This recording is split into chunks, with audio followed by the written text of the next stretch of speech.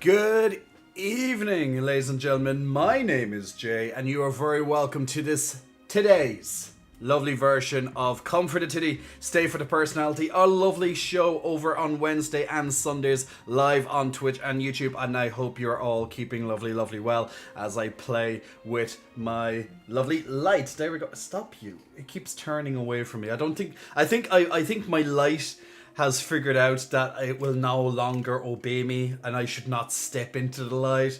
I should stay in the darkness. Maybe I've been sinning so much that, it just simply does not want me to be walking into the light or staying on the path of the light any longer. I'm not too sure. But Evil Dark Lady, hello to you. I hope you're keeping well, my lovely Evil Dark Lady. I hope you're enjoying some nice relaxing music on the introduction there. Let me know if it's a little bit too loud in the background, as it's hard for me to notice with it on, but I'll bring it down slightly either way. But it's just nice and relaxing for myself in the background at the moment, but hopefully you'll also find it nice and relaxing as well.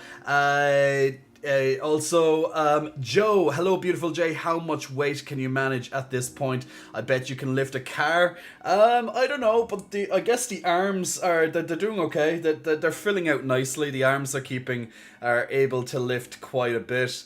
But it depends on what exercise you're looking at, Joe. But each exercise, of course, will have its own value associated with it. How much I want to lift or what goal I'm going for. But it's a very broad question. But can I lift a car? I can deadlift a car. Like, I can deadlift an actual car, like lift it from the back and lift it off the ground. Yeah, I can do that. I can do that with my own car. And my car is 3 ton. So it's I can do that. It's not easy, but I can do it. But yeah, I'd rather not do it because, for the love of my body, we don't want anything snapping in half. And also, how do I say this? Is it Gipina? Is it Gipina or Gaipina? Big hello to you as well. First time chat from yourself. So big hello to you. The shirt is hot, but you look even better without it. And I see Nebe is using his lovely little cat emojis for a specific reason, because I just see it on the side of my screen now popping up as well. Exactly about that, because Nebe is like, he thinks he's going to get away with wearing some sort of t-shirt tonight. That's not going to happen on my watch. And also at the same time, listen to this lovely flute music coming in there. Yes, that's such lovely relaxation music. Also, the Dub wants me to hug a lovely teddy bear, and I had my teddy bear on hand, one of my lovely 3 teddy bears that I have with me. And this one, of course, everybody say love. Everybody say love. You start at an early time and I'm available? What do you mean I start at an early time? A shirt? Absolutely not. Don't worry, I see your redemption, and that will be done in momentarily. So guys, we do love hugging teddy bears. Teddy bears are definitely a lovely thing to have in your life. If you don't have someone to hug right now, a teddy bear is always a fantastic choice. Or if you don't have a teddy bear, a pillow of some description, something nice and soft. But having a teddy bear, especially when it's a gift or when it means something, it makes it even nicer. And I'm just someone, ever since I was a child, I've just loved having a teddy bear. I'm sure it's the same for many of us. We've had a favorite teddy bear or a favorite blanket. Maybe a blanket that you always had with you. Like, it's a very small blanket, and maybe as a baby you would have carried it around with you while maybe you were sucking your thumb or sucking on your soother or something. Or you might call it a pacifier, or you might have a different word for it entirely. You're going around your little teddy bear or your Barbie or your little blanket or something is just like being dragged around with you. It's something that goes everywhere with you. Did anyone have that type of stuff growing up? whether it was a favorite teddy bear, a favorite doll of some description, or maybe a favorite blanket that you carried around. Like, literally, they'd see you, and you also were accompanied by this object, whatever it was. Surely I can't be the only one who used to walk around the place with a teddy bear all the time. Or you had something that you just had all the time. Serafina baby, hello to you as well, first time in the chat. I hope you're keeping well, Serafina. Thank you very much for joining me. And thank you to everybody for joining me for the start of tonight's show. Omega hug, giving all the hugs, bringing the hugs in. Omega hug for all the lovely teddy bears out there. And yo hey, joining us. I hope you're keeping well as well. Yo hey. By the way, unfortunately, the event has ended on Stream Raiders, but we can still play Stream Raiders even without an event, and we can join in and start leveling up. So if you want to join in, the timer has started now, and the link has just appeared on your lovely chat screens as well. So feel free to join us in our lovely browser community game, and every 30 or so minutes we will be playing a battle. Very straightforward auto combat, but you get to join in on the strategy on what units you want to use. Every 5 minutes you can place down another unit, so feel free.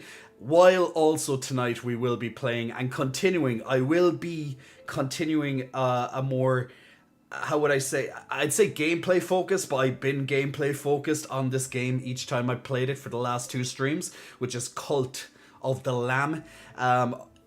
I will be focusing more on dungeon gameplay tonight, so we can try and break through and maybe even finish it, maybe, or at least get close to ending it. Because I know I do a lot of role play type stuff while I've been playing this game. You know, acting as God, as your cult leader, and all that. That will still continue, but it will be definitely a bit more of a focus on the dungeon hacking through the enemies aspect where I can, because we have done a lot of progress in terms of building up the cult and learning all the spells and rituals, and lots of my followers unfortunately are getting old now, and that's just how it had. That's just how it is. Evil Dark Lady J, I missed you. Evil Dark Lady, it's only been, what, 3 days? It's only been 3 days, my dear, but you still miss me? Oh, I'm touched. I hope you're keeping well. I hope your knee is getting a little bit better, or it's not annoying you as much. Normally you start a wee bit later tonight. No, this is late for me, actually. The last couple of streams I've been starting at 8:30, which is my preferred time. But what happened, Nebe, is I literally I was on this family group chat while also trying to work on my fitness website, and then that started to take over my evening, the group chat, because we were talking about some family topics, and then I wanted to make sure I finished at least this thing on the fitness website, which I did, at least the first revision of it. And then I had to make my food, eat my food, and then get my stuff set up and, be ready for the stream. So it feels like I have no time sometimes. But I know, in about a week or so time, hopefully, if not a little bit later than a week, maybe 2 weeks max, I'll have everything done on the fitness website and it will be fine for quite a while. Everything else will be easy, to come updates, just update a little at a little. Right now, there's just so many updates, so much stuff happening with it. It's taking up a lot of my time, and then I'm just exhausted every time. My brain is just fried, and then I'm trying to keep up to date with other things, and I'm just like, I can't, there's just too much. And then I have real life stuff as well, and my social life is dead. My social life is literally dead. I got to meet 2 friends last week, and 2 friends the week before. Like, 2 friends in a week?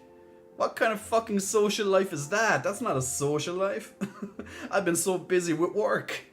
It's just how it is. And of course, You guys are actually part of my social life. Welcome to Jay's social life, guys. You guys are definitely a part of it because I get to talk to you.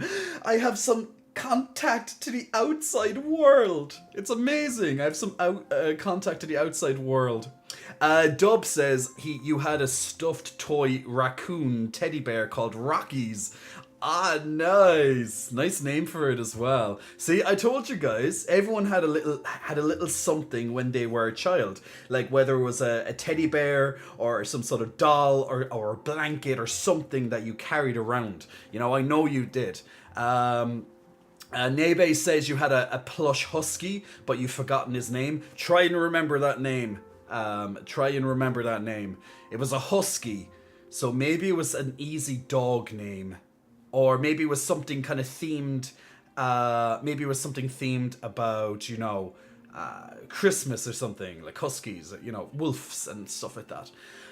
Who knows? Farumaru, welcome to the chat, my good man. Hope you're keeping well as well. Spoumander asking me to do a flex. What? Spoumander, if I have you for a moment, my friend. What flex would you like? Is there any specific muscle group you'd like to do? Would you like the arms? Would you like the chest? Would you like some traps? Would you like some lats? Is there anything specific you want me to focus on with the flex? Let me know, my man. Nebe, hey dad, when are you taking suggestions for the next game after Cult? It can be any time. Guys, if you have suggestions for the next game for me to play on Twitch, absolutely anytime. You can mention it on Twitch if you find a game that you think that I would really enjoy, or you can mention it on Discord. We do have a game suggestions section on Discord where people do put their games every so often. Maybe it's a game they've heard about or they've played personally, or you know, that type of thing, and they want me to play it.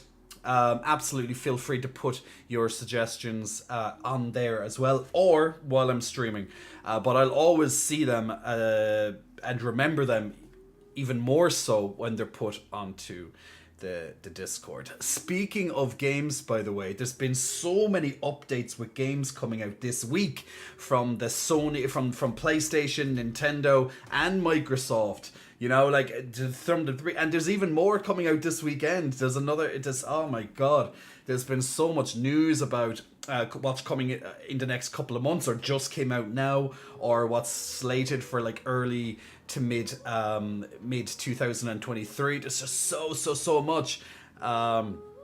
It's crazy. Yo, hey, you had a deer blanket. That's cute. I'm sure it was nice. Social life is dead, says Dub. Welcome to the mid-30s. Leave me alone. I refuse to believe my social life is dead. But absolutely, for the last 3 or so weeks, my social life has pretty much jumped off a cliff and died. But that's okay. That is okay. That is part of everything. I'm much happier having no social life, or an extremely quiet one, when I'm very busy, because then hopefully after this busy period ends and my friends haven't abandoned me because, you know, I keep saying no, I can't, I don't want to come out because I'm busy or I need time to myself. Now when I say I'm busy, guys, that can be a lot of things. It can literally be work related, or it can be busy having time for myself, because I still consider that being busy. Okay, so if I'm sat down and I'm taking some time to myself to, you know, just to regenerate after a stressful, you know, week or whatever, that's me being busy. I'm still busy. So I won't be like, oh, I'm just relaxing. You know, I can't come out because I'm relaxing. I'll be like, I'm busy. Because that's me being busy. So, there you go. Spoumander wants the arms. We'll get the arms done for you now in just a moment, Spoumander. Yo, hey, keep saying Subnautica. I keep hearing you saying Subnautica. I'll check out a gameplay footage. I know it's about underwater. Dub says, I've only recently started watching. What kind of game content do you prefer?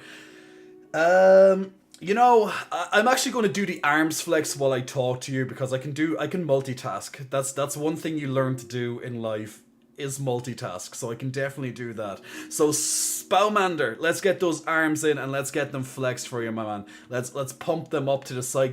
Can you? Oh, the veins are actually showing through on the light today. Usually the lighting stops a lot of the veins, but the movement is actually still quite there. Even with that. Oh, and the light's coming up nicely on the forearm arcs at the moment. But the games that I generally like to play are typical things like RPGs. I love RPGs. Anything with a good story, and I can just level up and change my character around. I love a good RPG. Along with that as well, I love lots of strategy type games. Like I have a big genre of games that I like. Shooting games, I haven't played that much of them in a while, so it would be nice to get back to some sort of shooter game. I played one very recently, but I didn't like it at all, so I turned it off immediately. And on top of that, I used to love RTSs. You know the great RTSs. Now, real-time strategy, guys, which kind of feeds into the strategy that I was talking about. But so an RTS, a classic RTS, would be something like Command and Conquer, StarCraft, Warcraft, Empire, Age of Empires. That type of. Any of those names sound familiar to you? Those would be very classic RTS games, and those type of games I used to be addicted. I loved them so much, absolutely addicted to those games. Back in the day, I haven't played any RTS in a very long time, but absolutely used to love them. I'm actually going to have to bring up like a genre of games and just kind of go through like each category one by one and just be like, okay, what do I like? What don't I like? Because I'm trying to think of categories of games right now. Even roguelikes or roguelites. So roguelites would be games that change every time you go into it, essentially. But generally, you'll have some sort of permanent buff or something to help you on the next playthrough. Things like even the game that I'm playing right now on stream. Well, later on stream, Cult of the Lamb. I started playing a Castlevania-like game called Bloodstained in my spare time recently, and I absolutely adore it. Another typical Castlevania style 2D exploration map based game, absolutely fantastic. If you haven't played Bloodstained, if you have a PlayStation subscription, I can't remember which one it's on. I think it's PlayStation Plus. I can't remember right now. You can get that included with your subscription. So feel free to check that out, especially if you like the old Castlevania 2D crawler games. They're really, really, really well done games. Spowmander's happy. Spowmander's happy with that. And Evil Dark Lady wants a chest flex. Well, I'll get your chest flex done when I take off my t-shirt, as Nebe has ordered me to do with his redemption in just a moment. I'm keeping myself a little bit warm. Now, the reason why I'm wearing t-shirts and stuff recently is because I'm getting you guys slowly but surely ready for the winter. Because when it's winter here, I will feel a little bit colder when I'm streaming. Now, over the course of the night, I get a lot warmer because I have 3 lights shone on top of me. I'm also pretty warm behind my green screen. All the heat kind of gets trapped here. Plus a nice cup of tea helps warm me up, and along with my general body mass and hair, it definitely all helps keep me warm. So at the start of the stream, I might tend to be wearing something. So just to get you guys a little prepared for it. But that's why we have a channel points redemption, which orders me to take off my t-shirt very quickly. So there is that as well. So, oh snap, going to call him Dad or Poppy, says Evil Dark Lady. Evil Dark Lady, don't worry. And I caught your missed you comment there at the start as well and mentioned it, but you probably slipped away for a moment. Stay back, you orphan hoe, says maybe. He's my dad. Don't you dare talk to my evil dark lady like that. There's enough dads to go around for everybody. There's enough titties for everybody here.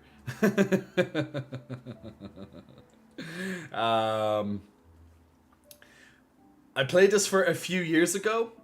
Infamous. You know, I heard good things about Infamous, actually. I've heard good things about Infamous.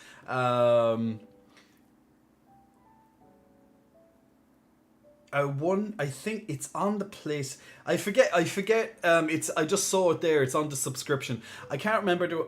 I think I have PlayStation Plus. It's the middle tier. I can't remember. God, them because recently, about 2 months ago, PlayStation went from pretty much PlayStation Now into like a 3-tier subscription service. The good thing is that multiplayer's included with it, so it's. I always thought it was stupid that you had a separate service for multiplayer. I always thought that was a ridiculous idea. So I'm glad that they put it in, they merged it in, but then they separated it into 3 different price points depending on if you wanted to stream a lot of the extra games or if you just wanted to have some extra games each month, kind of like a Microsoft a monthly pass and stuff. I noticed the veins when you were fixing the light. I just didn't want to be overly thirsty, says Dub. Yosef Knight, I hope you're keeping well, Yosef, and I hope you don't die tonight while we play some Cult of the Lamb. You're keeping well, you're keeping well. We had you die once, Yosef, but we got you back. We did indeed. And Nebe, I left the disc back in the USA with my ex. I'm honestly considering buying the game again so I can play it. That's regarding Infamous. Dub, Age of Empires just came out with AoE 4 last year or something. Yeah, they done a remake and stuff. I know. I'm so tempted. I was so tempted to pick it up. You know, I used to love games back in the day. Can anyone remember a game called Dungeon Keeper? Like Bullfrog, which was the developer at the time, the studio, they done lots of those type of games like Dungeon Keeper and Theme Hospital.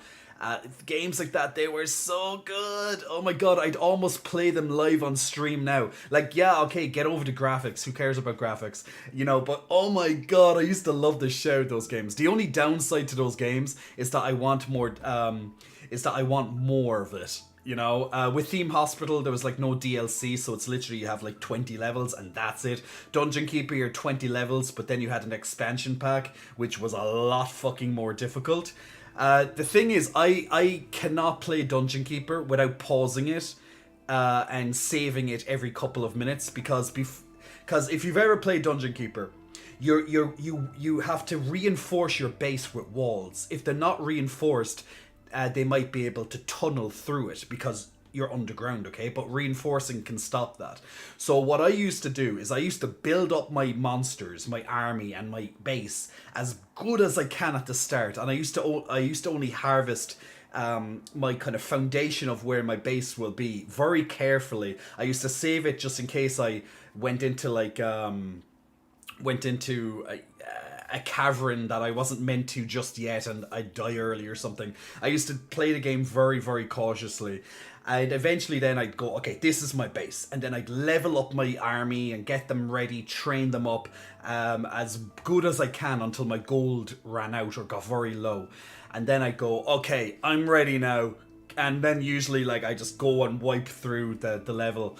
That's how I used to always play it very, very, very cautiously. So the maps would take. So I guess in a way I was bad at the game, but I was also really good because that was my strategy. But it worked. I finished the whole game. It worked. I done it my way.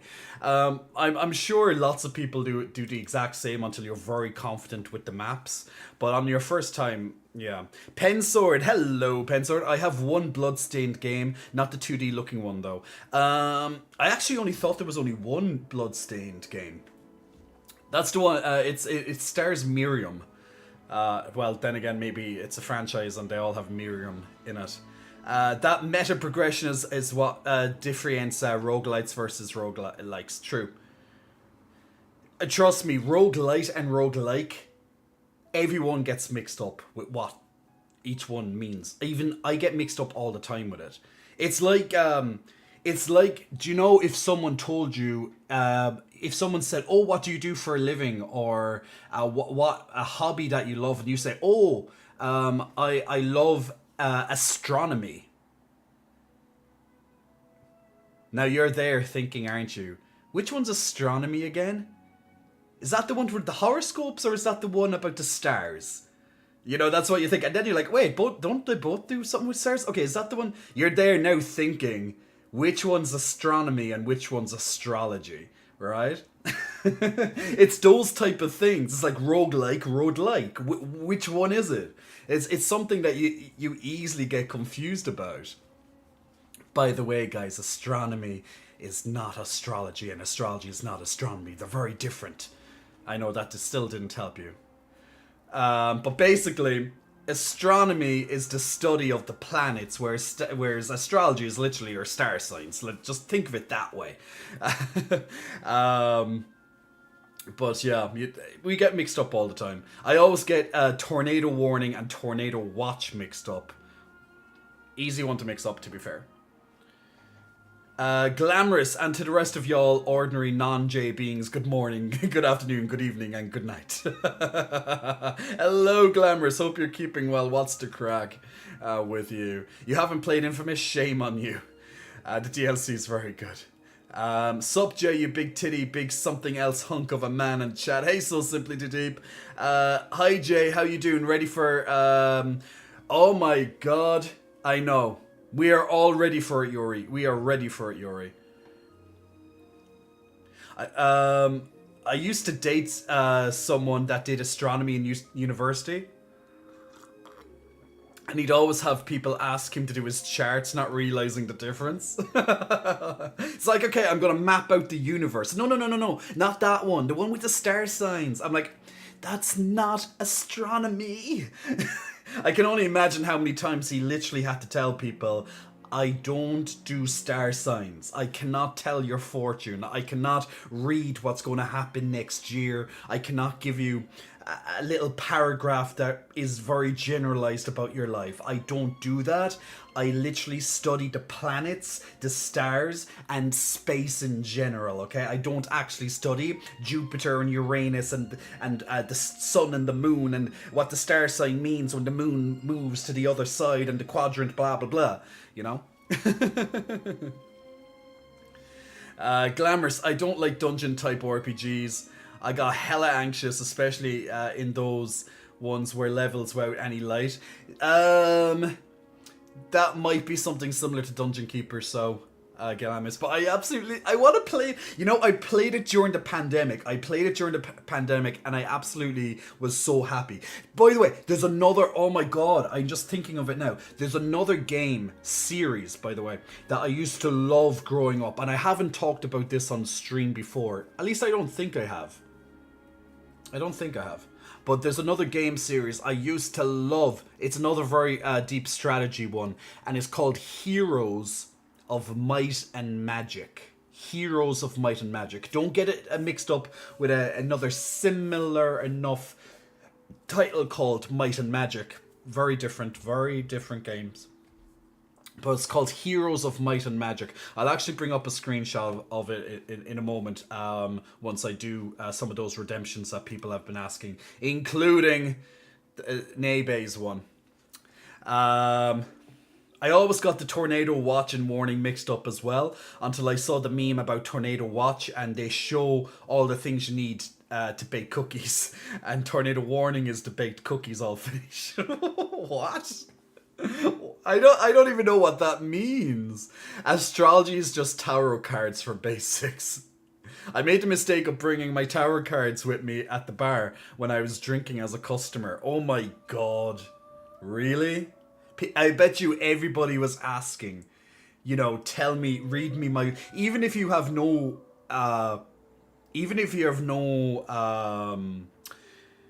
you know, you don't care about it, you know, you don't really believe in it, you still, you know, there's still bit of, you know, curiosity killed the cat, right? You're still a little bit curious. It's like, okay, I know these cards don't mean anything, blah, blah, blah, blah, blah, but you know, you're being a skeptic or whatever, but there is that little curiosity being like, ah, go on, so just read it for me, read my cards, tell me how I'm going to die, or tell me how I'm going to get rich, or how I'm going to love or not be loved for the rest of my life, and how I'll have 20 cats, you know, that type of stuff. We love hearing that. Why not? Why not? Can you actually read? Can you actually read cards? Or do you have like a little manual that goes, okay, if you get the Grim Reaper, it's actually a good thing, not a bad thing, or it can be associated with, you know, something else, or if you get that, you know, the witch or the whatever, blah blah blah. Like, do you have a little manual, or do you actually know how to do it? It's strange, you never see the headlines, psychic wins lottery. I know. Why doesn't the psychic win lottery? And if they won the lottery, it's literally chance. It's literally just that. Might and Magic such is underrated. It is underrated, but do you mean Might and Magic or Heroes of Might and Magic? Big difference. Heroes of Might and Magic is the good one. Subjective. I know. Triggered people right there. Alright, okay, Nebe and Evil Dark Lady, let me do your lovely redemptions, my lovely people. I'm a little bit warmer now to do it. This is why I like to drink tea. Not only does it make me warm if I'm feeling a little bit cold, but it also sets the stream off to a nice relaxing moment for me. So everything is good and better. Ooh, I got lots of emails just popping in my inbox right now. I bet you there's other things popping into my inboxes. Not my email inbox, but other inboxes. That might be... how would I say it? More exciting. But then again, maybe not exciting at all, depending on what it is. But look, you never know.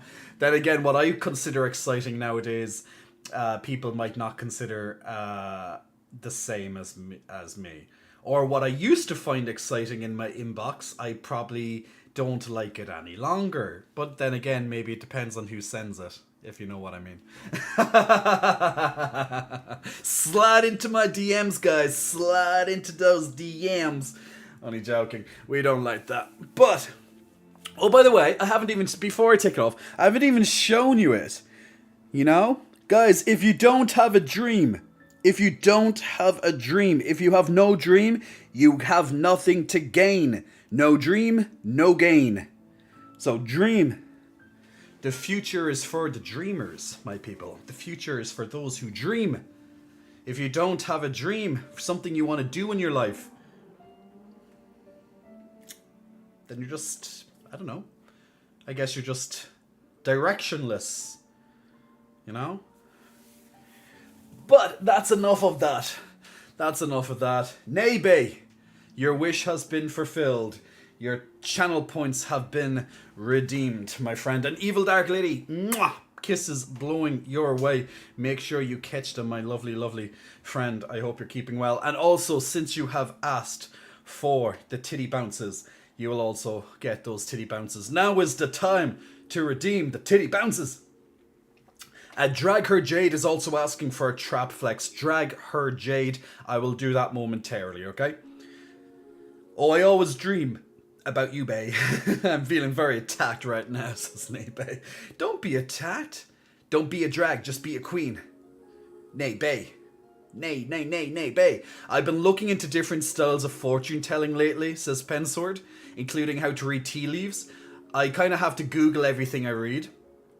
Google is a fantastic learning source, just like YouTube. It's all the same, really, isn't it? But you know what I mean. You kind of know how to read them. That's tarot cards. I used to read them years ago. Then I stopped. Now I'm getting back into it. I've only ever got my fortune read, I believe, one time. Only one time. And that was by one of my friends. And funnily enough, it was actually quite correct. It was last year. I was moving to Dublin at that point.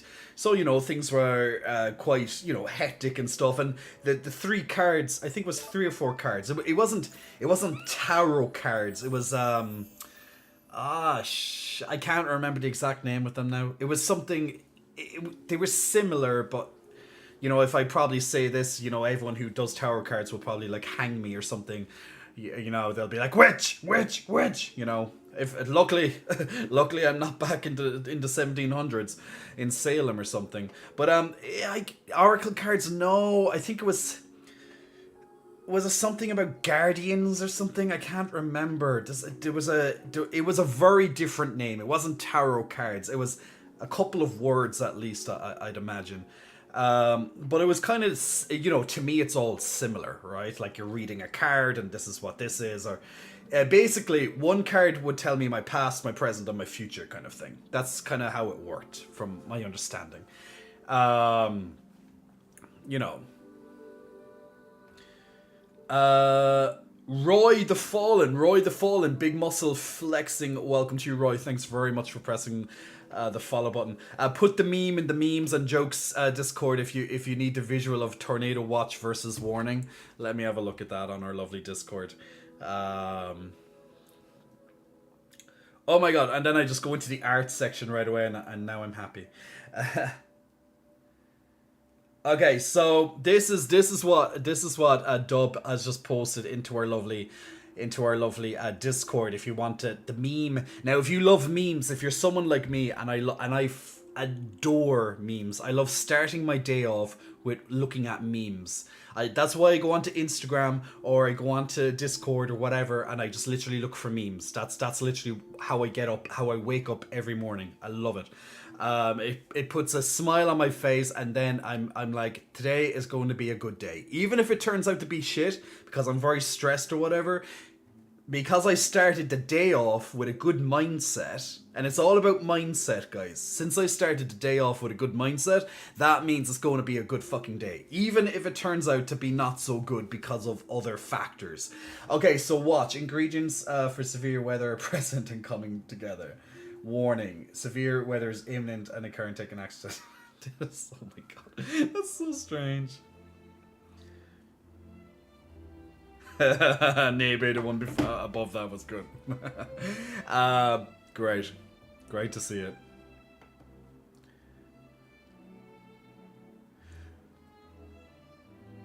Oh, Daddy, I got my work contract sent to me today. Awesome. Are you happy with the contract, Nebe? So guys, just to fill you in, if it wasn't a bit obvious, Nebe just got offered a new job, which congratulations, my friend, and you just got the work contract sent today. So awesome.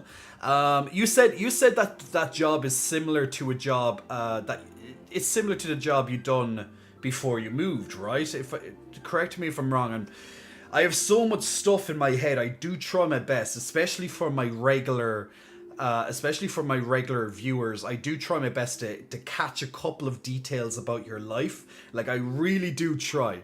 I really goddamn do. That's why I know pretty much at least something about everybody, if I can. That is, especially if you're a regular.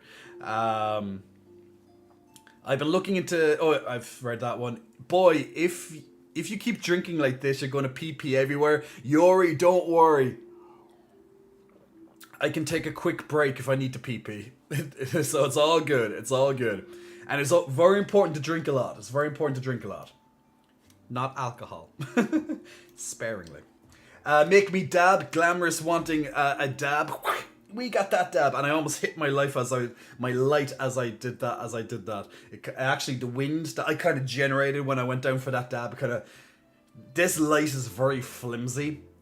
I think I should upgrade my lights eventually, but right now I'm trying to not spend a lot of money, because I spent a lot of money recently on perhaps purchasing new new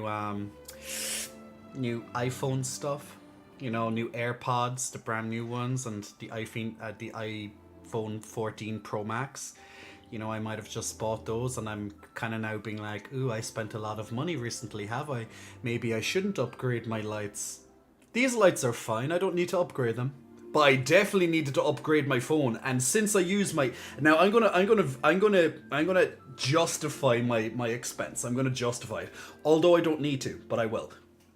We do more dabs. We do more dabs. Drag Her Jade asking for a traps flex. Let's get that in before I forget it. Gus Gone, do you pop the pecs outside of your stream? Like when you go out with your friends? Only Gus Gone, I only kind of peck pop if someone asks me to peck pop in public, that is. Like for example, I don't go around just randomly bouncing my pecs and be like, hey guys, look at me. I kind of try to not draw too much attention to myself when I'm out in public. I just like having my space and getting from A to B. So if you ever see me in public, watch now, the one time that you actually see me in public, I'm literally like being as extra as fuck that one time, and you catch me being like, I saw you yesterday and you were anything but like trying to blend in with the crowd. You were literally trying to be the center of attention yesterday. You know, that's what could happen now. So getting those trap flexes in for you, getting those, oh, I love my traps. I do love my traps. My traps are nice. Nice. I need to shave my back though again. My back is getting hairy again. See that hair just coming up, kind of coming onto my shoulders a little bit there. It's getting hairy again. Then again, that happens every 2 weeks, so it's always hairy. But yeah, there's only so much back hair that I like until I'm like, no, get off me now. Thank you. Shave. Brrr, off it goes. But yes, Guscon, pretty much just to answer your question, unless someone asks me to peck pop or I'm, you know, doing it for a bit of fun, I'm not gonna just randomly peck pop in public. It's usually if someone, asks me, like a friend and stuff like that. Or they compliment me. If they compliment my pecs, they will pop. It's almost like an impulse. They're like, "Oh my god, your pecs," and I'm like, "Poop, oh, thank you, they heard you," or something. Like that's kind of my personality. I just come out like that very quickly. So you compliment my pecs, I'm like, "Oh, they heard you," and they're like, "Whoa," and I'm like, "Yeah." And they're like, "Whoa," and I'm like, "Yeah." You know, that type of thing. Memes are love, memes are life. Absolutely glamorous. Could have been Oracle cards, styled as Guardians. Oracle cards are more fluid, at least based on what I've learned so far. I'd love to be able to tell you the answer. I'd have to ask my friend who did it for me, and then ask them what was the name of the Guardians or whatever cards, fortune cards it was. Fortunes are the epitome of a bias that I can't remember. Basically, you only notice the things that seem significant when it only seems significant because you don't pay attention to things when things are normal. That's true. Sometimes you need that attention, that your attention to be drawn to this, you know, event or something in your life. Okay, let's start the first battle of Stream Raiders, and then I'll get back to looking at your lovely chats and get to the next part of the stream, as I was going to mention about the screenshots and stuff. And then I said I'll talk about the my purchase as well. Where is it? There it is. That's the one called websites. There we go. Ooh, it looks so much bigger on this screen compared to this screen. My screen looks small, but this one, it takes up the whole thing. Lovely. Alright, so guys, if you are joining me for the first battle tonight, very welcome to our first battle of Stream Raiders. If you want to join in on the next battle, absolutely feel free to click and bring up the battle through the link that will be on your chat shortly. Let's see how we do for the first battle tonight. We have although we don't have too many people, we only have 12 allies. We're still demolishing through this enemy at a nice pace. It's going to get a bit dicey as we get up into these archers and big guys, but they're nice low level at least, whereas our army is chopping through them. Still no losses on our end, which is great. We have a nice combination. That vampire there from Yohei is a little bit low, but he's doing okay. Oh no, it just died literally as I said it, but my paladin is coming up, keeping things alive as the rest of you just march behind, keeping nice and safe. My paladin taking all the hits here from these from our lovely pixel enemies. 2 deaths, but we're doing good. One last little worm to go, and down he goes. And good job, people. Congratulations to Furimaru and Yohei on the extra gold right there. I know I hate when it's not an event, but at least you get gold, and you get still the ability to level up your units, which is, you know, quite important. So as you can see here, when you're selecting from your huge army, now I have so many units in my army, but when you're selecting your army, if you can see that there's a green sword that goes over enemies' heads, that means that you're strong against that particular enemy type. So that's where the strategy kind of comes into it. Realistically, but also strategy that you have healers, that you have damage dealers, you have tanks to take, on all of these lovely things, and then how to spend, and all that is it's all part of it. It's all part of this lovely thing. So if you want to join in on the next battle, click on our lovely link. Alright, so that's the first battle of Stream Raiders down right now. Oh, I'm hearing a bit of Genshin in the background. Yeah, it's essentially the same as your last job. I'm a picker for the grocery delivery app. You're a picker? What do you mean you're a picker? 40 hours a week. 40 hours is standard. I was told I would be working part-time, but the contract is sent would be normally 40 hours to full-time. Yeah, I was going to say, yeah, 40 hours is definitely far from part-time, but there we go.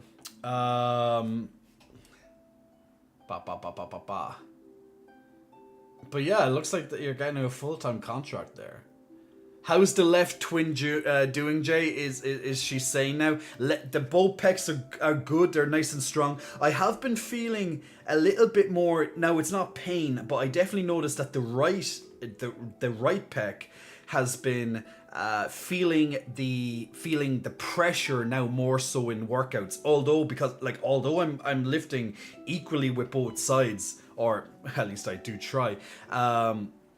The right is definitely starting to feel something now, so it might be getting a bit tight. So I'm just going to have to work through that, because the last thing I want is a small little tear that will have my pecs out of action for 3 weeks or so. Not a good thing to happen. Not a good thing to happen. But lefty is far like that. That happened almost 2 months ago now. And that's that 2 months ago. Yes, actually, not almost. It did. But it's all healed. So let's keep that healing. Let's keep that healing nice and good. Evil Dark Lady asking for more chest flexes. Your wish is my command, Evil Dark Lady. I actually bought the glow cards from the anime card captor Sakura, and I used them as my own Oracle cards. I would love to say I know what you're talking about, but I don't. I'm off to take a healthy amount of sleep, says Fairy Mary. See you next time, everyone. Fairy Mary, sleep well. Always thought that card capture Sakura and Sakura from Street Fighter was the same person. How much of a dumbass am I? In all fairness, Sakura is a pretty common girl's name. It actually is. I hear Sakura quite often. I put orders together and then get given to riders that deliver them. Ah, okay, like kind of like Deliveroo that we have here, kind of thing. Okay. But in your case, it's like you're pretty much getting and then you're getting the orders that the customer kind of has. You're getting the customer's order, you're getting the stuff together, and then the rider takes it to the customer. And you're packaging it all up, like putting it all together. So like, yeah, this is for this person, this is for this person. Leaving the invoice or whatever might be needed. Okay, I got it. My nerd is showing pretty badly. No, being a nerd is a cool thing. Like, guys, there's a big difference between a nerd and a geek. I was actually discussing this a couple of weeks ago. Now, a nerd is a nerd can be anyone. Literally, it really can be. Like, when you nerd about something, like when you have a lot of, when you're someone who goes for the finer details in something that you really care about, that's what a nerd essentially is. Like, it doesn't mean that you're a recluse that stays away from everybody and never comes out, and you have thick, huge jam jar glasses, greasy hair, can't get anybody, that type of thing. That's the old notion of what a nerd is. A nerd realistically is someone who takes a hell of a lot of interest in one particular topic and brings it right down to the minutia. Like, for example, if I goes, I'm a nerd about a specific thing in a specific thing. Like it's very, very niche thing that you could be a nerd in.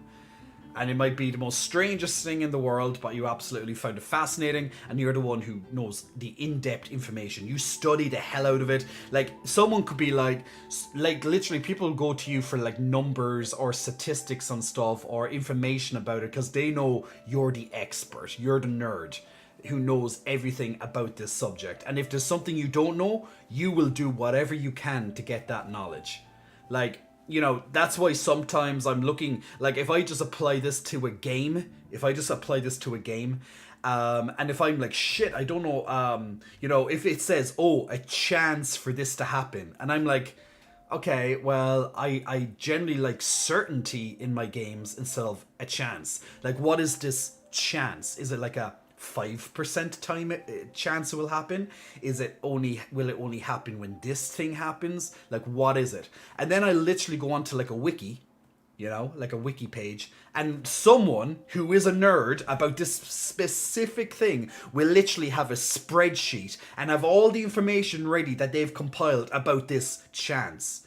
Like, we love those people, you know, because they make our stuff so much easier. So it's like, okay, there's a chance for this to happen. They will literally go in, analyze, and figure out what that chance is. Maybe they opened up the game files and they found it, or they literally done at like hundreds of testing scenarios, maybe even a community got together, all nerds trying to figure out what this thing is. Like, there's one community that I find fascinating, very nerdy community, okay, and I do appreciate this community a lot, is the speed running community. Now, if anyone doesn't know what a speed runner is, it's not someone who loves speed and then goes out for a run, although that would be quite interesting to be fair. It's someone who literally will play a video game in the fastest time possible. Or they'll do something in the fastest time possible. Generally speaking, it would be a video game. So, for example, let's say you played a video game and it took you like 20 hours to finish it. And you're like, damn, okay, that, you know, and yeah, it's your first time playing it, you weren't trying to go fast. Maybe you loved it so much that you goes, okay, I'm going to do it faster next time. And then the next time you got like 10 hours. And you're like, damn, no one's ever going to beat that. No one could do it faster than that. And then you go onto a website and you see that someone completed the entire game in like 30 minutes. And you're going, how the fuck did someone complete the game that I just finished in like 20 hours or 10 hours in 30 minutes? That's what nerd power is, people. They will know the ways, they will know the shortcuts, the glitches, they will just know the optimal way, the optimal path, just the optimal of everything to get it to perfection. And I just find that community so fascinating, especially like when it's something, a game that is about a game that I particularly would love. Like, let's say now, like the Dark Souls series, for example, they will find a way that if you roll at this particular angle on this particular wall, and then you press this button combination while holding a candlestick, you can actually glitch through the wall and you can one-shot the final boss. Like, that's the shit that you're looking into. It's like, it's so precise. It's like, how the fuck did anyone ever figure this out? But then you figure out there's a huge community of people testing it and being like, okay, this works, guys, this doesn't work, okay, and they're literally all compiling it into, like, say, like a walkthrough of being like, this is how you do this the fastest time. I was literally watching how you beat Pokemon, I think it was Pokemon Emerald, I think it was, or something like that, in like 5 minutes. How can you beat the game in like 5 minutes or something like that? It was literally a silly time. Like, how the hell can you beat an entire game in like 5 minutes? And there's a way to do it in like 5 minutes. There's literally a way. Or it might not be Pokemon Emerald, but I think it is that generation. I think it is like the third generation. It's the one where Ash is on top of a mountain at the end of it. Or red, or whatever his name is. I think what anyone know which Pokemon that is? It's at the end of like this mountain at the end. I think it's Pokemon. No, it's the second generation. Is it Pokemon Crystal? I'm thinking. No, I don't think it's Crystal. There's a mountain and red is at the end of it. Someone definitely knows here because I have a lot of people who like Pokemon who watch me. There's just so many Pokemon I can't remember which game it is. But basically, they figured out a way that you can literally do it in just a few minutes. That you can get an item at the start of the game, and if you like change numbers and stuff around and items, you can like glitch the items that actually then get you to teleport. Some fucking how with these game files, you can literally like teleport to the final battle, and then you can glitch him to then literally get the game the credits. It's like how it's so technically precise. I don't know how people manage this shit, but they do because they're nerds and they're amazing. So don't mock the nerds, people. Nerds give us a lot of stuff that we appreciate in our lives, and not just nerds, the geeks as well. Thanks to geeks and thanks to nerds, very different from each other by the way, but they can be very similar depending on what it is. But thanks to nerds and geeks out there, we literally have this technology that we are using right now, whether we're watching it on a phone or we're watching it on a desktop, laptop, or whatever the case may be. It's thanks to those nerds and those geeks that you literally have all these comfort things in your life. Because without the geeks and nerds, this wouldn't have happened. So it's simple as that. We have a lot to be thankful for our lovely nerds out there. So thank you, nerds, for all the lovely, amazing things you do for us in our lives that we just wouldn't be asked doing for ourselves. Evil Dark Lady asking for a shout out on her name. I will put your name up on the screen, my dear, in a lovely big dark text right there as well. Evil Dark Lady getting your name featured. Evil Dark Lady is amazing. By the way, Evil Dark Lady, if you're still here, my dear, I know you keep jumping back and forth because I know you're busy. Captain James Flint, hello, my friend. Hope you're keeping well. You asked me who's a regular. You asked me who's a regular on the channel a couple of minutes ago. You know, someone who's like, you know, very very active on our lovely chat.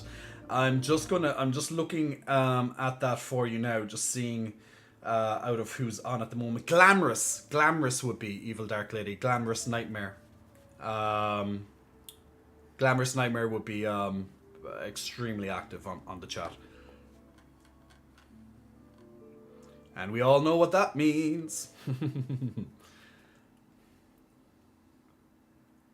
Okay, let me look at your chats very I do massages, you know, just holler at your glamorous biatch.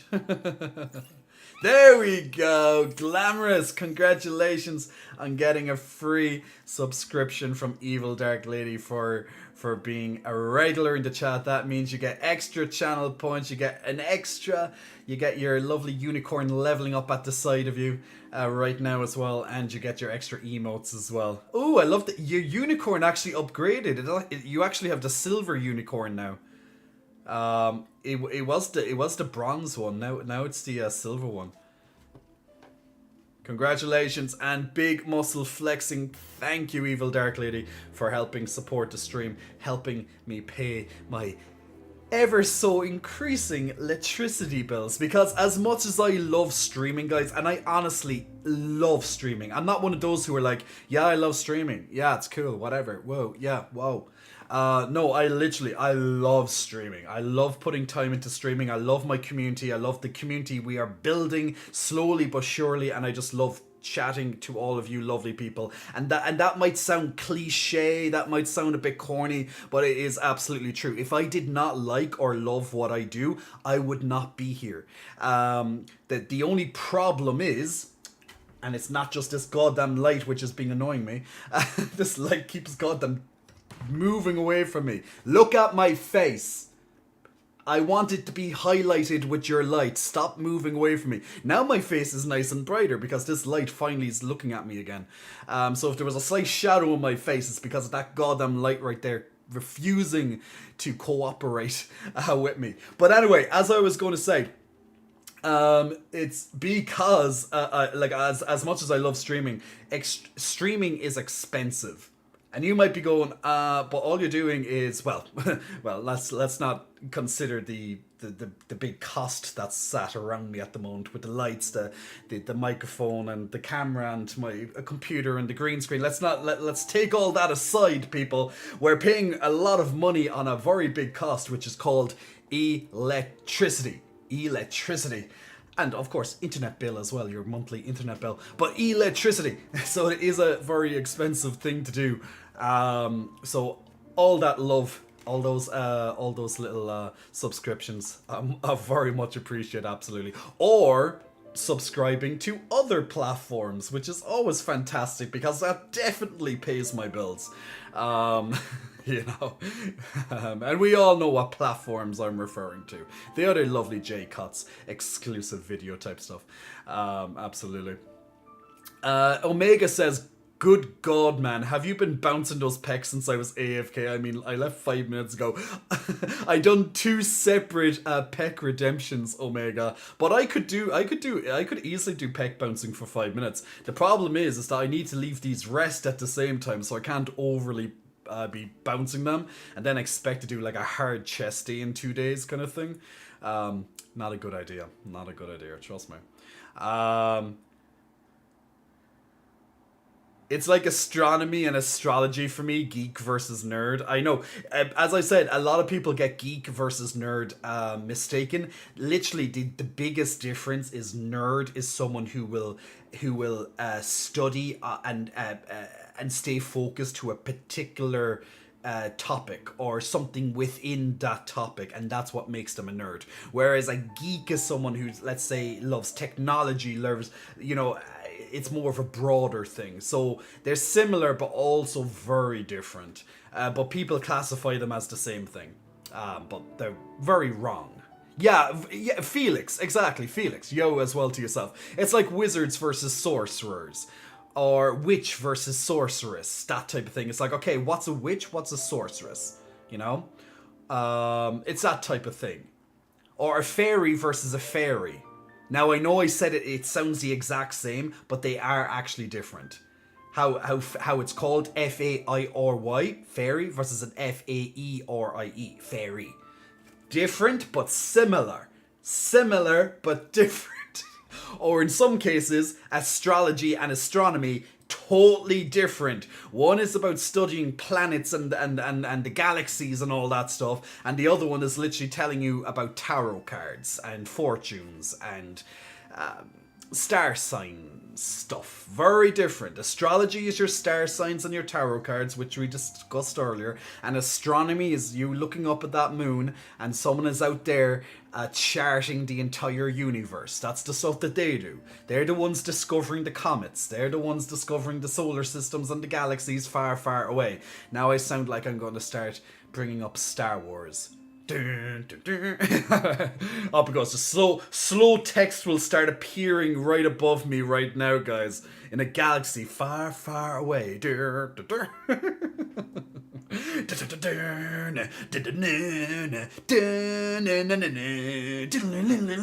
Yeah. Okay, let's get away from there. How's your day going? So simply, it's been busy. The last 3 weeks of my life have been busy, and I haven't had much of a social life, but I've also had lovely times as well at the same time. Captain James Flint, I think I said hello already, but evening nerds to you as well, Captain Flint, in case I didn't. But I have been looking at your chats while I was talking. Wikis are love, wikis are life. There's so much things are love and life. FMC, what's up, buddy? Hope things are good on your end. FMC, they are, my friend. They are doing really well. Very busy, but that's not a bad thing. I generally like being busy. But we are good. Captain James Flint says Zelda Ocarina of Time is such a good example of speedrunning community figuring out amazing things. Yes, I've actually watched a speedrun on Zelda. It was a couple of months ago I watched it, but literally beating it in seconds. Well, not seconds. That's a exaggeration. But it was literally something like God. It was maybe 10. I don't know. I'm just trying to think off the top of my head right now. It was minutes. I don't know. It was like 5 minutes or something. It was just nuts. It was crazy.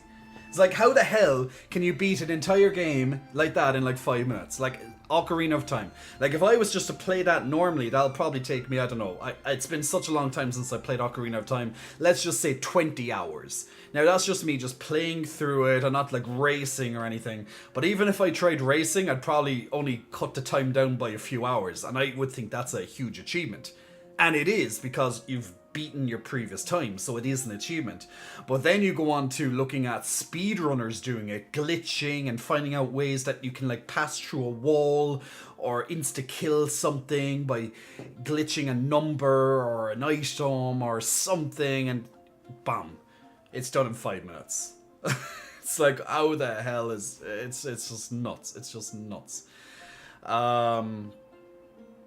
Doesn't the Ocarina of Time speedrun include Banjo-Kazooie? How is that possible? Completely different games there. I don't know how that's possible.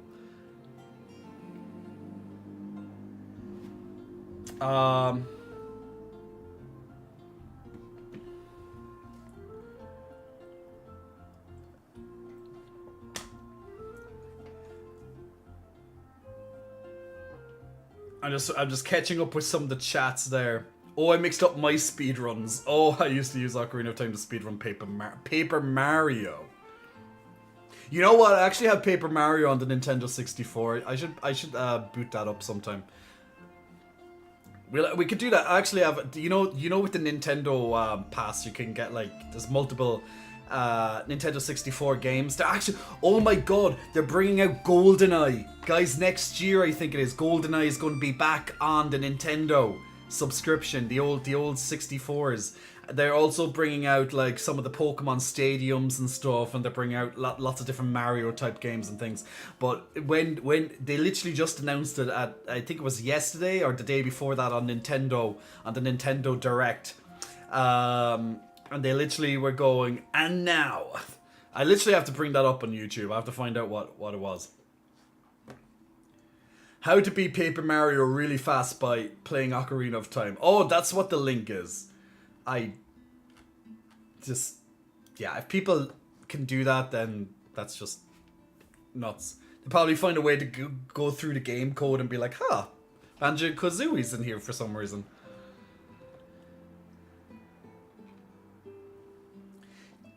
Jay's ADHD just came out for a second there.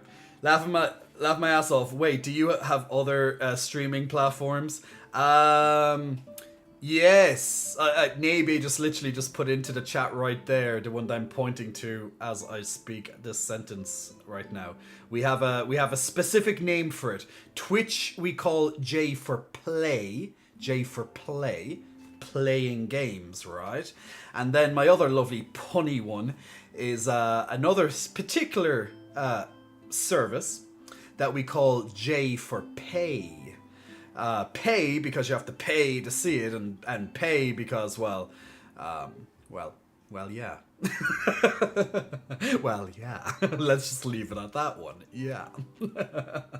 But yeah, a lot of people, so what a lot of people tend to do is that they tend to subscribe on J for Pay instead of subscribing on Twitch because I get more money out of it. Or some people subscribe on my fitness website.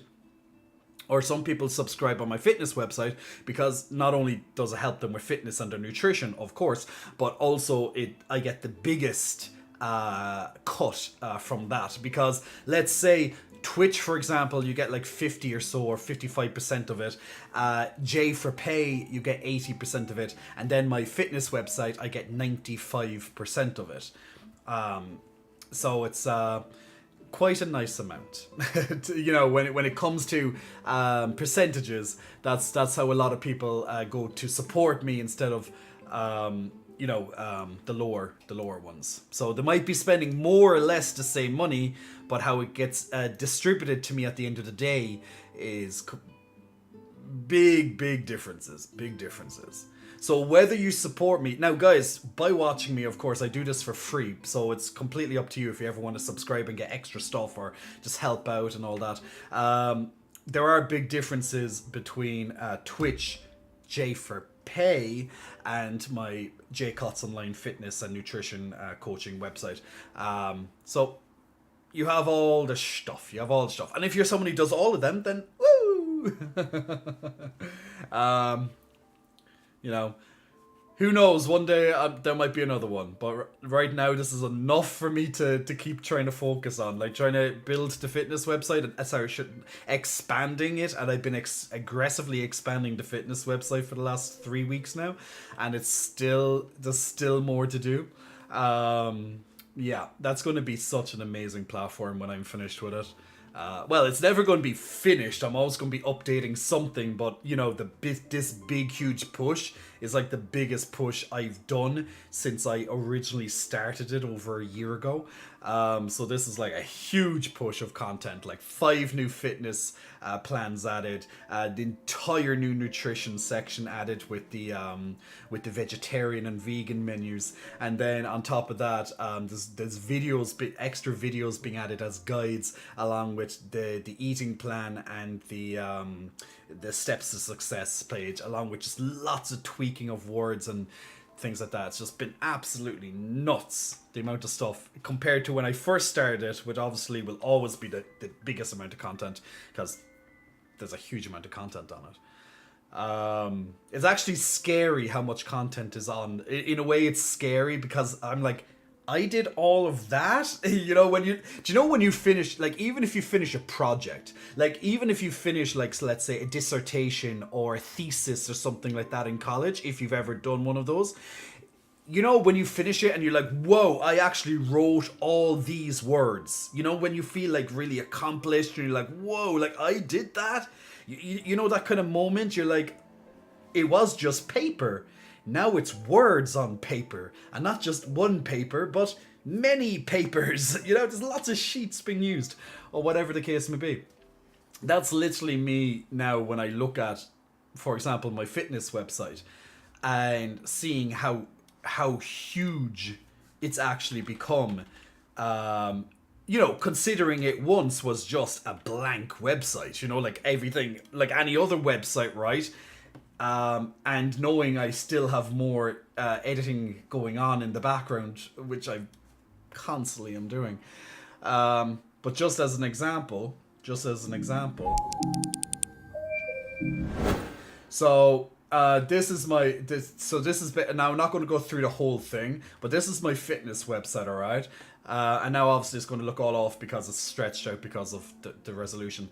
But like, the nutrition side here, all the male, all the female, the vegetarian side, nutrition in general. You have all the fitness plans, which are divided into 28 fitness plans at the moment, between female fitness, beginners, muscle gain, weight loss, specialized strength and performance, and home workouts. 28 plans just there. Coaching is 122 videos and text and voiceovers. That took months alone just to make on its own. It's absolutely fucking a lot of information. You have your blogs and stuff, but like, there is so much information and so much time went into my website for fitness to help, you know, to help everyone. It's like, when you literally just start and you have a blank page in front of you, and now it's over 70 pages, 70 website pages, and lots of them are literally filled with information and videos and stuff like that. It's just, it really is, it's just mind-boggling when it just comes down to it at the end of the day. And then knowing that it's also on mobile phone at the same time, because you also have to do the mobile version at the same time. So you might as well be duplicating it, and then you have to optimize it and resize and guys, it's a lot. It's a lot. I cannot stress how much work I put into this fucking thing. But I love it. I love it at the same time. It keeps me so busy. But like if I just as an example, just to show like how much work, I'm gonna go on to the chest section alone, okay? You have one video here, for example. Okay, it's telling you what the exercise is. Flat bench press. You have the video of me doing the flat. I'm turning off I'm muting the audio for it because yeah, it's gonna be me talking over me. But you have me doing the video, multiple angles also throughout the video, okay? And it's all voiced over. And you have the accompanying more or less text for text. You know, it might be a bit longer in certain parts, but you know, literally what's the word I'm trying to look for? The transcription of it. And that's just one video. Now do that for every other video 122 more times. And then put it all on the website. Map it all out. Hyperlinking everything. You know, for the spider crawls. I don't know how much you know about websites and stuff, but for the crawling and stuff for the Google searches, I won't get into SEO type stuff. But it's a lot. And then you're just jumping onto everything else after that. It's a lot of fucking work. But it'll be worth it. Now I have a new video coming in that's going to be right here. It's going to be down where these two images are, because these are actually going to be placed into the video at some point. So I have a new video that's going to be right here. And it's going to be a big introduction video. Then there's going to be videos added into a couple of these headings right here alone. So it's a lot. It's a lot. But yeah, really looking forward when this big push is finished on it. So I cannot wait, because then comes the next fun piece, which is the marketing, the creating the advertisements and the marketing, which is another juggernaut in itself that requires a different thing. Felix says, man, I struggle with fitness at the moment. I might give that a look. Felix, absolutely, my man. Trust me. It has all the information you're going to need.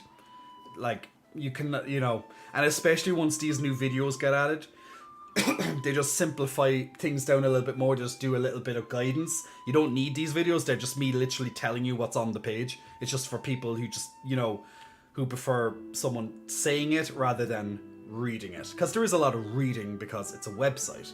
It's not just this big video presentation that's telling you everything. You know, there's a bit of both. But for €10, you cannot go back. You cannot. It's literally. I've done the pricing points on this. Literally there's no singular. There's no, and I have to say it no singular because companies are different. But there's no singular online trainer that can literally outbeat the value. There's literally no one. And I love that. For the amount I have on it, no one can outbeat my value on it.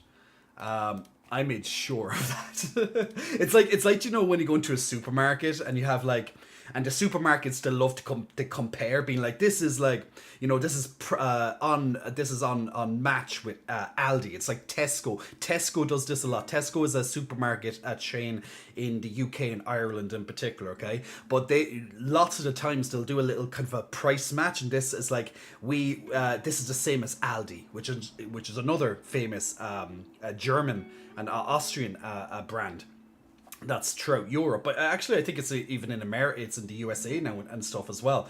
But it's just that type of thing. They like to do price matches, or to try and compete against each other, so then they can brag about it in their marketing, being like, this is 10 cents cheaper than the other market, you know, than the other supermarket. We love us some hard-working hot men. Glamorous, don't we all? Mr.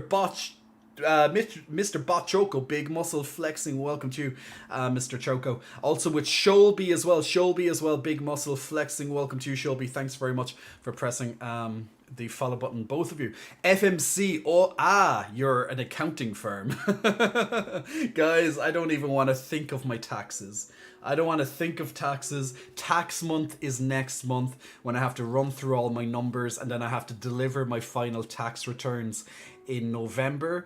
And this is what I hate about everything in life. Taxing. There's only two certainties in life, guys. Death and fucking taxes. Okay? Death and taxes. They're the two absolute certainties in life. You can add other things into it. You could say like share, for example, is a certainty in life. But, you know, well, if we have to be a bit realistic, death is coming for all of us one day or another, as grim as it may sound. But look, it is fact. And then taxes.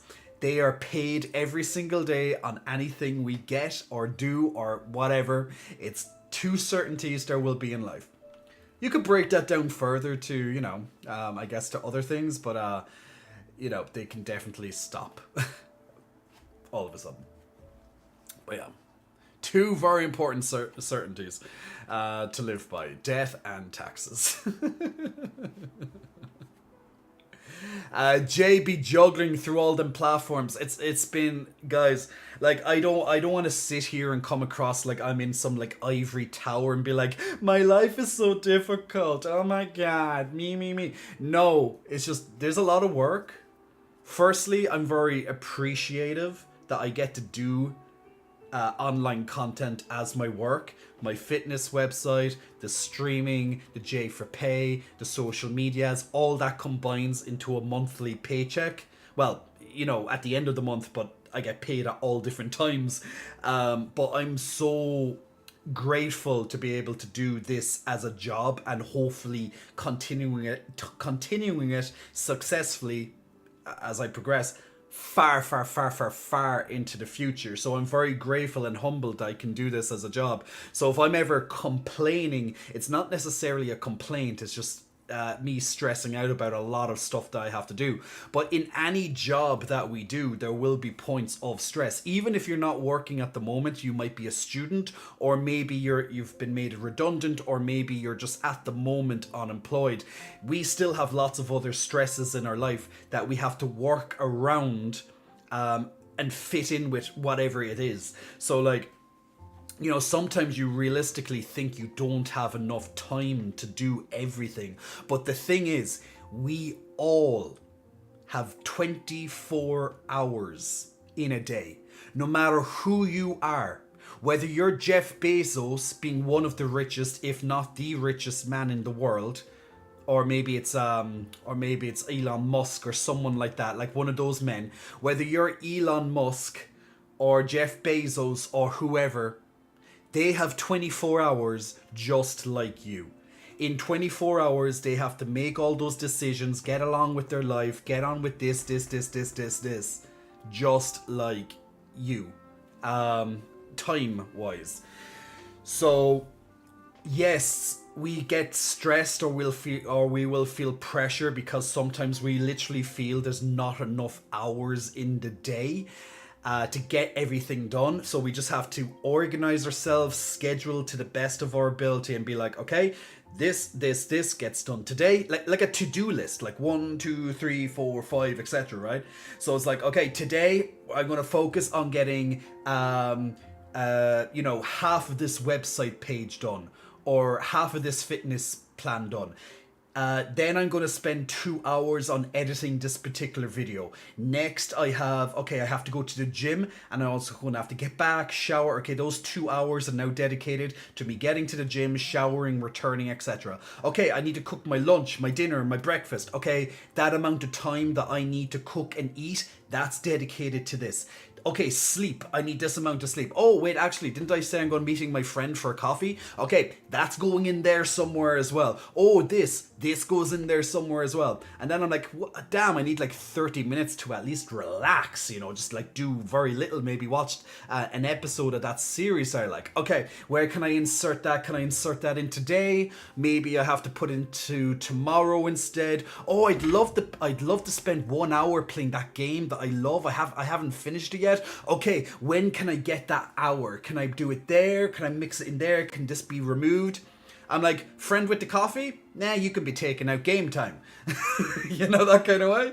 Like, it's just all about organizing and scheduling yourself to the best of your ability, and that's literally the only way we can make use of our 24 hours, right? So yes, sometimes, depending on what it is we're doing in life, some things need to be sacrificed, at least temporarily. So for me, right now, my sacrifice is my social life. I really have a bad, at the moment, I had a great social life throughout, especially at the start of summer, I had a great social life. So now is my time to work my ass off. So now, for example, the social life is extremely little, but I'm like, hey, that's going to be, that'll be over, and I'll be able to balance that back with other things that I'm doing and just get through it. And that's just how it is. Like if you're working 40 hours a week at your job, like that's 8 hours or so maybe a day, that you know that you're going to be in this building or wherever it is, doing this particular type of job. On top of that, you might need to also consider transportation. How long does it take to get from your home to this job? Maybe you work from home. So then you have other things to schedule around it as well. So yes, work from home cuts out the commute, absolutely. But then you might have other pressures to deal with. Let's say you have a family, or at least a boyfriend or a girlfriend or a husband or whatever it may be, yeah? You need to try and balance this, especially if you're living with them, that you're trying to focus on your work while they're going around the house doing X, Y, and Z. If they're at home, maybe it's their day off, or maybe they also work from home, and you're trying to just balance everything. And if you have a family, you're trying to balance the kids, you're trying to balance the work, you're trying to balance this and this and this and this. There's a lot. So basically, where I'm coming from, we all have 24 hours in a day, and depending on how we wish to divide and schedule, maybe it's a to-do list or just, okay, we all can be extremely busy when we want to be. And as I said at the start of this stream, me taking time for myself, whether it's to watch a series, like one episode of a series, or play a game for an hour, or just relaxation and just whatever, that's me being busy. I literally just call it, I'm busy. Because I'm busy having time for myself. So if a friend texts me, hey, do you want to go out? I'm like, I'm busy. It doesn't matter what I'm doing. I just literally cannot come out. So I'm busy. So whether I'm going to be like, okay, I'm literally lying down in bed, relaxing. I'm in like a vampire pose right now. Or maybe I'm doing a bit of meditation. I am busy. I'm going playing a game for the next 5 hours because I fucking choose to. I am busy. It's that type of thing. Or I decided to go out for a walk in nature or something like that. Yes, I am busy. I'm enjoying my time alone, having me time, which is extremely important for all of us, by the way. Yes, I am busy. So I don't know what the word boredom means. Like, I know what it means in terms of the dictionary definition of it, but I honestly don't know what bored is. I don't know how one can be bored when there's so much stuff to do. I get it. You might be at a point in your life right now where you might have a bit of boredom because a couple of things, let's say, freed up, stuff that used to take your time no longer takes your time, so you might feel bored. I haven't felt bored in a very long time. If I feel bored, it's because my mind has chosen to collapse. It literally is being like, I don't want to do anything. I literally will look at the PlayStation, I will be like, nothing interests me. Even my favorite games, no, not today. Okay, I'll watch a series. No, not interested in that. So it's not me being bored, it's me being disinterested. It's literally my mind being like, right now, we need just time to ourselves, no distractions from any other third-party source, whether it's on a computer, whether it's from a person, whether it's job-related, whatever. I literally just want to sit here and just maybe listen to some music and do absolutely nothing, because that's what my brain is telling me right now. It's like I'm so goddamn busy processing something. Maybe it's depression. Maybe it's depression. Everyone's different. Anxiety, etc. Um, or maybe it's my brain being like, I have a bit of burnout right now. We need this little bit of time just for us. Do nothing, and that's completely fine too. You know. So yeah, you might say it's boredom, but it's probably something else. But I literally don't know what, like, in the normal definition of the word boredom or bored. I have no idea what it is.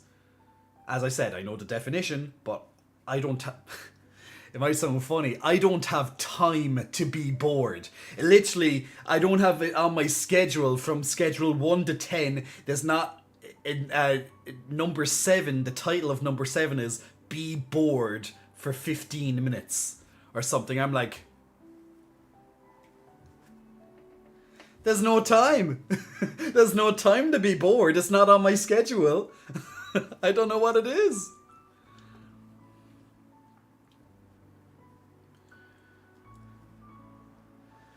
Dub says, I used to do all the studio side of recording stuff, and I know how much time that takes and how mind-numbing it can be at the time. Yeah. So sometimes, guys, I could be editing, and I'll literally, my mind is just like, I'm just, you become numb inside. Did that ever happen to you? Like, with whatever it is you're focused on, you've been doing it for ages, and it might be, maybe it's something, maybe it's trivial, you've done it 10,000 times before, and you're there being like, I'm just bored, this is numb. Or it could be something you're literally racking your brain around, being like, this is so difficult, this is like really torturing me right now, I need to step away. But it can become so mind-numbing, you're like, I can't. I just can't. Just can't do this right now. And Nacy, big muscle flexing. Welcome to you, Nacy. Thanks for pressing the follow button a couple of minutes ago. Also to K-Duck, big muscle or big muscle flexing. Welcome to you as well, K-Duck. So thank you very much. I think it's K-Duck. Or it could be Q-Duck. Could be Q-Duck. K-Duck, Q-Duck. I'm like, K. I'm kind of thinking like K, as in Spanish K. So maybe it's actually Q-Duck. So Q-Duck or K-Duck. Welcome as well, big muscle flexing. Welcome to yourself. We have Aldi in North America, but just the clothing stores, not the full stores. Same with Emmett and Marks and Spencer's, just the clothes, not the food. Oh, really? Okay.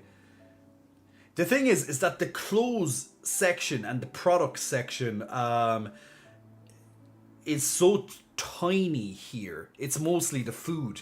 Now, in reference to Aldi here, for example, like Aldi would be known for its food, but yes, you do have a section that would be dedicated to, let's say, some household goods. It could be like furniture, or it could be like it could be anything really. But there'll be bits of clothing, but absolutely focused on the food side of it. Jay is already unpeeled. Imagine a redeem to see everything 200. Oh, Joe, I can tell you, the only way where you get that redeem to see everything, we call it J for pay, and it's $9.99 a month to see that. There is no channel redemption that will ever be called see everything, and definitely it will never be for free. There won't be a channel redemption. Plus, I would get banned for that shit if that actually happened. But yeah, channel point. You can see things, but just not the things that some people would probably want to see. I'm a businessman, guys. You don't get you some things you get for free, other things you don't get for free. It's how business works. Yeah, like as I said there about 30 minutes ago, is I absolutely love streaming, and it's very grateful to be able to do this. I'm very grateful to be able to do this. I'm very humbled by it.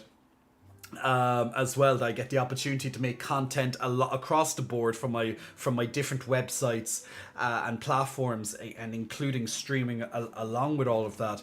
But at the end of the day, streaming is not what makes me money. Streaming makes me money, it does, but it's inconsequential to the money that I make off my other platforms. So streaming, I do this for free.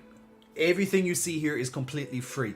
If you choose to support it by, a donation or a subscription, or you decide to do it on one of my other platforms as a thank you for, the many hours of free entertainment you get, weekly here. Just like YouTubers, how YouTube, all their content is for free, and people then optionally choose to subscribe to be a member.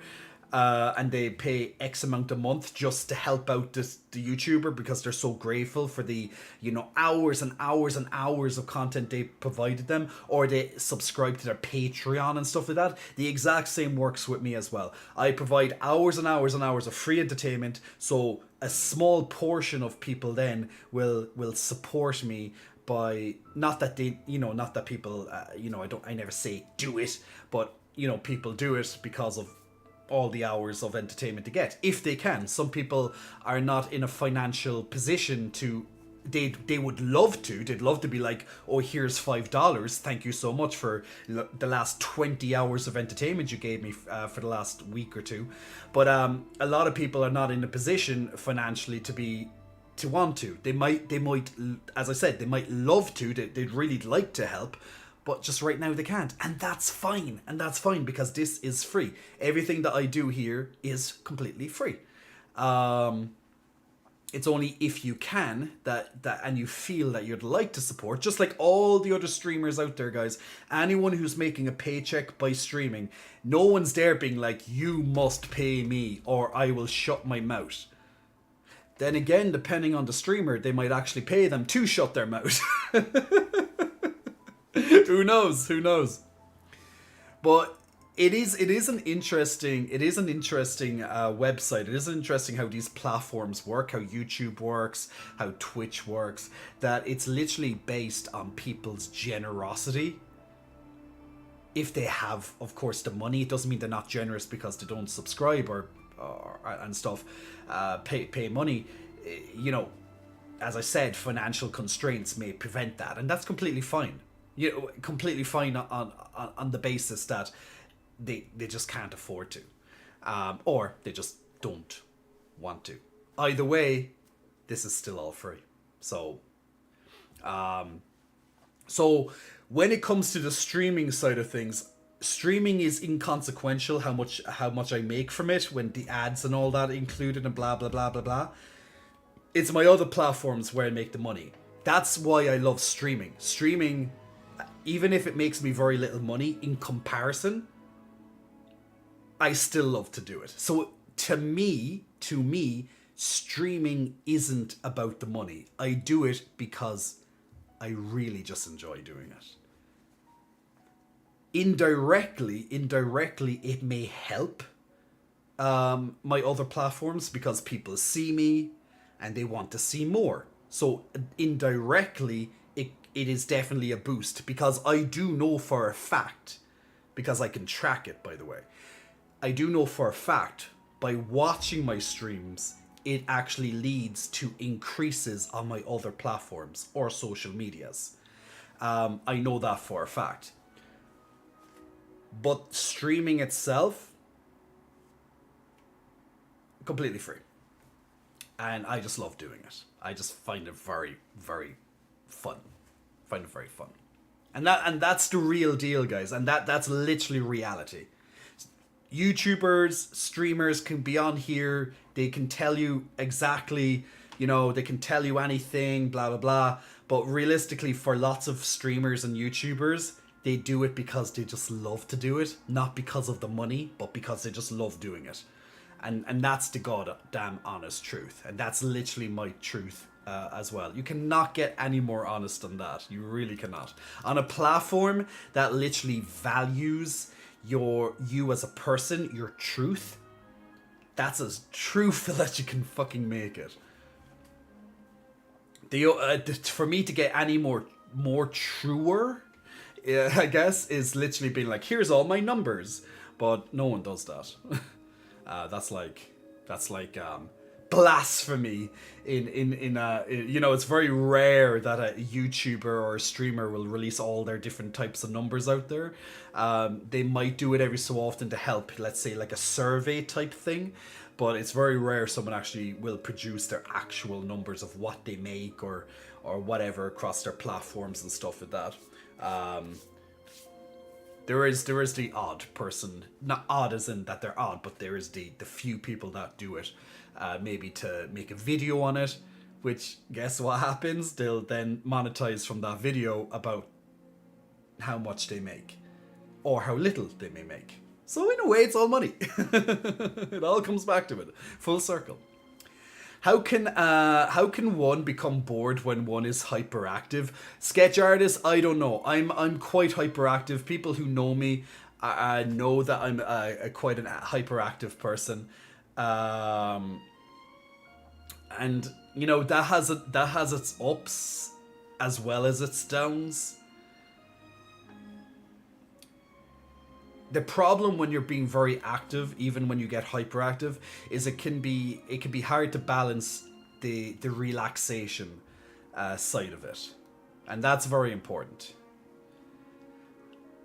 Nebe said, "Hey, that's my brain been doing to me for years, but instead of wanting to do nothing, it just doesn't want me to enjoy anything." And that's it. That's it when it comes into that type of depression and all that.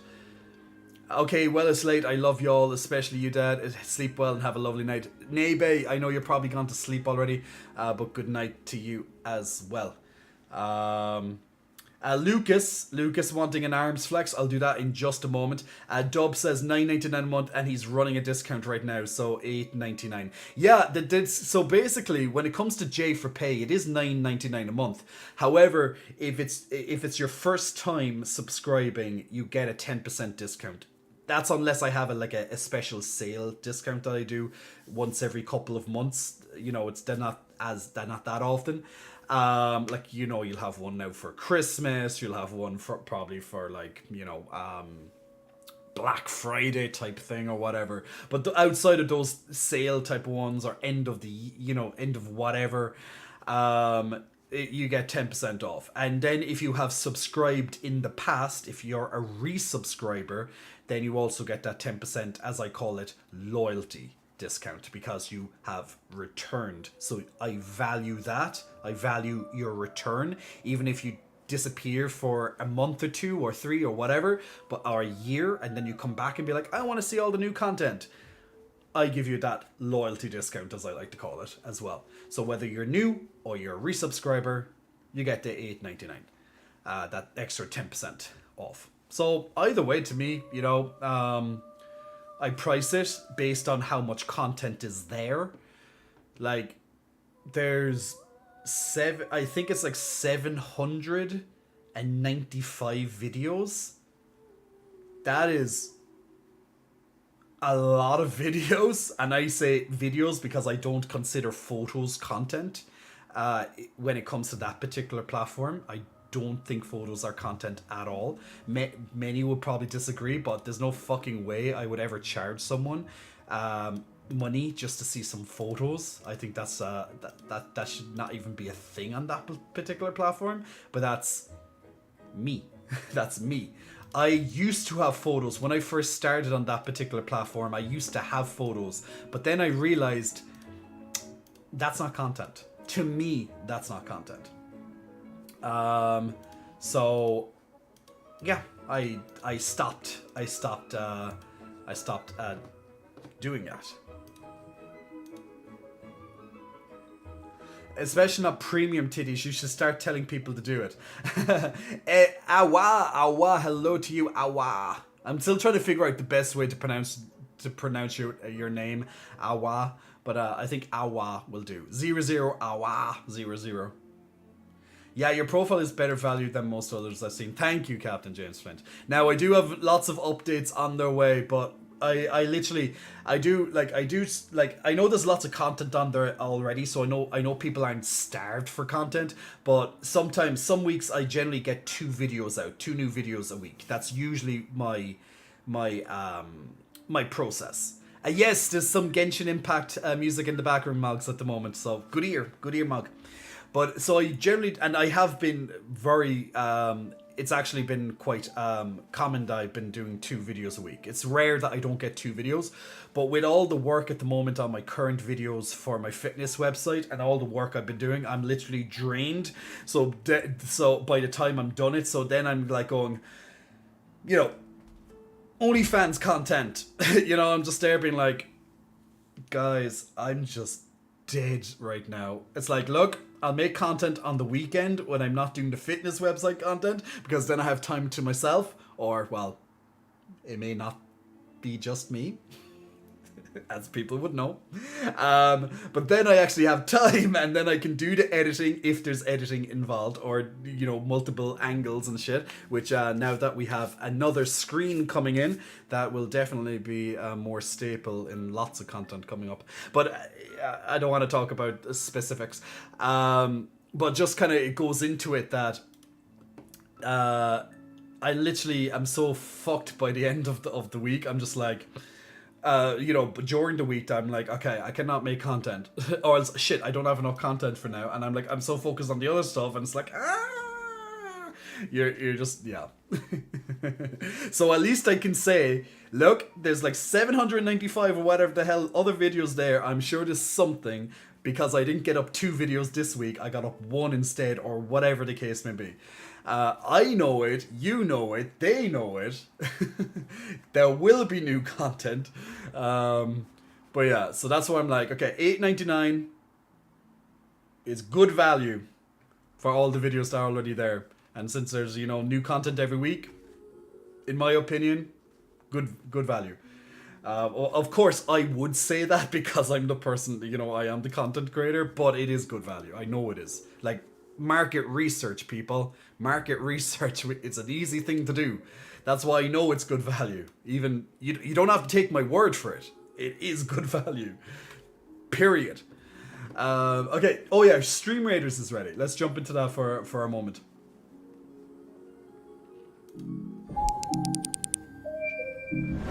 I'm always trying to remember, like, I have 2 things here. One is website with green screen, and one is without green screen. Yet this one works either way. So this should be the other way around. I don't know. Sometimes I'm just there being like, which button do I click on again? Because I don't like making mistakes when I'm streaming. Now this is a huge battle. There's over 70 enemies here, but luckily lots of them are low level, but still, the amount of low levels versus us, yes, they die fast, but if you know, lots of low levels versus, you know, it's like it's a swarm. It's like a swarm. So we're getting through them, but they're also getting through us at the same time. Oh, this is going to be a very close one. This is going to be very close. All those nasty we need healing. We need healing. The tanks won't survive that long. I don't know why the tanks are running to the magma golems, and like literally they could have, yeah, the tanks are going, the AI here is being stupid. The tanks could have started attacking all those bugs, but they went for the golems, so literally they just decided to keep getting hit versus actually taking out the things that were damaging them, which does not make much sense, but it is what it is. What's the, I'm trying to remember, it resists 80% of range damage. Yes. I might do my rogue next time. Let me do my rogue, that might actually be good. Alright guys, if you want to join in on the next Battle of Stream Raiders, click on that lovely link that's on your chat box right now. Oh yeah, earlier, by the way, I said that, I said I wanted to show you, was it, oh yeah, Heroes of Might and Magic. So I was on about this particular game, okay? Something that came out a long time ago. Let's go for number 2. Number 2 and number 3 are my favorite ones. Let me bring that up on the websites. So there's a game series that I used to love playing when I was really young, and every so often I'll go back and I'll replay it. Just a map here and there, randomized maps or whatever. It's called, as said, it's called Heroes of Might and Magic. Okay, 2 and 3 are classics. They're absolutely classics. After that, they can be very hit and miss. But it's literally you're constructing your base. Okay. Like so, you're pretty much building.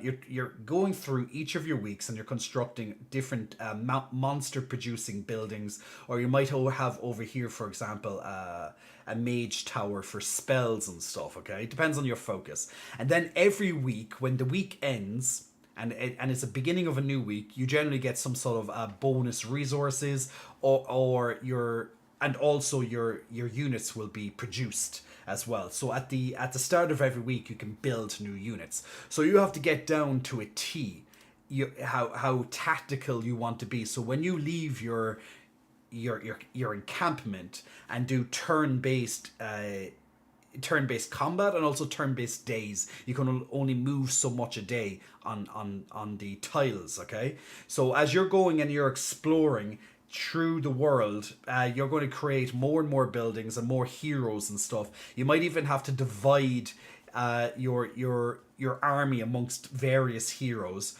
or make them a mule of some sort, as a kind of like a travel. They're only used for traveling. If they get attacked, they're dead. And you have to try and collect resources, capture resource nodes such as lumber yards, mines, those type of things. And also eventually you're going to go into battles. You might have saw this type of gameplay in the past. So whether you're going into battles here against, this will be the knight hero going up against a wizard hero back in Heroes of Might and Magic 2. So they're breaking through this fortress to attack the enemies inside. Now this will be a very powerful team in particular that they're going up against. So when you see, for example, the number 51 next to this paladin right here, that means there's 51 paladins. Okay, so you take the health of each paladin, the might of each paladin, and it's as if there was 51 of those paladins on the battlefield. But of course, due to limitations of hardware, you cannot animate 51 paladins. Also, trying to just see that on a screen would be very difficult to command. So they just put it all together as one. But if you try to visualize in your head, it's like 51 paladins all moving together to attack the dragon or whatever it is it may be. So you start off and you're slowly leveling up your heroes, or not leveling them up, but you're getting bigger numbers of your heroes or upgrading them into more powerful versions of themselves. Like the dragons here, for example, down in the corner that I mentioned a moment ago, the dragons, they start off as red dragons. Then they start off as green dragons, then they upgrade to red, and then black. Sometimes you might have gold, depending on the version. But it's such an amazing game. You can actually get it on GOG.com if you're ever interested in these type of games and just checking out the gameplay for yourself. But I used to love these games when I was younger. They took hundreds of hours of my life over the years, of course, and I absolutely loved them. They really helped me. They really helped my brain be smarter, because the amount you actually have to micromanage is insane in these games. If you really want to break it down, especially if you want to bring it to like to be world class in that kind of aspect. I never would try and do that, because that would be madness, realistically. But there's when part 3, it's bigger. It's bigger. It's also another favorite of mine. 2 and 3 are my favorites. 3 is probably is better in my opinion, which is good, because that means it's a great sequel. It's just there's even more. They introduce new races and stuff like that, new towns and buildings, more units, more things to do, like on top of it. But the basics, the core basics are the exact same, regardless of, you know, all the extra stuff they added in. But absolutely, one of the few games out there that I would say this is a worthy sequel. Because usually sequels go downhill, right? Like if you ever watched a movie or you watched a series and you're like, wow, season 1 was amazing, and then you watch season 2 and you're like, that's a bit shit. That's a downgrade. That type of thing. Or you watched a movie and then part 2 came out and you're like, that wasn't as good as the first one. You know, that type of stuff happens. It happens more often than not. But with this type of game, in my opinion, when they released Heroes 1, Heroes 2 was a gigantic upgrade. Number 3 was even a bigger upgrade. And then after that, they got... Well, they could never recapture. Let's just say they never could recapture the magic of 2 and 3, in my opinion. They updated the graphics, they updated this, but it just never could be like number 2 or 3. And there's lots of games out there, for example, lots of huge game series, big franchises out there, and they'll always try and capture that lightning in a bottle effect, like that magical formula that they once had that made their game the game it was, and they could never recapture that that amazingness, you know. And I honestly believe they never will. Again, with this particular series, they haven't, and I think there's like 8 or so games out there now, like 7 or 8 different Heroes of Might and Magic games, but they have never been able to live up to a number 3, for example, in my opinion. 2 being a very close second. Now I've played 5 of them. I somewhat enjoyed, I think it was number 5, somewhat. But yeah, never could recapture the magic. And then after that, I heard it just went even further downhill. I think they're actually making a new one right now. But once again, I know they made a mobile version, but fuck mobile, I'm never looking at that. Yeah, it's still, I can't see them trying to wait a second, that's not a...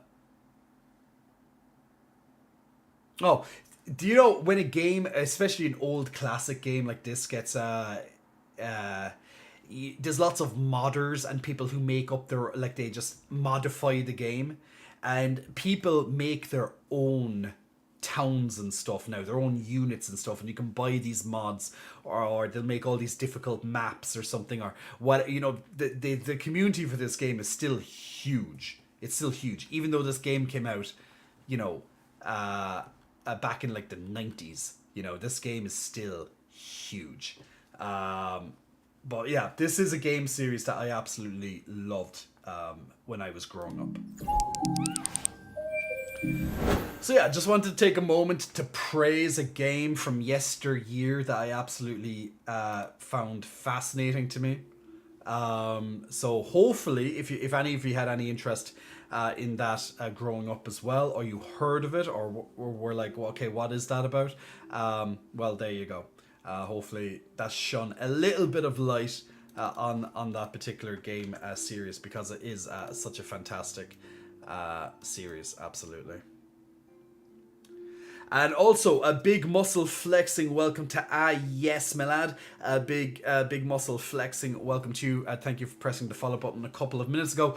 Also to J Necromancer, big muscle flexing welcome to yourself as well. Thank you both for pressing the follow button over the last couple of minutes. Lucas, you were asking me for an arms flex. I'll get that done for you now, my friend. And guess what? Then it's going to be time. to play some lovely Cult of the Lamb. We'll go and enjoy some Cult of the Lamb gameplay. I've been talking for 2 hours straight about lots of various topics, but now it's going to be time to do some gameplay, and of course we can continue all the lovely hijinks while we're playing that. Now, if you want your chance to be in the cult itself while playing the game, of course, not a real life cult, it's a cult in a game.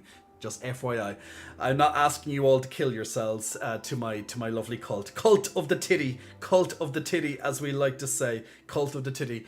But Big Muscle arms flexes for you, Lucas, as redeeming that using your lovely channel points.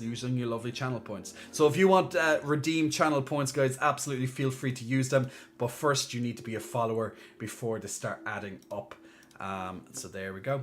Molina Moses, Big Muscle, Moises, is it? Big Muscle flexing. Welcome to you, Molina. Thank you very much for pressing the follow button as well. Big Muscle flexing. Welcome to you. Yes, says, damn, thanks for the flex. Stumble upon you on Twitter. Well, that's great that you saw me on Twitter and now you're here. I am real. Woo! I'm not one of those fake people on Twitter. Do you know what, actually, speaking of Twitter, now I don't know how many of you use Twitter on a regular basis.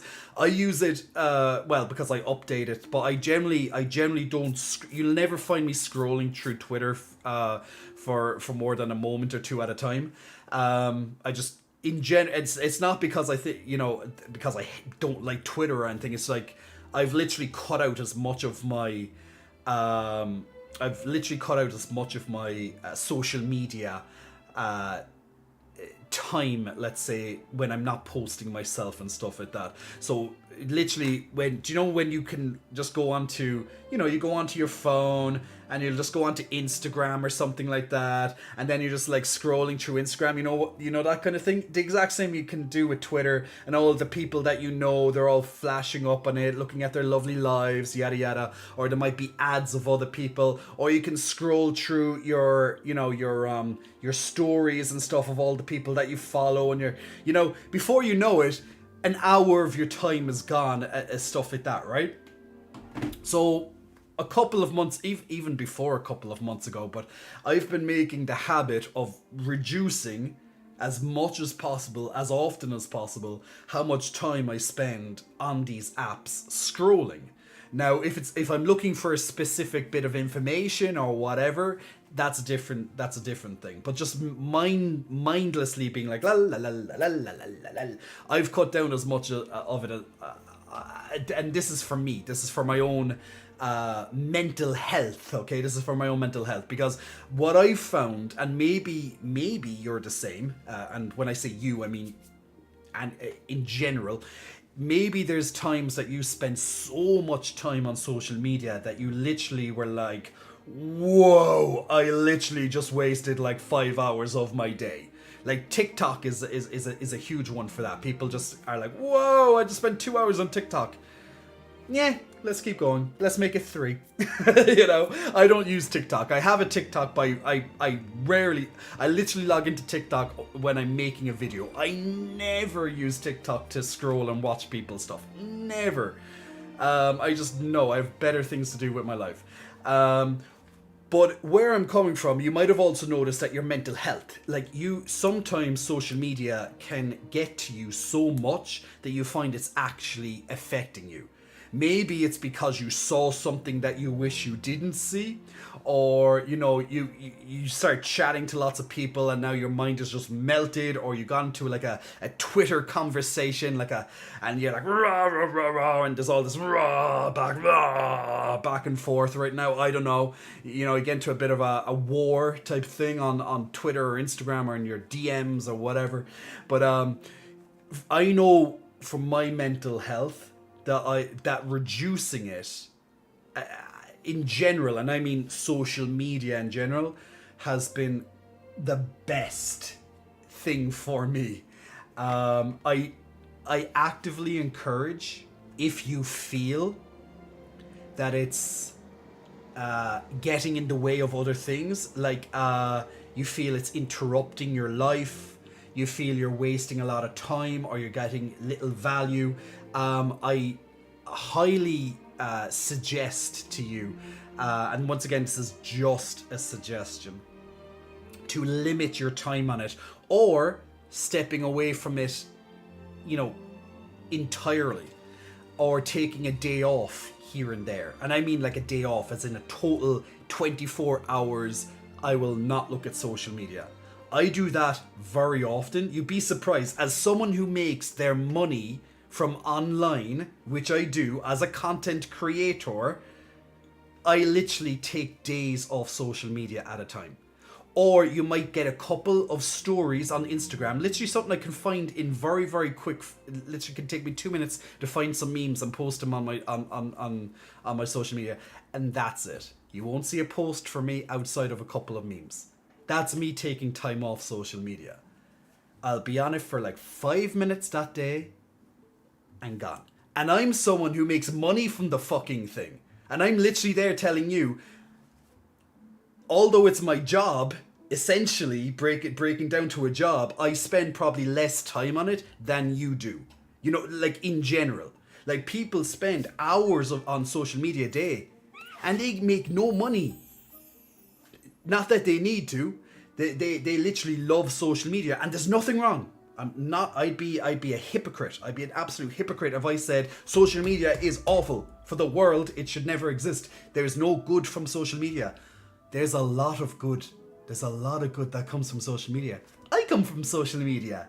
I'm good for the world. Yay! Go me. I'm awesome. There's a lot. In all seriousness, though, there is a lot of good that comes from social media, but the problems that come from social media can sometimes outweigh the benefits depending on how you react to them or how you let them affect you. So my suggestion is, if you feel it's negatively impacting your life to one degree or another, take a step back, analyze how much you spend your time on it. Like, have an honest conversation with yourself. Okay, how much time did I spend on social media combined on Monday? How long did I spend it on Tuesday, Wednesday? Do it for a week. Like, do it like an experiment. Do it like an experiment for yourself. And then you can time it. You can actually time it. You actually don't even have to. You don't even have to go onto it. Where is it? I'm trying to find it on. Where's it? Is it apps? I'm trying to find it on iPhone. Do you know that they can tell you how much time you've spent on each app?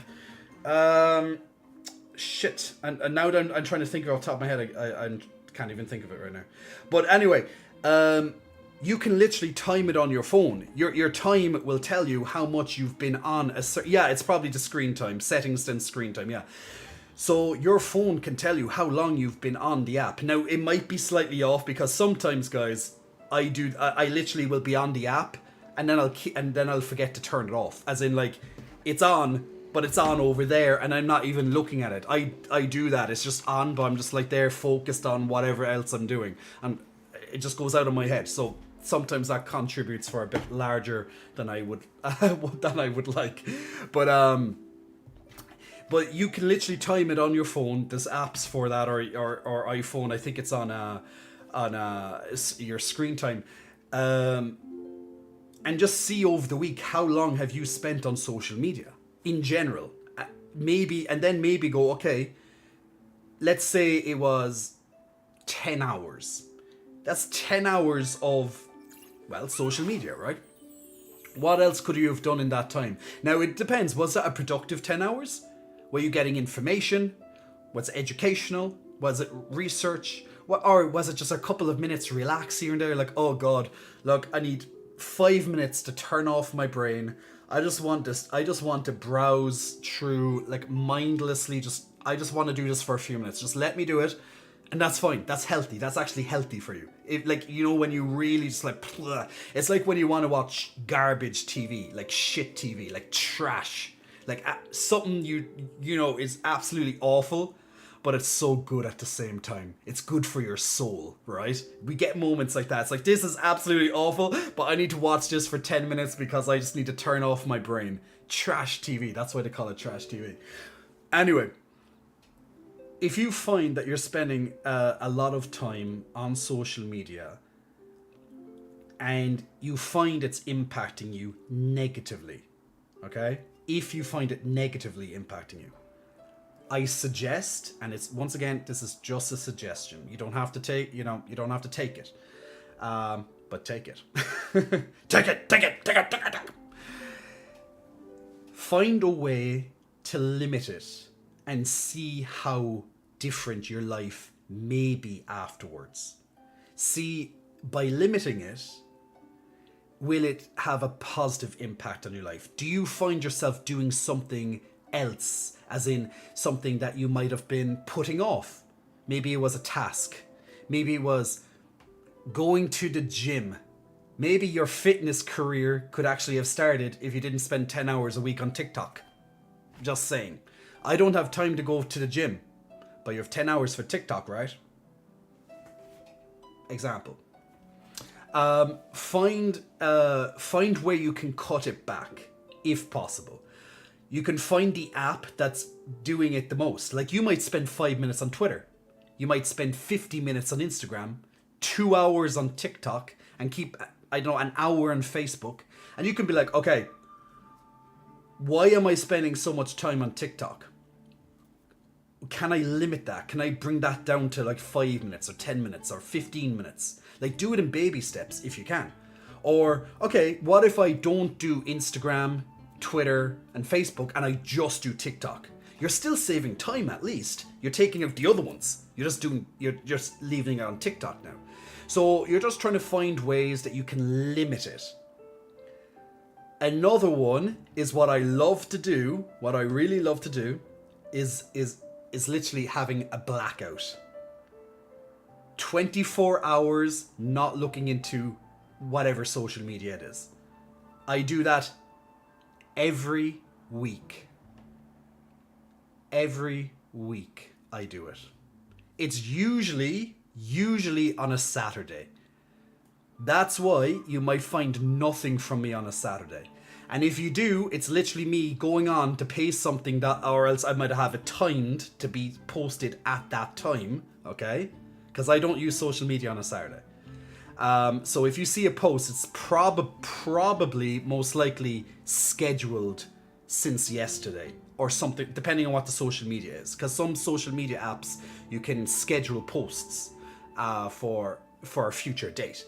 Or it might be something that literally took me one moment and I'm like, oh, I want to share this. Boom, boom. It wasn't even on social media where I found it. It was something else.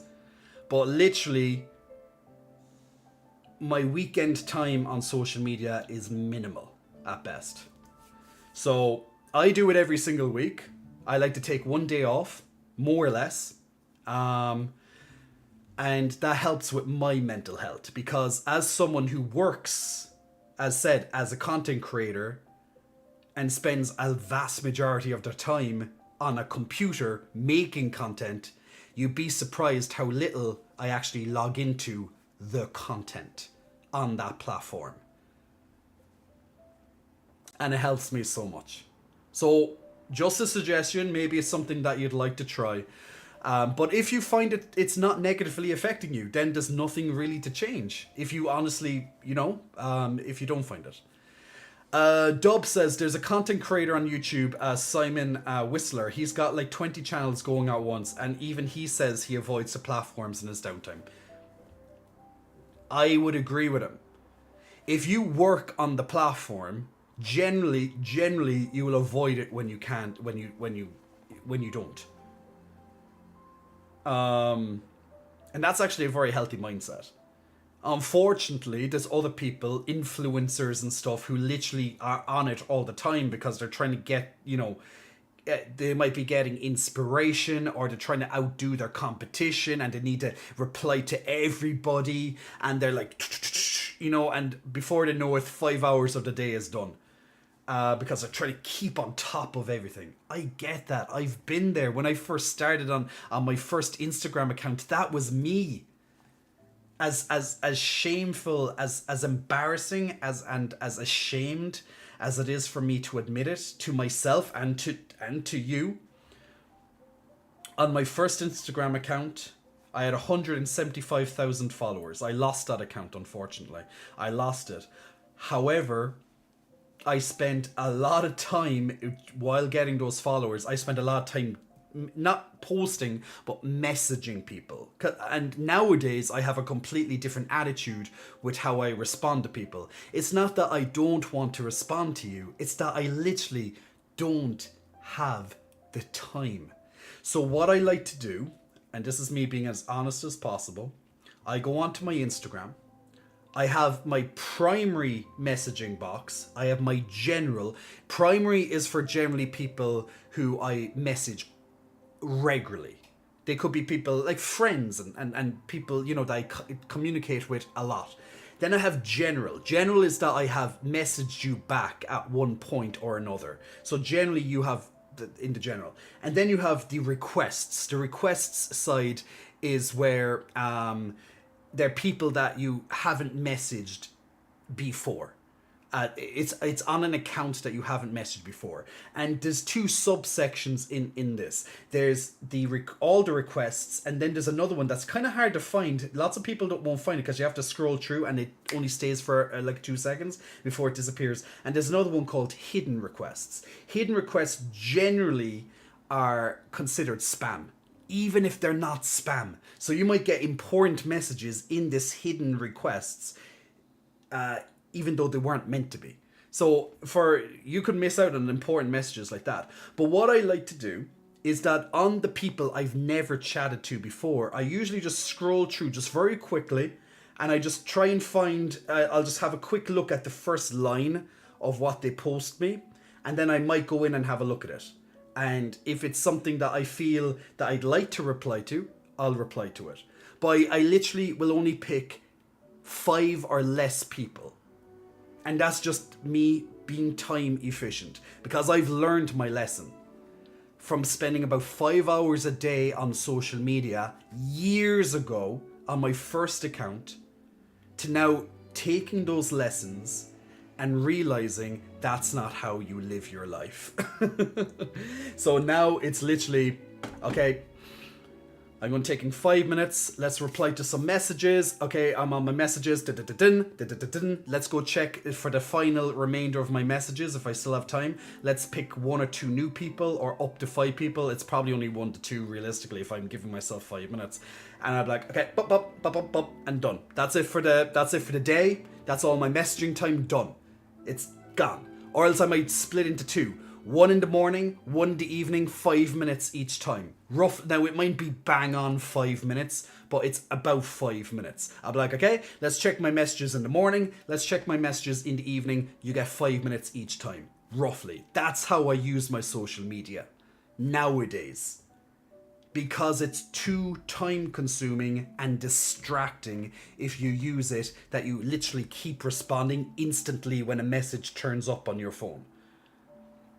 It is. It's way too distracting. Now, the only time I'll message someone instantly is if it's someone who I've a really, who's very close to me, like I consider very close, or else I just happen to have the phone in my hand at the time and they message me.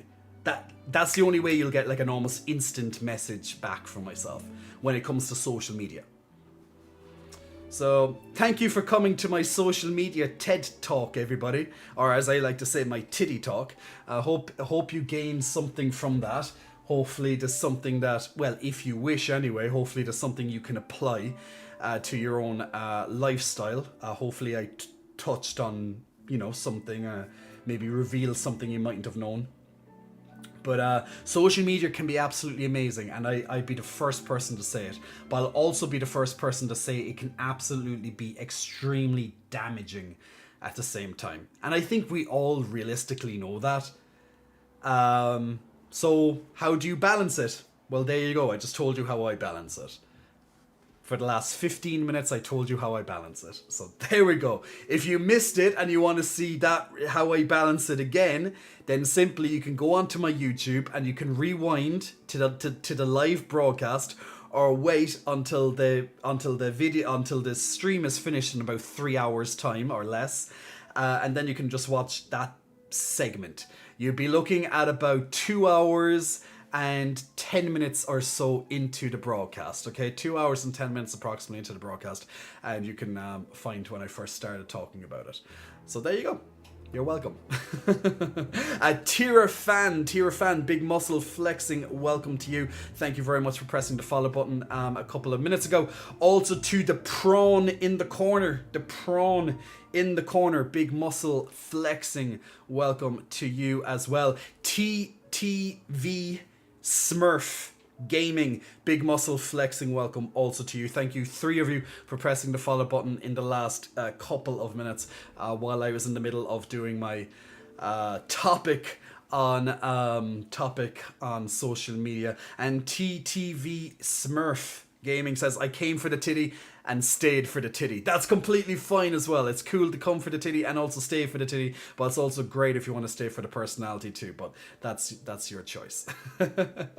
Captain James Flint says, I quit Facebook or Twitter back in 2017. Best decision I made regarding my mental health. That's it, mental health. It can play a huge role on your mental health. It really does. Now, like, what do I mean when I say mental health? Mental health is so broad, right? Mental health is such a big term. It's extremely important. I'm a huge advocate for mental health. Well, I guess that's because I've been through burnouts and pretty much breakdowns in my life. I think lots of us had that really stressed out moment, right? You know, mental health, I've been an advocate of mental health for years. Anytime I see something that I think is really good for the soul, now that could be just something funny, lighthearted, or something maybe a bit serious but powerful, it's literally posted on my Instagram. I post that shit all the time. Between the stories, between those funny memes that I like to post, every so often you're going to get that very serious, that thoughtful post, and I like to mix in the thoughtfulness with the humor, and ta-da, that's me. When we have our deep chats here on Twitch and such, there you go, and then I bring it right around with humor and banter at the same time. Just how it is. That's me as a person. But mental health, if you find once again that it's negatively affecting you, then do something about it. Don't allow it to fester and become an even greater problem, because you're going to regret it, and you're going to kick yourself in the backside if you allow your mental health to slip because of something that might needlessly be something, you know. Dub says, yeah, I have to remind myself to disengage from social media and comment sections, particularly on news and science pages. So that's the thing. When there's a subject that we really love and we're reading about it, you know, it's very normal to go to the comment section of a video or an article. Like, we love that. Like, we love to be like, oh, I really love that article. Let's see what other people said too. And then you see people like trashing it or whatever, and you're being like, stand back. Don't you fucking mess with my article. Don't you fucking mess with that video. That video was perfection. How dare you criticize it? You know, that's, you'll be coming in like the defender. Or else you're being like, oh my god, that video was so shit. I want to just express the shitness. I want to see how many other people thought it was shit, and let's all have a big laugh about it. You know, or whatever the case may be. Like, we live for the comment section. Out of videos, the comment section is probably the most important part of it. It's just how it is. But there's so many times that I watch a YouTube video and I have to refrain from commenting myself. I have to literally be like, don't you dare push and what you really want to say. I'm like, let the others fight. It's only if I really, really, really want to, I'll actually comment on something. But yeah, if you have a passion for, in your case, Dub, news and science, I'm sure there's a lot to really comment on when it comes to that, you know. We all have our own take on it, or, you know, people will spout nonsense, stuff that isn't scientific, or they're completely missed the point entirely, and you're like, okay, I need to help this person. I need to tell them what they just said is stupidity of the highest order. This is really what it is. Like, this is literally what it is. But then you find yourself being like, why am I getting emotionally involved or emotionally invested in what this person said? This isn't going to affect my life whatsoever. But I guess a part of us are like, I want to do diligence and correct that person, because sometimes a negative, a wrong take, a negative comment, or just a downright stupid comment, some people will actually believe the stupid comment, depending on what it is. So it's very often you'll see someone with stupid comment, and then you'll have so many people replying to it, making a thread, like a Twitter thread, being like, what are you on about? That's not even real, or that's not, you're completely wrong, blah, blah, blah, blah, blah, blah. You know, in those cases, it can be helpful, right? But yeah, we have to ask ourselves, why am I getting emotionally invested in this goddamn topic? I can just literally watch the video, think what I think about the video, without literally voicing it to everyone else in the comments. Did you ever, you know the expression, did your mother ever teach you that expression is like, if you have nothing nice to say, don't say it at all? Because some of us get so invested in it. Glamour says, I have a Facebook profile, but I rarely use it. I want to uninstall WhatsApp for good, but I can't because I have contacts from the Buddhism choir and family. So if I delete it, I'd be out of reach with a lot of people. Well, if you don't want to delete it, you don't have to uninstall something or delete your profile or whatever to just not use it. You just have to... One good method is actually take it out of your eyesight. So for example, if I was on the front page of my mobile phone, okay, usually the most important apps that I use are on the front page.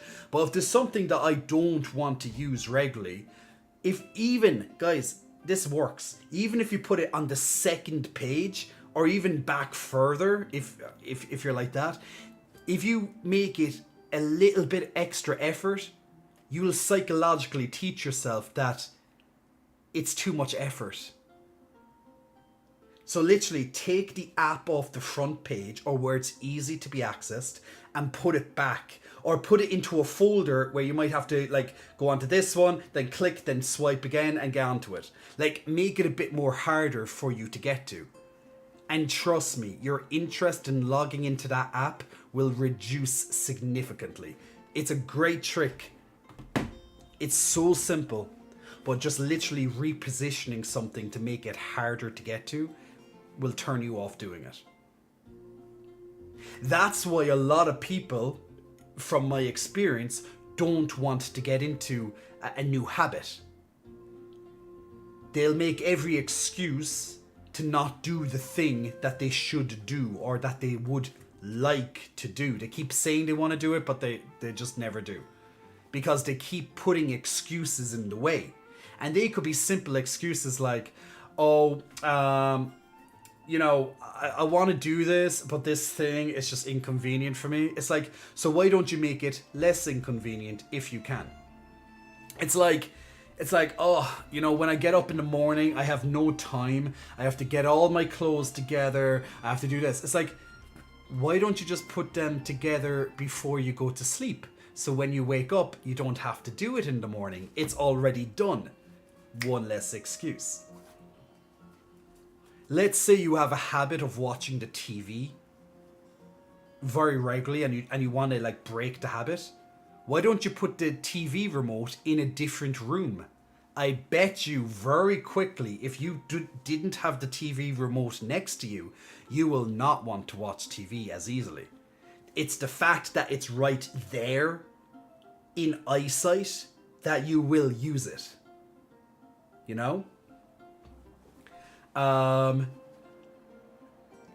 Hide things, make them just more difficult to do, and the things that you really should do or that you'd really like to do, make it as easy as possible to use them. It's like, this is true, I learned this in my first ever office job. We were taught, this is very simple, okay? We were taught office etiquette, how to keep your desk tidy, Now that might sound like the most boring topic ever created, and it kinda is. Like etiquette, like your desk etiquette. But there's so much sense in it when you really think of it. So how they teach you is the stuff that you need to use most commonly, you keep closer to your hands. So you don't have to extend. And the stuff that you use less, you keep further away, or you keep in your filing cabinet, or whatever the case may be. You just make it harder to get it. Even if it's just a little bit further stretch, it's like at the edge of the desk instead of like right next to you, that triggers a psychological response to not use the thing. It's so simple. But apply that to lots of other things in your life and you'd be surprised how less willing you'll be to do the thing. So take the example of the TV remote. You watch TV too much? When you finish watching the TV, put the TV remote in a different room so it's not next to you. And then you're like, oh, I have to get up and I have to get the TV remote in the other fucking room. Oh, I just won't watch the TV. Yes, you sound like a teenager, but it's literally how your mind works. It won't want to do it. It's too much effort to walk into the other room, get it out of the cabinet or whatever. Too much. You want to eat healthy food, but it's too much effort. Put the healthy food in front of you. Put the bad food away from you, or even better, don't buy the bad food. Because guess what the response is going to be? Oh, look, okay, I'm hungry. Oh, wait, I have food there. It's right there. It's easy to be accessed. Shit, but I really want to eat chocolate. Oh my god, I have to go to the supermarket for the chocolate. Ah, fuck that. I'm not going to the supermarket. I don't want the chocolate. That's it in essence. You will put the things that you want to do closer to you, and the things you shouldn't do, put them far away from you. Make it more difficult, and trust me, it's very rare that you'll be like, okay, I'm just going to go to the supermarket and get my chocolate. You know? You are welcome. You're welcome. My little life hacks, my people, my life hacks. I hope you learned something interesting and nice today. All the little things I've learned over the years, I'm applying them to you right now. Another one actually is water. Funnily enough, because I just reached for this water, I keep my water just slightly out of the camera angle, like it's literally here. So if I just touch it like this, I barely even have to extend my arm. It comes into the camera angle, right? One, I don't want to keep it. I keep it very close to me, but it's just obviously not obscuring the camera angle. It's not here, for example. It just looks wrong. But it's here. But I know that I get thirsty often, and I know I need to keep my water intake high, right? Always keep water next to you. Don't leave it empty. Leave something in it. Now, unless you have like one of those big jugs and your goal is to get it empty by the end of the day, so you honestly need to, you know, you're trying to monitor how much you're drinking. Bit of a different story, but keep the things that you want next to you. Don't keep your Energizer drinks next to you. You do not need an Energizer drink when you're on a computer. And if you do, quite honestly, from a health professional, there's something wrong with you. Physically wrong with you. The only thing that realistically should be on your desk is maybe a cup of tea or coffee, depending on your choice to kind of wake you up in the morning, or that nice feel-good stuff, or something along those lines, something that's decently good for you. There should be no Energizer drinks or something like that on your table. Ever. If there is, there's honestly something wrong with you. And that's not me being like, there's something wrong with you. There is something wrong with you. There's something that happened and that's why you need it. That's just health advice, guys. That's just health advice. If you work on the platform, then the platform becomes work. Yeah, that's actually why.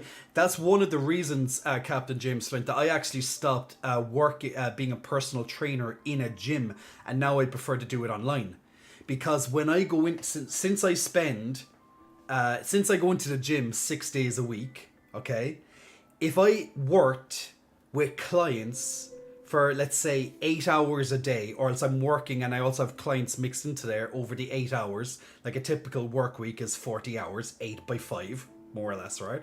So if I'm working for 8 hours in the gym and I have clients during that time, and then I also need to go and train myself before or after or during that, the training becomes work for me. And that's not a good feeling. It's not nice at all. The way to separate that is work out in a different gym, for example, as opposed to your current gym. That actually does work. That can actually help you.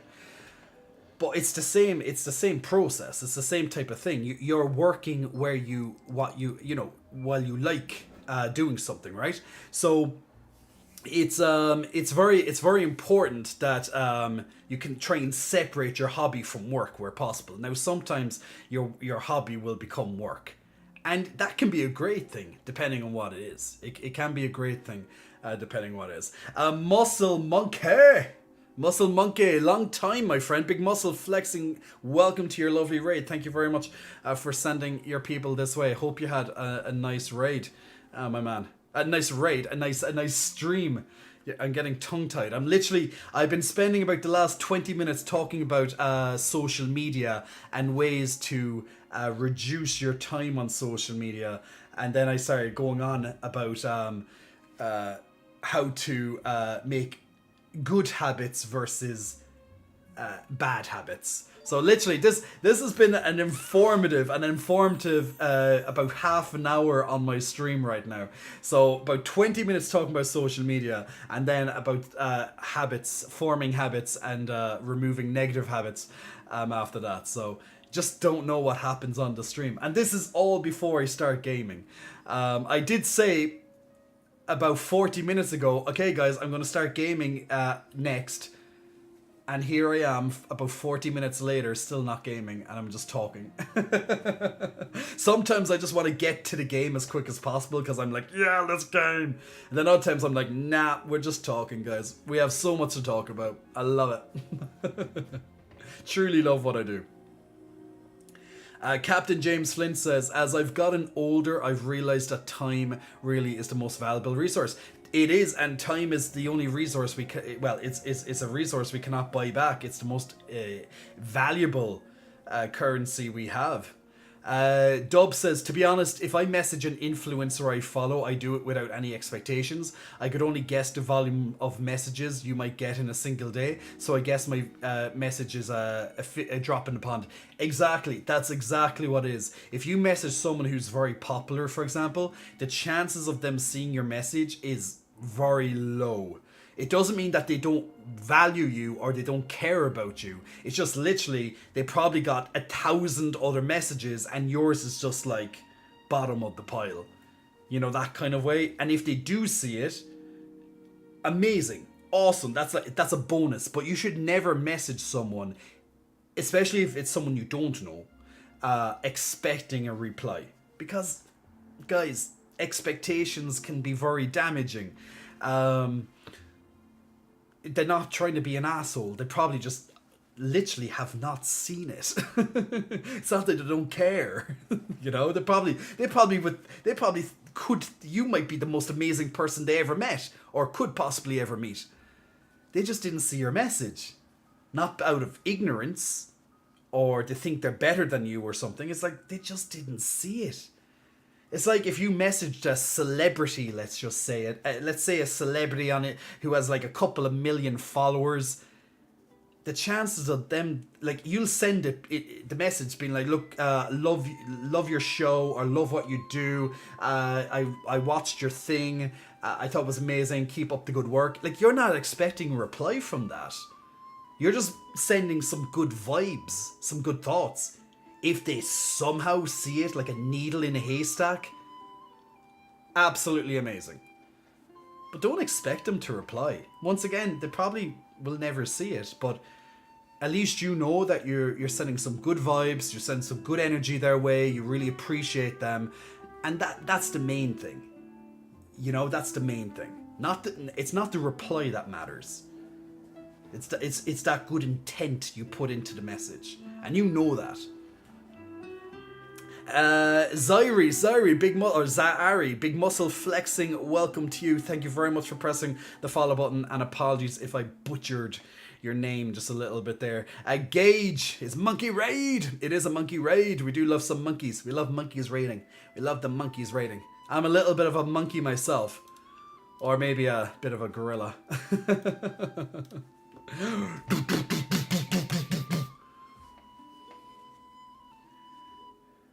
Might post something in Jay's Discord sometime in the future, as it says Tick Daddy Blue. Oh, we're on about the selfie. We're on about the selfies, are we? Your eyes are ready, cycle down. Dub says, I couldn't help but notice the dating apps were on the second page to be out of focus. Yes, they are. And guess what? Those dating apps have not been used. I have Grindr on my phone. That hasn't been opened in about 2 weeks. Don't have a fucking care in the world. If I go on it, I'm just like, meh.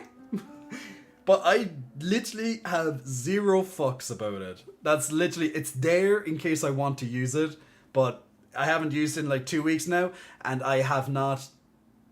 It hasn't even entered my mind. I'm so goddamn busy. Grindr, I don't give a shit about.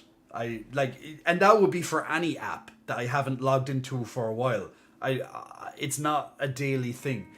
A lot of us log into those type of apps because it's a habit, not because we might necessarily need it. Maybe some of us need it, but it's out of habit if we log into it. That's literally what I found myself doing. I used to log into them habitually. Just oh there it is.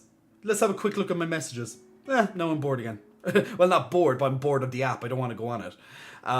But yeah, I've so much other stuff to do. The chances of me being on Grindr, for example, are slim to none at the moment. And by the way, speaking of that, if you do see me on an app, it might not be me. Okay, it could be a what you call them, a catfish. A catfish. That happens more often than not. It's like, hey man, was I just messaging you? I get this so often on my Instagram or on my Twitter. It's like, hey, was I just messaging you on Grindr? And I'm like, no. You know, it's just how it is. Always be cautious when you're on dating apps. And this is literally some daddy wisdom right now. This is daddy level wisdom right here. Pure experience. Just be cautious when you're on apps, because you might not be talking to who you think you're talking to. Just because they can send you some photos, that does not mean it's them. That can be taken from anyone's Instagram or a website where they post people all the time. It's so easy to manipulate and pretend you're someone. Always, be cautious. Enter it with a good attitude, but at the same time, be like, yeah, maybe I shouldn't be sending my nudes to someone who might not actually be them, because then they have your nudes, and then now they can pretend to be you. It's like, oh, you're not him, prove it. Insert nude. Oh my god, you must be him, you have his nude. That doesn't mean fucking anything nowadays. If you have someone's nude, it might not even be them. There's a thing called Photoshop. Insert stuff onto Photoshop. Make it as realistic as possible. It might not even be them. And if it is them, especially if Photoshop or something like that is involved, it might not really be reflective of who you are seeing, if that makes sense. Or one of my favorite ones, you're talking to someone on one of these dating apps and they send you a photo of them now, but it's actually them 10 years ago. That's one of my favorite ones. Love those ones. It's like, you're so unhappy with yourself that you're showing me 10 years ago. How sexy is that for me to be thinking?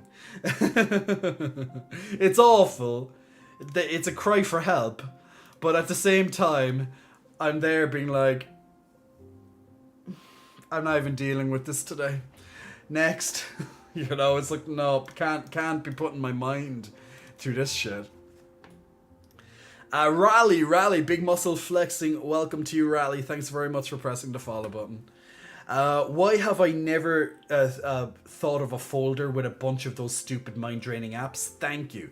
You're welcome. As I say, guys, put the apps you don't want to use or use less regularly, or what you feel like that you want to reduce your time on, put them on a different screen. Put them on a separate page. So you open up your phone, you have your phone, and simply, if you put them on your second page or third page or however many pages you have on your phone, even putting them on the second page discourages you. Psychologically discourages you from using them. Make it even harder. Put them into a folder and put them into a subfolder. You'll be surprised how less you will start logging into things. Or, even better, if you really want to go cold turkey, delete it. Delete it. But we're on about reducing more so than flat out deleting. So we had a huge conversation about ways to reduce or limit your time on social media. If you want to go back to it, go back to about 2 hours on this video. You can watch it on YouTube, or you can watch the end result on YouTube as well, the full thing. But go to about the 2 hour 10 mark, and I have a huge conversation about limiting time on social media and the benefits and stuff, and also the goods of social media too. But yeah, that was a great conversation. Thick Daddy Blue says, sigh, put away the pic of Jay's titties far away. No, this is one thing I will simply not allow, Thick Daddy Blue. My titties are good for the world. You can keep pictures of my titties as close to you as possible. They can bring nothing but goodness, great value into your life. You just need a bit of the titty, and it will just make you smile, make you happy. Then you can move on with your day. That's literally it. Make you smile, make you happy, move on with your day. Autima says, I'd suck it. I'll go in the van. I don't want to go into a van. I quite like my house, or my apartment, should I say. I have my own apartment. I live alone. Why do I need a van? I don't want to go into the van. Sorry. Glamorous. I never liked Grindr, maybe because of its interface. Always found it ugly. I used Tinder, Badoo, Facebook dating. Facebook has dating? Oh yeah, actually I think it does. Never used that one. Don't know what Badoo is, but I'm assuming it's the Tinder. The last time I used Tinder was about 5 years ago. I literally was talking about Tinder this weekend with one of my friends. Yeah, it was about 5 years ago, because he said that he deleted that he put on Tinder for like 2 months or something like that, and he hasn't put it on since, and that was like at the start of the year. And I was like, I haven't had Tinder in like 5 years. Do I miss it? Absolutely not. Do I miss any of these dating apps? Absolutely not. If I log into one, I want to log into it, but I do not absolutely miss it. And if it was an app that I used years ago, there's not a hope in hell I'm going to log into it. Because that's in the past, it's gone. There's 2 dating apps that if I was to use them, I will use them.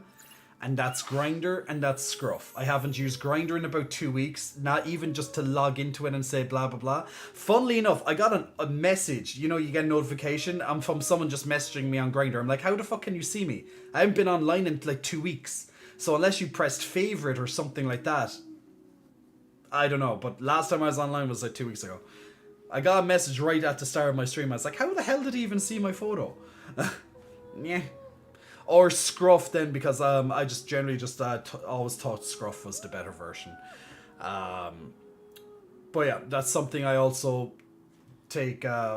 use less, I use less and less. Just right now, I just, don't have time. I have better things to do. Thick Daddy says, Thick Daddy Wisdom, a reverse search the pics to send you. Well, if possible, yes. If you can, that's not always possible though. Simply Deep says, personally, I don't trust anybody with my nudes. I sure will, Jay, and I will also play with you too. More for me then, says Sketch Artist. Glamour says, I always say to myself, never download a single Jay's photo. My cell phone would be literally water. How dare you? How dare you? I have some people that I know have me as their screensaver. I'm not complaining. I actually think it's really cute. I'm actually very humble. I'm very humbled by that. If someone I used to have this thing that every so often people would send me. I would post a screenshot of someone sending me as their wallpaper. And I think that's so sweet. I'm so humbled by that. I just think it's so cute. When someone has you as the wallpaper for whatever reason, maybe it's motivation, inspiration, or maybe just thirsty. I don't really know, but I just think that's really cute. I think it's really cute. But yeah, people used to send it to me, and I used to take a screenshot, and that kind of started a trend. So very often people would start to do it then. I used to do that on my old Instagram account. But I guess nowadays people just don't want to admit they have me as the wallpaper, so they don't send it to me. I'm just not pretty enough anymore. To be fair, I actually feel I'm getting better as I get older. Thank fuck for that one. But that's me. I'd rather get better as I get older than, reverse. Tall Nate, I think. A big muscle flexing. Welcome to you, Tall Nate. Thank you very much for pressing the follow button. So simply says, loving the titties as usual, plus showing the nips love too. Well, look, at the start of the stream we wore a tank top, and then that came off. And now I'm sitting au natural. In my lovely skin at the moment. Tall Nate says, howdy, I prefer scruff cause more daddies. Well, that's completely fine. I like lots of I don't have a specific type. I don't have like that, oh my god, I only like this, but I like a large range of people. And it could be for lots of different reasons as well, which is, so that's why I know I don't have a specific type. There might be, types that I'm kind of drawn more towards. I might feel more attraction to these particular, certain, to certain traits or something, or whatever characteristics that they might have. But I don't have I just like daddies, or I just like twinks, or I just like muscle bears, or I just like whatever. I don't have just a single type. Like, if I go through my dating history, I definitely know I don't have a single type. And that could be dating as in I went out for one date with that person, or I went on, many dates with that person. But I literally can look back and I'm like, these are all so different from each other. And that's great. I actually love that. I love that I don't have a type as such. Because when you put something into a box, you need to be hairy, muscled, bearded, 6 foot. You must also be a bottom. When you start putting all this into a box, it's like you get so carried away with looking for these certain physical attributes that you could literally leave the most amazing people you'll ever meet in your life on the wayside, because you're so focused on 6 foot tall, bottom, hairy, bearded, muscular, as an example. But then the guy who might not be that, there might be some differences, maybe he has 1 or 2 of those traits, or completely different. Like, he might have no beard, he's smooth, he's 5'7", he's a top. I'm just pretty much going opposites here from what I just said. And he could be probably he could be like an extremely amazing person to have included in your life. maybe the sex was good, but then you became friends after that, and now he's like this, like, oh my god, I fucking love you kind of person. Or maybe he's the guy that you actually fall in love with. Who knows? But that's why I don't like types myself. I'm not saying it's a bad thing to have types. I'm just saying that if you put people into all these boxes, you might miss out on some truly incredible people along the way because you're so focused on someone looking a certain way. Usually when someone looks a certain way, lots of them behave the same way as the other person did as well, and some of them are not type of people I'd like to be around on a daily basis. Let's put it like that. Once a year, maybe, or less. Less is better. Some of those people.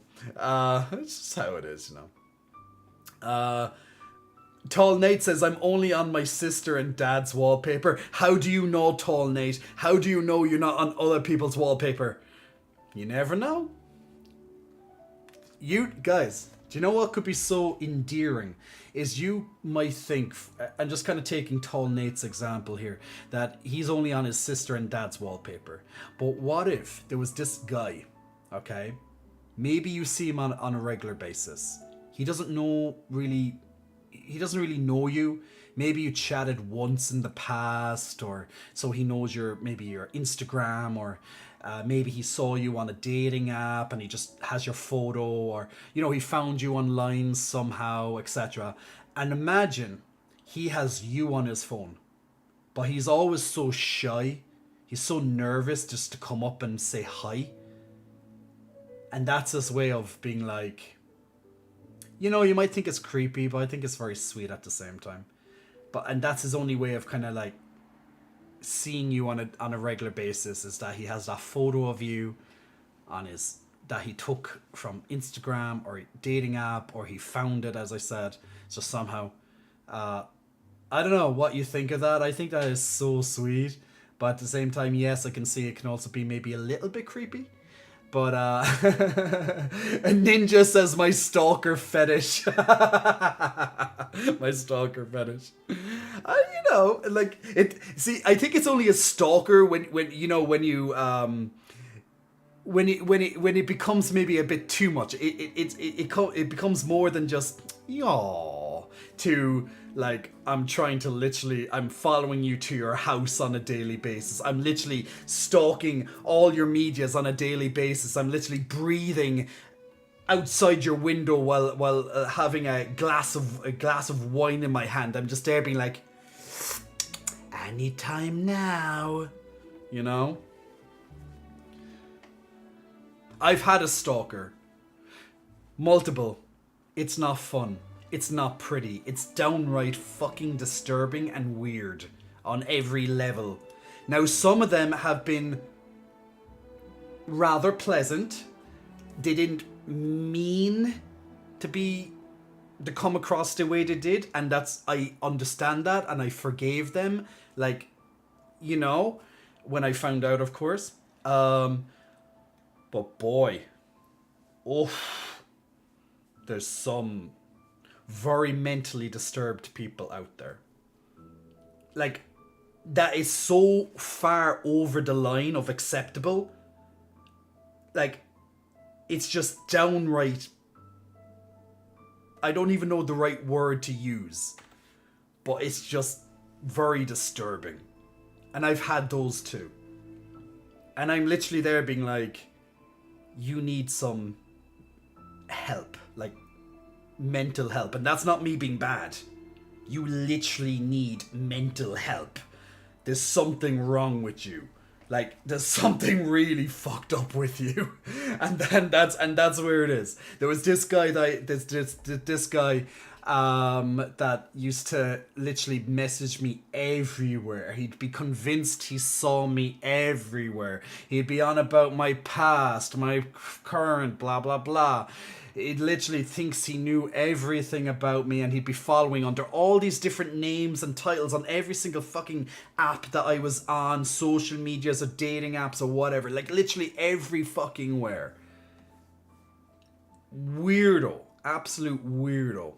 And far from cute. Like, as in, like, the attitude, the experience was not cute. It was bad. Really, really bad. Miss Luna New Year. Oh, I thought we were talking about Queen Elizabeth jokes. What? What? What? What gave you that impression? What gave you that impression?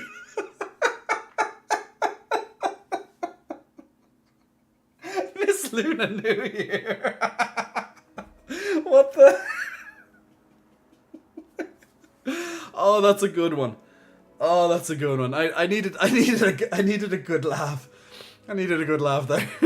We went from a bit of a serious topic, like we went into something lighthearted, and then we went into something a bit more like a serious one, and now this just broke all the tension and all of that stuff in the room right now. It's literally it's all alleviated by your comment. And guys, this is why I love streaming. You just don't know what's going to happen on your stream. You'll have a general layout about how you want your stream to go, but you just don't know. And it's you guys, it's you as the community, you guys taking a moment out of your lives just to come in here and sit with me and chill and watch games or talk about a topic, or we're watching something on YouTube together and getting your commentary, or you know, that type of thing. We're having a bit of a laugh, and it's just you guys make this fucking so enjoyable. So bottom of my heart, absolutely every single night I come in here streaming, I fucking love you. I literally love you, and not in a stalker way, as we just mentioned. I love you. You make this so easy. Tall Nate says, I'm 6'6". Ooh, hello you. Can I have your number? I think that's why you have tall in your unless it could, then again you could be like, you know, subverting expectations when you say tall and you're like, haha, I got them now, I'm only 5 foot. I'm 6'6", 340 pounds, ex-college football player. Yeah, that's what I'm talking about. I talk to guys because they have a big guy fetish, and I don't really get to know me. That's awful. It's shit. Trust me, I know how you feel. I'm sure you know how I feel to an extent, because lots of guys, they see you, they have let's say a fetish, or there's something about you, and some guys, not all of them, most guys are very, very, very pleasant, absolutely so pleasant, so polite. Really good vibes from lots of these people. But there's some guys who literally will treat you just like an object. And look, I'm not going to play a victim card here. I'm in this game long enough. You know, I'm online long enough. I'm online with social media for 6+ years now. I'm posting myself topless, or, you know, kind of having a bit of sexual connotation with it, or even sexual, depending on where you're looking at me from. So when I come to it, I you know, I have that realization. I have that, like, you know, if someone just treats me like a piece of meat, I understand why. I really do. I'm not doing myself any favors as such by how I sometimes present myself online. So I completely understand when people get carried away and they just treat you like an object or a piece of meat. So I get you. I hear you. But then, you know, there's lots of people who still see that, but they really, they don't treat you like they see all of these things that you are, but they don't come across that way. And those people, I'd have a bigger opportunity to spend time with them, as in giving them a message back or whatever the case may be, or else I'll actually enjoy their conversations, because it's not just based on that. Like, for example, if you just saw me on Instagram or Twitter, like, I'm sure some of you guys have saw me on Twitter. There's some light content there, and there's also some sexual content there, okay? There's a healthy mix, let's put it that way. You know, OnlyFans previews, stuff like that.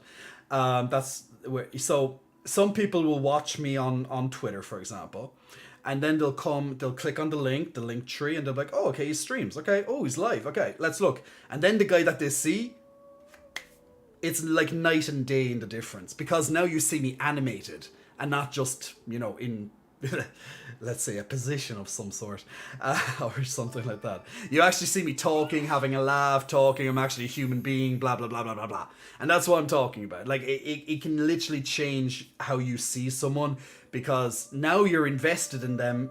You saw them on Twitter, now you're seeing them live, and now maybe, well, most likely your first impression has changed, and that's cool. That's why I literally say, come for the titty, stay for the personality. Now, if you come for the titty and you still only want to stay for the titty, that's completely fine. I'm still here for you 100%. But I love playing around with puns and just all this stuff. There's people are not one note. There's more. People are a lot more complex than what you see on social media. So never take for granted. Let's say if you follow, let's say, a porn star, okay? Yes, they probably post a lot of sexual stuff, but that doesn't mean that's who they are on a daily basis. That's fucking, this light keeps turning away from me. Stop turning away from me, light. You've been darkening up this side of my face for too long. So sometimes I don't notice it for like ages, and that light has turned and then it's like a big shadow down half my face. So sorry about that, guys. If the lighting doesn't get evenly lit at times, because that light's pissing me off today. But yeah, it's like you might follow a porn star online, and yeah, he's hot. Let's state the fucking obvious here. There's a reason why you probably follow him. But he's not just a porn star. He has a life. He's a human. He has relationships. He has a family, friends. This huge thing that makes him more than just a porn star. So your first perception is, oh, look at him, that big slut. All he does is like take it up the ass, or all he does, and that's fine. Like that's fine. We are judgmental creatures. It's what we do. But if we get the opportunity to get to know him a little bit, I'm sure, there's a potential he's a fucking asshole. Let's not get this twisted, guys. But there's also a potential that he could be fucking amazing, like a really cool person, And now you have respect for him because he's a really cool person, but also he's fucking hot. So now you have the best of both worlds. Yay, go you!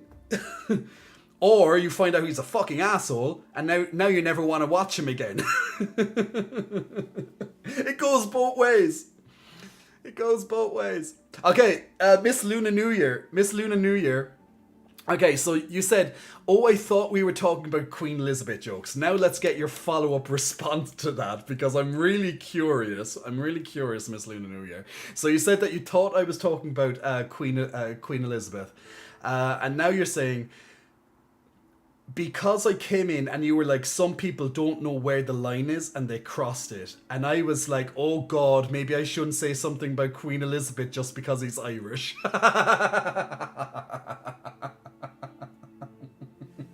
Oh Lord. Like I know she's she's a big topic right now for obvious reasons for the last couple of days. May she rest in peace, of course. You can, if I haven't even talked about this subject, to be honest. I haven't talked about the Queen of the UK, and well, I guess the other Commonwealth countries, I guess, as well. She is the sovereign, or was.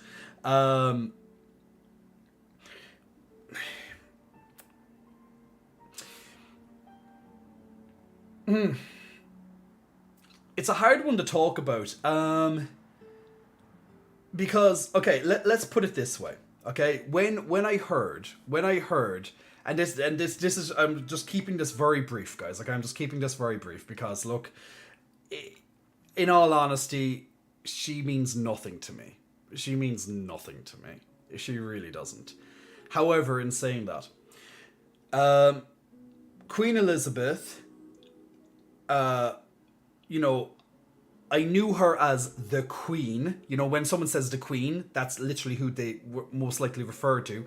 I knew her since I was a baby until, well, now, right? That's how long she's been alive. So she has been in my life, so to speak, because you always hear the Queen, the Queen, the Queen, right? Or you see her images on you know, around everywhere.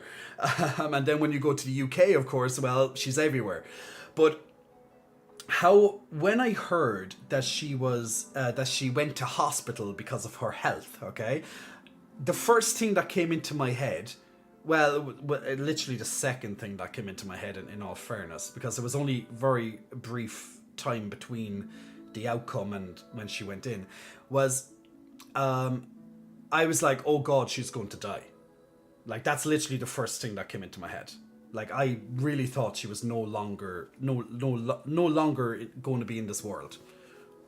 Ultimately, I was right. But when I heard she went into hospital, although I don't care, she doesn't make an impact on my life as such. She's not going to change how I live or anything like that. How I see it is, I see it from the human side, okay? I see it from the human side that if it was my grandmother or my family member who went into hospital because of sick health, I would of course wish for them to get better. I would hope for the best for them. I don't want someone to go into the hospital and die, you know, unless that was what was best for them. Let's say they were living in agony, absolute suffering, they had a miserable existence because of all these problems, and literally they just had to die. Like, it was the best. Now they're at peace, as they say, right? Then yes, of course. But if I knew one of my family members went to the hospital, of course I'd have that human side of me, that human element, and be like, oh, I hope they get better, you know. And I think that's nice. I hope they get better. Like, of course, I didn't want her to die or anything like that. Like, you know, you'd have to be pretty sadistic for that. However, then you have to look at history, right? You have to look at history. So you have the human side, like, oh, I hope she gets better. But the second side, the other half of me then was like, okay, well, she means nothing to me as such. Like, she's not my queen. She's not like the head of my country. And then that's just the surface level. That's just surface level. She means nothing to me as such. But then you bring it back in history, and she's like, okay, she was the head of a state during a lot of bad when a lot of bad things happened to my country. Now, she might not have necessarily said go and do this, but she still was in charge of the country. So if she really, really, really, really, really wanted, she could have stopped it or done something to prevent it, or something to, try and peace or whatever. Now, I'm not a historian. I can't tell you all the ins and outs of stuff, and I wouldn't even try, because what's the point? But if I look at history, there was lots of bad shit that happened under her reign. Once again, it might not be directly, she might not be directly responsible, as in she carried out the order, but she's still the one in charge. She is the commander of the army. She's the commander of the country. Of course she is.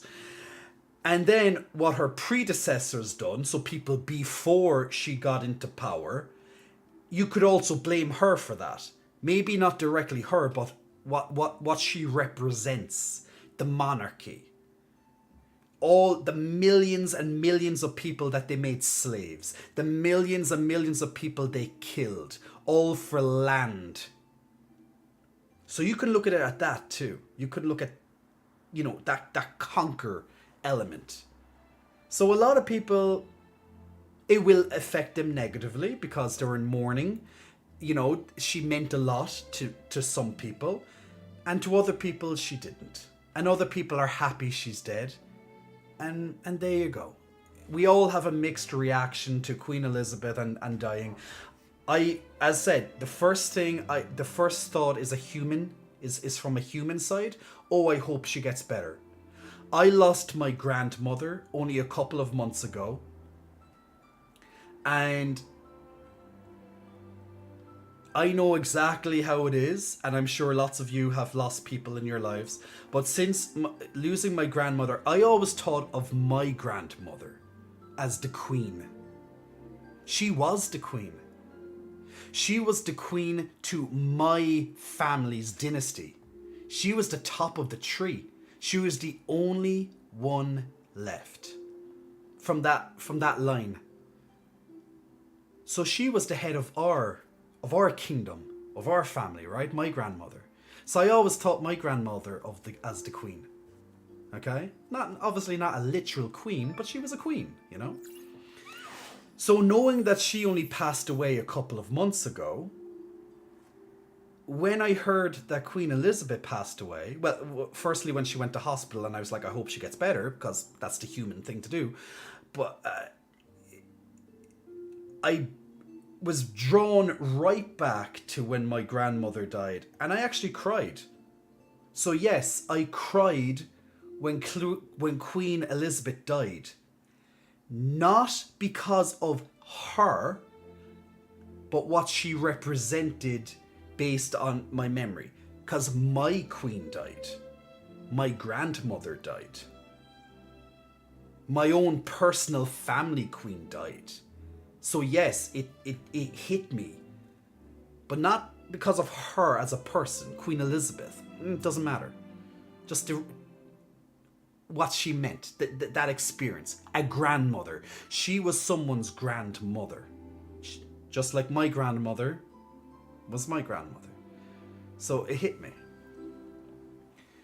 So once that element disappeared, and I had my little cry, my little grievance process, because I remembered my grandmother a couple of months ago, and when my grandmother died, I could not attend the funeral. I was too far away. I was living too far away. At the time I was in the USA, and I would have not been able to get back in time for the funeral. I was devastated. I was in a foreign country, across an ocean, thousands and thousands of miles away from my home. Not even my home now, but my previous home. And there was no way in hell I could go to a funeral to say goodbye to my grandmother. So I made I did my own little sign of respect until I could get home and eventually go to my grandmother's grave. Okay?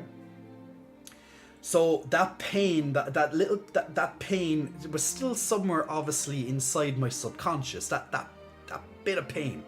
So when Queen Elizabeth did die, that pain got released again. Because as mentioned, I treated my grandmother as the queen of our tree, the queen of our family dynasty, the longest surviving member of our dynasty. Just like, well, Queen Elizabeth, just obviously she represented a kingdom, a nation's. But I connected the two events. So I didn't cry because of Queen Elizabeth, I cried because of my grandmother. And after that, as mentioned, then I started thinking of history and yada yada yada yada yada yada yada. So I get when people are sad, I get that people are happy, and I also get that people are indifferent and they want change. A lot of people feel that the monarchy has outlived it's no longer relevant in society. That we've moved on past that hundreds of years ago or whatever. And this type of thing, when a king or a queen or any like that dies, that subject will resurface. It will keep coming back every single time. When the queen of Spain dies, I'm very sure people in Spain will say the same thing. When the Queen of Denmark dies, I'm sure people will say the same thing.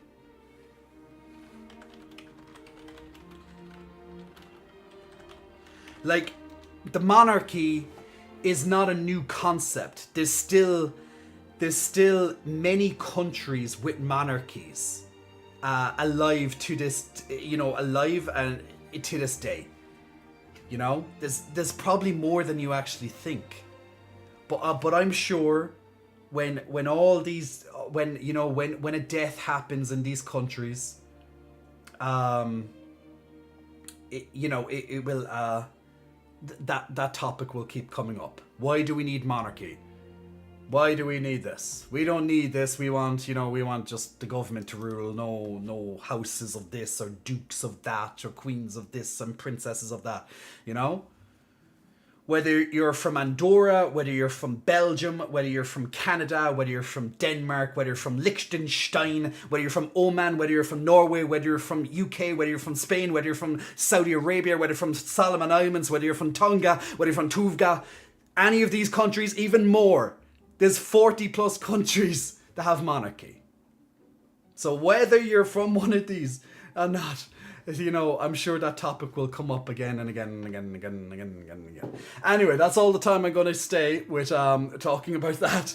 I will read your replies, though. I will read your replies, but that's enough. That's more than 2 minutes that I was going to dedicate. That went to places I didn't expect that chat to go, but that chat did go there. Absolutely, it did. As Santiago over on YouTube says, maybe the wine outside the window.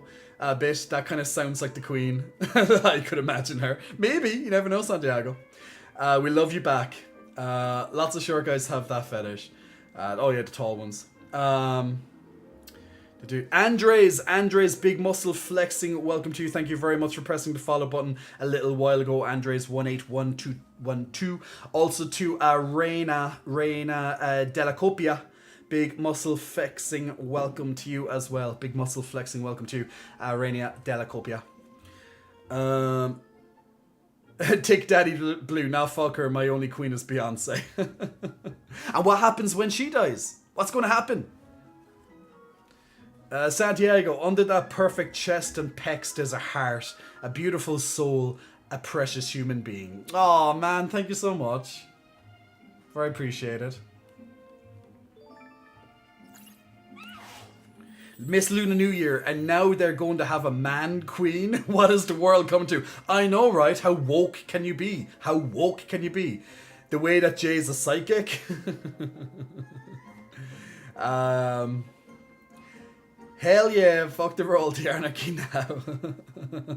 Sorry, I wasn't getting in earlier. I lost my phone and didn't get any notifications. Marcus, my friend, did you get a new phone? Or did you find the phone that you are currently on, or are you on laptop or PC or something right now? Hopefully you found your phone again. Jay slowly radicalizing us, love it. Miss Luna New Year, that phrase, the sun never sets on the British Empire, really helped me understand how vast the control was. It is surprising how many territories still, are still in the British Empire. Now, many have been claimed back, of course, or partially, but it's quite a surprise. Marcus, I find it sad, to be honest, but that's because it's drilled into British quite a lot. Yeah, which makes sense. If the queen of your country dies, and if she's constantly, she's very often in the news, and she's literally on the face. She's on the face of your currency. You're going to see her a lot, and you're still going to see her for a long time to come, because eventually they will, I don't know how long it will take, but they'll start printing, probably already have started printing, images of I was going to say Prince Charles, but King Charles. And, eventually, it may take many years until every last one of them are out of the market and stuff. But they'll still be. You can still trade with them because it's still money. It's just a different face on it. That's all it is. But look, I don't know how Charles is in his late 70s or something, right? Or something. I think he is who knows how long he could be king for? Could be a few years. Could be a few months. Maybe he'll live as until 96, I think it was, when Queen Elizabeth died. Was it 96? Who knows? But yeah, like you know, like what happens, like if let's say Charles died in a few weeks' time, imagine how rare that currency would be. Like there wouldn't be that many with his face on it, you know. And that's the problem, actually, having the face of your queen or king or something like that on your currency. Because if that's the case, that means you have to change your currency every time someone dies. Whereas most countries have an image of, let's say, someone in the past. Or they might even have an image of someone in the past. They might have something, you know, like a building or some sort of symbolism on it instead. Which kinda is the better thing, because it doesn't matter if your king or queen or prime minister or whoever dies. It's a good thing. You know, because now you don't have to worry about changing faces, and it's not just currency that her face would be on. It would be things like letter boxes would have like Her Royal Majesty right on it, like the Royal Mail. Like the Royal Mail will have stamps. Now you have to change the stamps, and there's some brands and stuff that would have like the Queen on it. So it was like, you know, it's like it's a bit silly, you know, that you have to rebrand yourself every time someone dies. Now, fair enough, most of these companies, this was going to be probably their first time ever needing to do this, because she was alive and reigned for like 50 years or whatever the hell it was. I don't know how long, but I'm not the best with times for the UK. It doesn't mean much to me. But yeah, you know, it just makes sense that, like, why don't you just adopt something that isn't someone's face? Glamorous says, I'm not happy that she's dead, but honestly, I don't care. I just wish she rests in peace now. Yeah, look, she had her time. She meant something to many people, family mostly, and stuff, and may she rest in peace. That's it. History and all that aside, just... The thing is, no matter who dies, the world will move on. That's it. You can leave your legacy. That's all we can do. To be as blunt as possible, we can leave a legacy that people can remember us by, but that's it. When we die, the world isn't going to halt. The world will continue. It will still move on. Like, for example, Queen Elizabeth might be dead right now, and briefly the UK will stop. Like, some services might stop, or, you know, there'll be some downtime, you know, people be grieving and stuff. But after that, the world will continue. And that's just, and even at that, the world, as in, like, in this case, would be just the UK, or maybe some other of their states and territories and stuff. But the rest of the world will continue. It's like, oh, she's dead? Oh, that's sad. Okay, what's the next line of business? You know, like, that's literally what the rest of the world is like. Like, whether you're the president of America, whether you're the Queen of England, or whatever the case, or maybe you're just a family man, an honest family man, the world will still continue, whether you're alive or not. So just leave a legacy, you know, that you can be proud of, hopefully, and just get on with your life. What else can you do? I know it's kind of morbid to think of it, but that's what it is. That's really what it is. Yes, Milad says, came for the titties, staying for the fatherly talk and advice. That's a good reason to stay as well, Ayasi. Robert Kennedy, hey J-Love. Hey Robert, hope you're keeping well. Sleepy Sloth, we do like a lovely Sleepy Sloth here. Big muscle flexing, welcome to you. Sleepy the sibilants, the thimbalants, the SS's, the why do I sound like in Spanish? Sleepy Sloth, nice to have you here. Thank you for the thiblinth. Marcus says, no, I found my phone. It was down the side of my bed.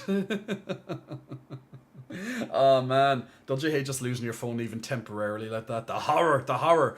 Tall Nate says, have you played Tower of Fantasy? Nope, I haven't. It's a new gotcha game like Genshin Impact. And I will never play it then. If a game is really, really gotcha, then I will stay as far away from it as fucking possible. I hate manipulative monetization. I absolutely hate it in video games. The more gotcha there is in a game, the further people should avoid it and stay the hell away from it. Or play it and never pay it. That kind of thing. There's a difference to downloading like downloadable content than, oh, let's press a button and spend my gems to maybe get this prize. Maybe. You know? Don't like that shit. Don't like it at all. Tom the Penguin TV, Big Muscle Flexing. Welcome to you, Tom. Thanks very much for pressing the follow button. Nice to have you here with us today. Miss Jack, you honor me with your presence. How are you? And thank you very much for choosing to raid me. Ooh, I'm all embarrassed now. I'm all gone red and shy in my cheeks right now. Hope you had a nice stream and welcome over here. Hope you're having a good time, guys. We literally had so many conversations in the past hour. We went from social media and how to limit it if it's a negative influence in your life. We went to even talking about the death of Queen Elizabeth there and what it meant to myself, and things of that nature. And we also started talking about what else did we talk about, guys? We talked about so much stuff there. Oh, we went on to like dating apps and stalkers and so much stuff there. So you know, there's 550 wasted where so simply to deep. So simply, you literally just requested it 1 minute ago. Sometimes these redemptions are there for like 30 minutes before I even do them. Like I do try to do my channel points when I can, but sometimes I can't right away. You know, that's 550 wasted. I'm like, you literally just requested it. Man, patience. Patience is a virtue, right? Notes only last between 1 to 5 years. They'll just rotate them. Of course, like that'll always be the case. Good day, Tom the Penguin. I hope you are keeping nice and warm, you penguin man. Boy, you. Passports will also be used for Her Majesty. Yeah, I'd have to change the wording and stuff. His, her. It just seems annoying. Just seems annoying, right? Came for the titties, stay for Irish liberation, says Tick Daddy. Zeus, mwah, big blowing kisses your way. Make sure you catch that kiss, my friend. Also to Zeus as well, Zeus LT, Big Muscle Flexing, welcome to you. Thank you very much for pressing the follow button. Also to Chester379, Big Muscle Flexing, welcome to you as well. Also to Miss Jack, my raider, the leader of the raid, Big Muscle Flexing, welcome to you as well, Miss Jack. And also to Badass Fish, Big Muscle Flexing, welcome to you as well. Thank you all, you lovely people, for being on board. Yeah, there's some heavy topics, but what I like to do is I like to have a light topic, then kind of bring in a thoughtful topic, and then kind of bring it back to, it might get a bit heavy at times, but then bring it back to the fun again. So, you know, we have a nice mix, a nice wholesome stream when we can, in between all the gameplay. Tonight's game is Cult of the Lamb, so if anyone here is a cult of a lamb, of the lamb, or as we say, Cult of the Titty. If anyone here is a Cult of the Lamb followers, that's what we're going to be playing for about 2 hours tonight. I was meant to actually start playing it over an hour ago, but then I started talking about stuff. It's what happens. Someone asks me a question, and then I can go into this big long topic about it, and well, that's my schedule thrown out the window. I'm very sure, Miss Jack, you're the same as myself. Since you are a streamer, you know how you have a schedule, and you're like, okay, going this and this, maybe, you know, you have a couple of topics you might want to touch on or whatever, and then someone just puts in a certain topic into your chat, and you're like, okay, well, that looks like my schedule's fucked up. I have to talk about this for the next 40 minutes or whatever. Oh, by the way, guys, our Stream Raiders is ready in the background as well, so let me just jump onto Stream Raiders for just a jiffy, and then we'll jump right back into these chats again. Alright, so if you're joining me for our lovely Stream Raiders tonight, definitely feel free to click on the link the next time it pops up just after this battle. Let's see how we get on with this one. Now, if you do use Stream Raiders with any other streamer, then you can obviously continue to play it with them when I'm not online. So that's a great way, in particular when there's an event on, for example, and you want to get the most tokens and things in these events. But right now, an event just finished, I think it was yesterday or so, or 2 days ago.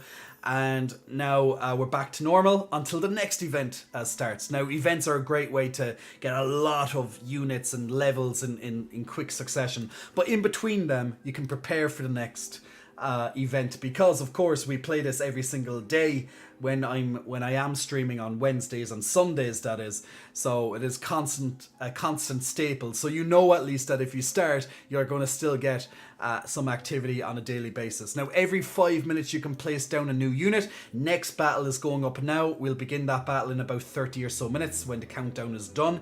So feel free to click on whatever unit you want. I'm just checking who I want to use. Who do I want to level up a little bit? Let's use my Flying Valkyrie. And we'll go from there. So if you want to join in, click on that lovely link and we'll get to it there when the battle is ready to rumble. And yes, I'm someone who loves to pronounce their R's. I do love to I like to roll my R's when I can. Absolutely love to roll my R's. You know, some people actually can't roll their R's, which is, you know, it's a bit surprising, but you know, I guess if you come from a language like in my native language, we don't really have rolling R's. Okay, we have a lot of sounds. Okay, not rolling R's. So when we're speaking Irish, we're not like we're like. As if we're like trying to hawk up some piece of phlegm or you were going to spit or something like that, right? So when I started learning Spanish, in particular when I started learning Spanish, I really started getting the R's ready. And of course my R, since I'm Irish, my R sounds different than most people's R. And that's just how it is. So there's just a little bit of a difference when we say or. So for us, for example, like a lot of people like when I say the word heart, just or star. Oh, look, the stars in the sky. Or look, oh, you have such a nice heart. A lot of people are just like, oh, say it again.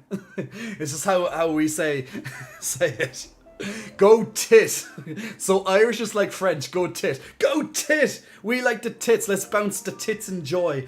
Bounce the titties. Titties. Go tits. That's going to be the name of our. That's going to be our little cheer every time, you know, we win in a game or something. We're like, go tit, and like, yay, go titties, woo, go titties, and just bouncing the tits for a while. Sounds good. Glamorous. Please don't get me wrong. I do not hate nor dislike the woman. Oh, you're on about the Queen of the UK. I never was a fan of hers or a follower of hers. Of course, yeah, absolutely. Of course, I understand that. Tips on spicing up your love life with your other, if you want to answer that. Now there's a bit of a spicy topic, no pun intended, with spicing up your love life. Look, guys, I all I can realistically say to that is a tip to spice up your love life is to give your partner more than the tip. You're welcome. Badass Fish asking me to blow you a kiss. Mwah! Big kisses your way. Make sure you don't miss that kiss, my friend. Make sure you catch it.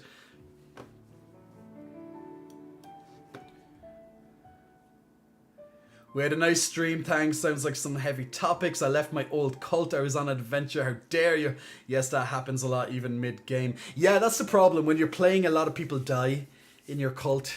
Well, they can, or they get old, and it's just how life is with that game. Those Irish R's are my oxygen, to be honest. Jay is a cat. Las or in Espanol do sound like a motorcycle.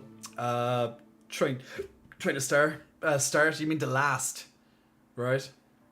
Oh, show's over for now. The dad jokes. Hey, male prostitute, hope you're keeping well. When am I back in Cork? Lord only knows. I'll probably take a trip down to see my parents and some close friends in probably about 3 weeks or so, but that's literally it's when I go back to Cork now, it's more like a 2-stay visit, and literally for those 2 days I don't get a moment to myself. So when I go back to my hometown, it's like, hi guys, I'm here, yay! Oh what, it's time to leave already? Let's go. You know, that's literally my life when I go back home. I don't get a moment just to be like, that's what I get when I'm up here. If I when I can. The last 3 weeks, as I said at the start of the stream, I've been so goddamn hectic. I barely get the chance to myself at the moment. Ninja Trevor says, what if the tip is all I got? Well, I hope it's more than just a tip, Ninja, but like you have more to offer than just a tip. But I don't know, if you got just a tip, maybe add in something extra with that. Maybe add in a finger at the side. Maybe some sort of silicone device, if you know what I mean. Stuff like that. That might help if you only got the tip.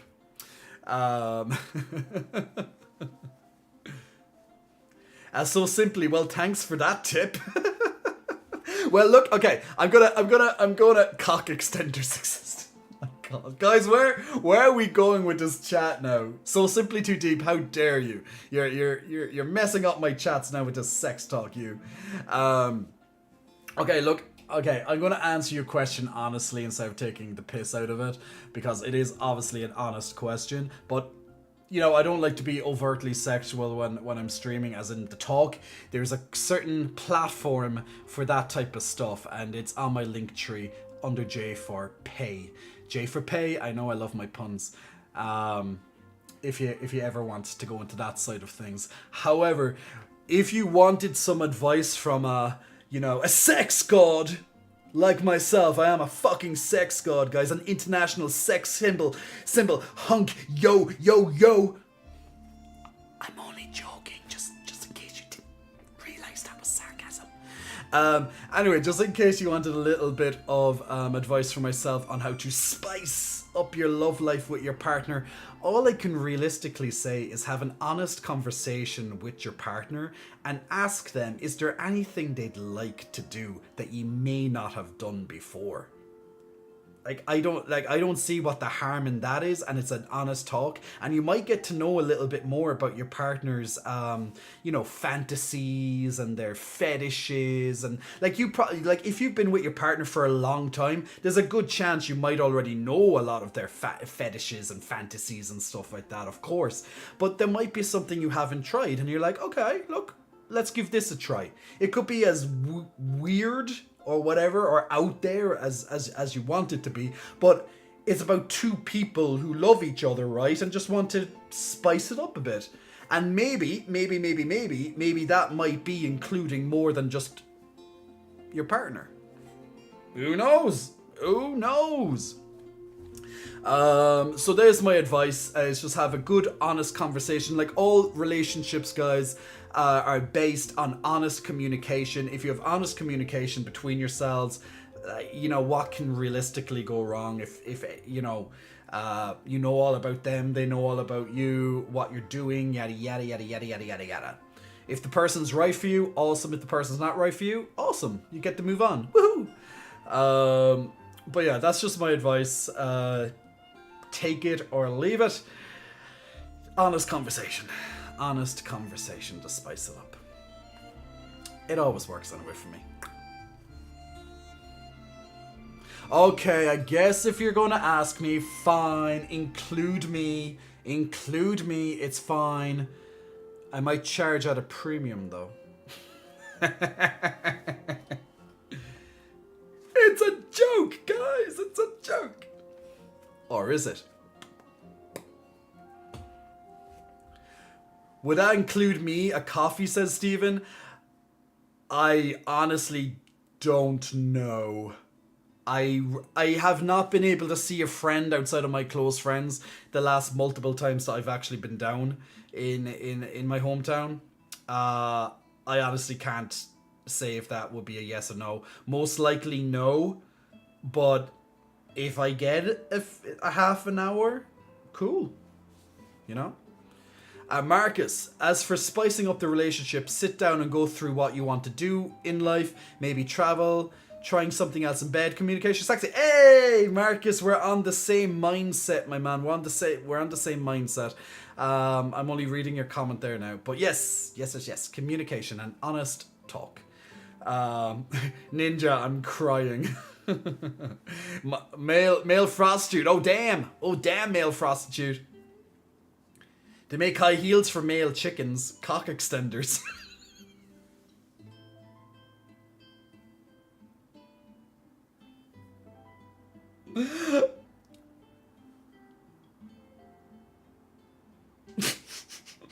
Oh my god. That's one of the worst dad bad jokes I've ever heard, and I fucking love it.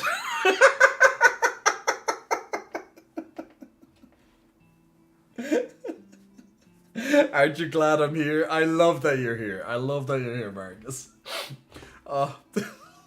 It's so bad, it's actually good. Oh lord. Oh, I'm almost gonna cry from that one. A good cry. Not that you make me cry. Well, you know. I could be crying after, who knows? We'll see. We'll see. Alright, Mr. So Simply Too Deep has redeemed his points to ask me to stand up for a moment. So I will stand up while I'm talking for a moment while I'm doing this, because people obviously are getting sick of me sitting down and they want me to focus on my posture, obviously, and getting me out of my chair for a moment, since I've been sitting in that one position for 3 hours and 51 minutes. Who says that I'm counting? Well, it's right there on my screen, I can see it. But they're getting me to stand up. Speaking of which, I might as well go take a pee while I'm standing up. So we'll jump into a quick be right back in a moment. But that's what I'll definitely do. And then when we come back, we can play some Cult of the Lamb as well for the second part of the stream. So if you are interested in some Cult of the Lamb and trying to get into our cult along with all you other lovely people who are already in the cult. I think we have like 25 or so people in the cult right now. But I will try and focus a bit on the dungeon gameplay tonight and try and get more of it done. We are in the third dungeon, in the third area. I forget what it's called right now, but so we only started that there at the end of the last stream. I've been spending so much time doing role play and stuff inside of the cult and things that we're not much else gets done other than laughing my ass off at all this stuff. But it's fun. It's fun. Ninja Trevor, all I heard was titty and piss. Look, selective hearing is all the rage. So that's not necessarily a bad thing either, Trevor. Sket Artist, well, hello there. Oh, he was keeping them on. I'm joking, or was I? Well, these have to stay on. This is Twitch after all. This isn't OnlyFans, people, or Pornhub, or any of those lovely sites. This doesn't come off, unfortunately. So there we go. We have to go to other websites to see that type of imagery. But it won't be happening here on Twitch. Did you know, actually, there was a woman who was caught on Twitch having sex, and she only got like a 7-day ban, and then Twitch apologized to her. Saying that the ban, like the suspension, was like accidental or something, and they just reinstated it. It's like, literally, that is literally the worst thing you can do on stream, pretty much. Like, it's an outright bannable offense, and they were just like, meh. So pretty much what happens now is that if someone else tries to imitate it and they get banned, then precedent has been set and we were talking about this there recently, but that precedent has been set. So if you ban someone now, people can actually claim it being unfair and that they're not evenly applying their rules. Because if you ban one person and the other person doesn't for doing the exact same thing, that's not fair. So that's a bit of a predicament now that that Twitch would have got themselves in. Bombtronot, Mother of God. It streams, if streams like that which make my little gay heart happy. Well, we don't want you to have a little gay heart. We want you to have a big gay heart. Bigger, bigger. Yeah, my heart is huge.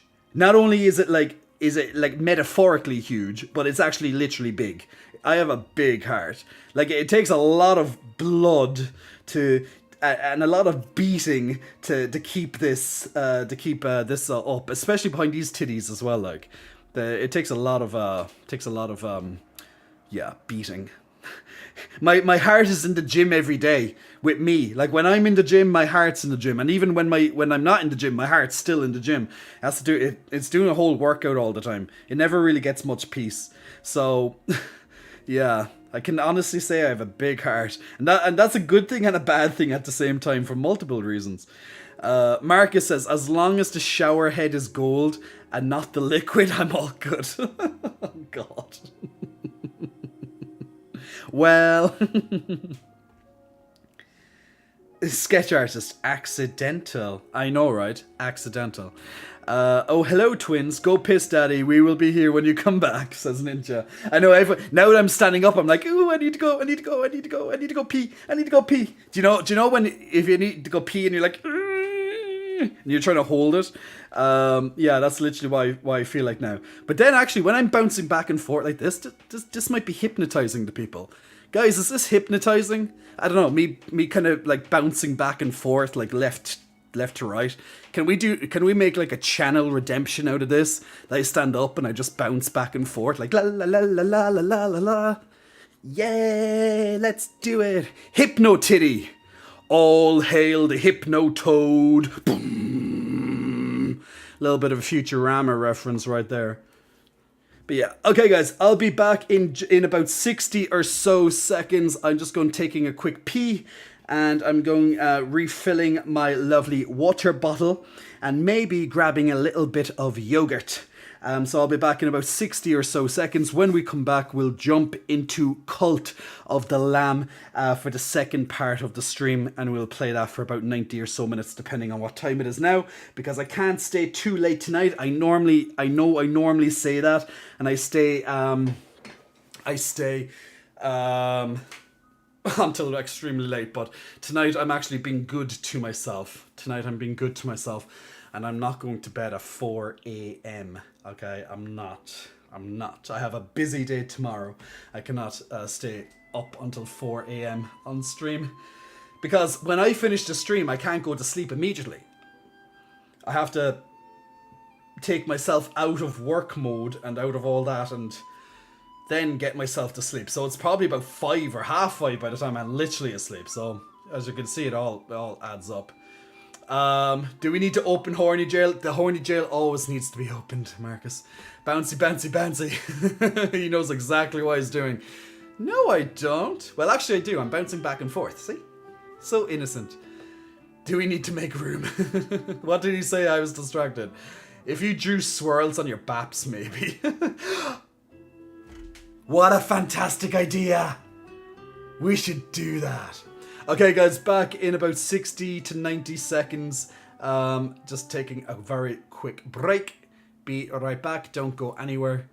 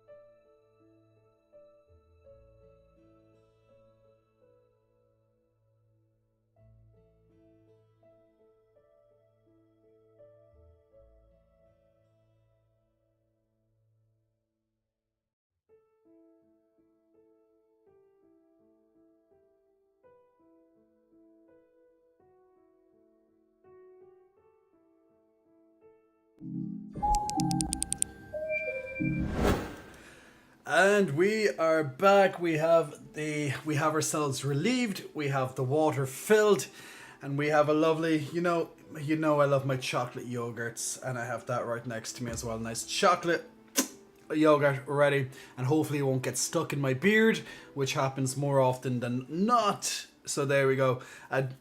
Don't worry, there's plenty more tit viewing to come, says Marcus.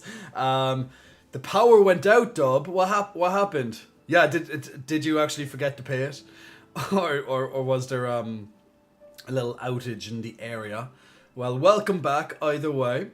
But dear God, yeah, Marcus, now that you bring up that point, I'd hate to have prepay, because I know I'd be someone who'd literally forget, and then I'd go through a lot more energy than I thought, and boom, in the middle of a stream or something, gone. Dear God, I could not live with prepay power. Ugh, that'd be awful. Like, I'd try having to top it up, I just don't want, yeah. It would be useful to keep on top of your bills, but ugh. Glamorous, I will wait for you to come back and say goodbye to you, Daddy. I'm sorry, but I haven't had dinner. Damn! Glamorous, go and eat your dinner, my friend. Don't worry. I know you love just listening and just watching in, but don't forget to eat your dinner, guys. You can, if you have your phone, you can carry your phone into the kitchen. You can carry your phone back and onto the dining table, or wherever you decide to eat the food, on the bed or wherever, and I can still be there with you all the time if you wanted to. So don't worry, we're still here. We're still here. Now, by the way, oh yeah, newbie. I'm actually going catching it as it comes in, which is it's a bit rare sometimes. But newbie Gonzo, big muscle flexing. Welcome to you, newbie Gonzo. Big muscle flexing. Welcome. Thank you very much for pressing the follow button. I hear we're to come for the titty. Yes, there is plenty of titty here, my friend. Hope you're enjoying some titty. So, Dub, you said you had an electricity outage in the area. We have really old infrastructure here, so it happens often when it's windy like today. Dub, actually, by the way, where are you living?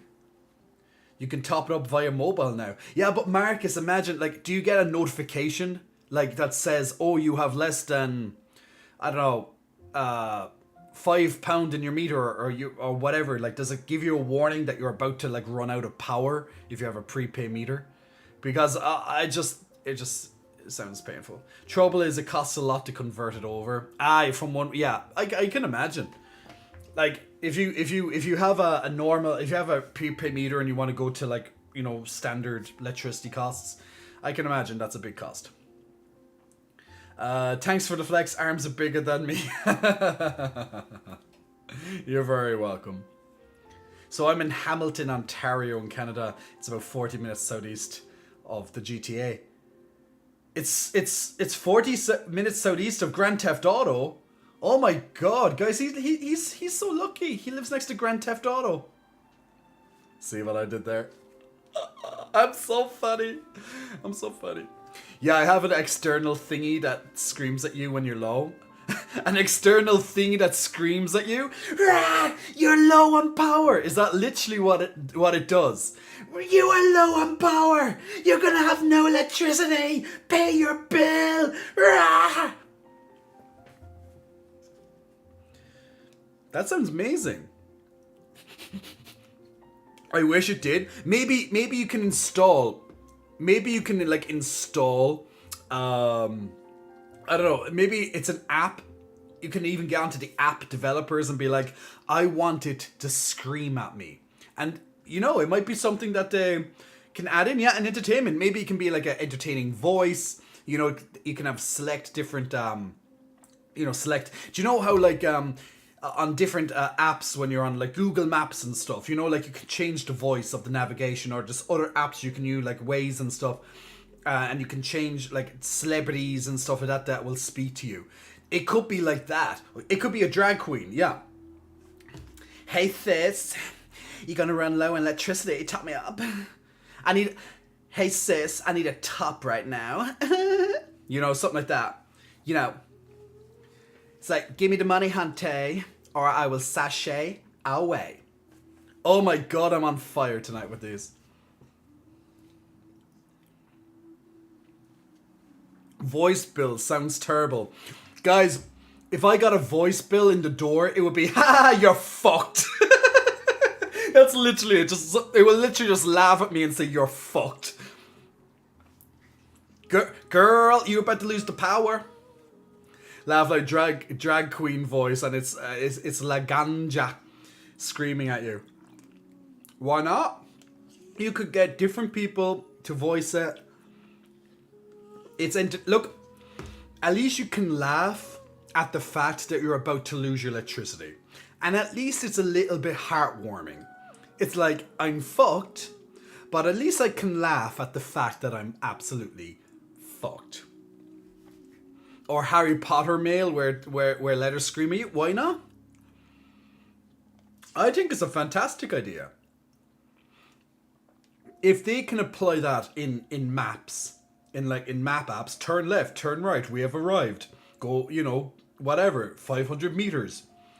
If they can put that on an app, I don't see why they cannot implement something similar into your electricity bill.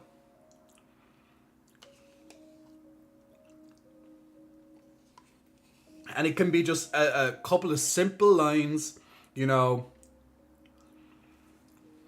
Start a Kickstarter. Yeah, if I was techie, if I was tech savvy, on the basis that I knew how to make apps, if I was like a software engineer or something like that, damn, I'd be all over that shit. I'd be all over that shit. Guys, I'd be a fucking millionaire tomorrow. Well, it won't kick off that fast, but it's a money making idea. And by the way, if one of you bastards, I will not call you a bastard if you actually make me lots of money. But if one of you take my idea and you make lots of money off it, I want money out of it. I want a percentage. I came up with the idea.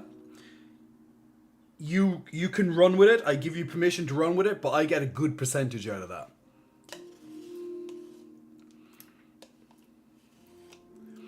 Take Jay's ideas. Trevor's noting down my ideas. Guys, I'm a businessman. I have nothing but ideas.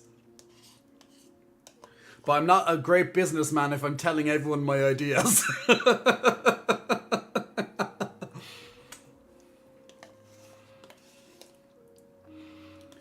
Cancer was taken. Hey to you too. Guys, as I said, I'm a businessman. I never said I was a good businessman, but I'm a businessman. Now, there's my yogurt over. I'll give you the majority shares as long as I get to objectify you and motorboat dead titties occasionally. Well, look, sometimes when we want to rise ourselves to the top, we need to suck a little bit of cock.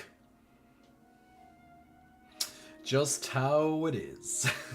So if I need to be objectified just a little bit and maybe the odd motorboat every so often, but I get 51% of your company and I'm making a lot of money out of it, I guess that's a cross that I'm willing to bear.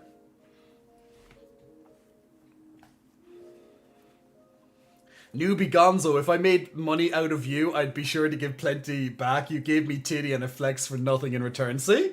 That's how it works. That's how it works. I give you nothing but kindness and love. So give me your fucking money, bitch. I joke. Just for new people who might not be familiar with my humor. Yeah, I'm very lighthearted. I really, really, really am. Jay would probably make a killing if he raffled as a topless butler for a day. Raffled winner must pay travel. Oh my god, that would be so fun. Oh, I could really do a good role play out of that one. Oh, that could be very interesting. So what's your living? Well, basically, I raffle myself off to the highest bidder. You mean like a prostitute? No. Not a prostitute. Just almost naked. Ooh, our Stream Raiders is ready already. That's quick. Alright, let's jump into the next battle of Stream Raiders, and then we'll jump into very shortly to our lovely Cult of the Lamb, which we will be playing as tonight's on the second part of tonight's show. I'll only be able to get to play for like an hour or so because I do need to go to sleep a little bit earlier tonight. I cannot stay till 4 a.m. because, yeah, I will not be able to work tomorrow. I tried that on Sunday night, and trust me, Monday, although was somewhat productive, I was quite miserable at the same time. Congratulations to Renan and also to Skedar just on your extra goodies there. Jump into the next battle, guys. If you want to join me on the next battle of streamers, then simply just click on the link that's popping up there now in your chat. And I'm going to use my tank because I do need to level him up a little bit. So let's get it going. Lightheart, my friend, big muscle flexing. Thank you, as always, for your subscription, my man, and helping to pay my electricity bills. Now, speaking of electricity bills, that's why we definitely need to have that screaming advert, as we've said. Can I get a private one-to-one video? Hey, Lightheart, what are you wearing, hot stuff? Ooh, yeah? Tell me more. Is that what you want on your private video? Do you want me to be like a call girl? Oh, that's hot. Yeah, I'm wearing nothing at all. Kinda new, what's the work? What's the work? Kinda new. The work. So I'm pretty much doing a mass update on my fitness website at the moment. So it's a lot of work. It's a lot of work. So besides my streaming and my other content and my fitness on top of that, trying to be somewhat of a businessman, it's all a lot to rotate and keep it all working effectively. And yeah, Lightheart, 15 months. Dear God, man, where does the time go? Wanted to give a quick lurk before heading off to bed, says Ryak. Ryak, thank you very much for the lurk, my man. Hope you're keeping well. I don't think Jay's on Chatterbait. You don't think so, eh? Have you seen the guy who rang into Babe Station and starts talking about biscuits? No, but now I kind of want to, but I don't. But yeah, I'm gonna have to probably watch that privately because I doubt I can watch that content on stream. So there we go. You've been following me for 6 months, 22 days, and 1 hour, Marcus. Oh, I want you to show me what I want. Your jockstrap. Ooh, exploiting every talent, I guess. Oh, Cancer. You know, we have ways to make money. You gotta use what you know how. And by the way, guys, content is going to get so much nicer to look at very soon, because this phone, this is going to be one of the last times you ever see this phone, because very soon I get to replace it. So this is an iPhone X Max Pro or XX Max or whatever the hell it was called back then. I think it's XS Max Pro or whatever. So this was like, a couple of generations ago at this stage. And ew, iPhone, says Marcus. So I have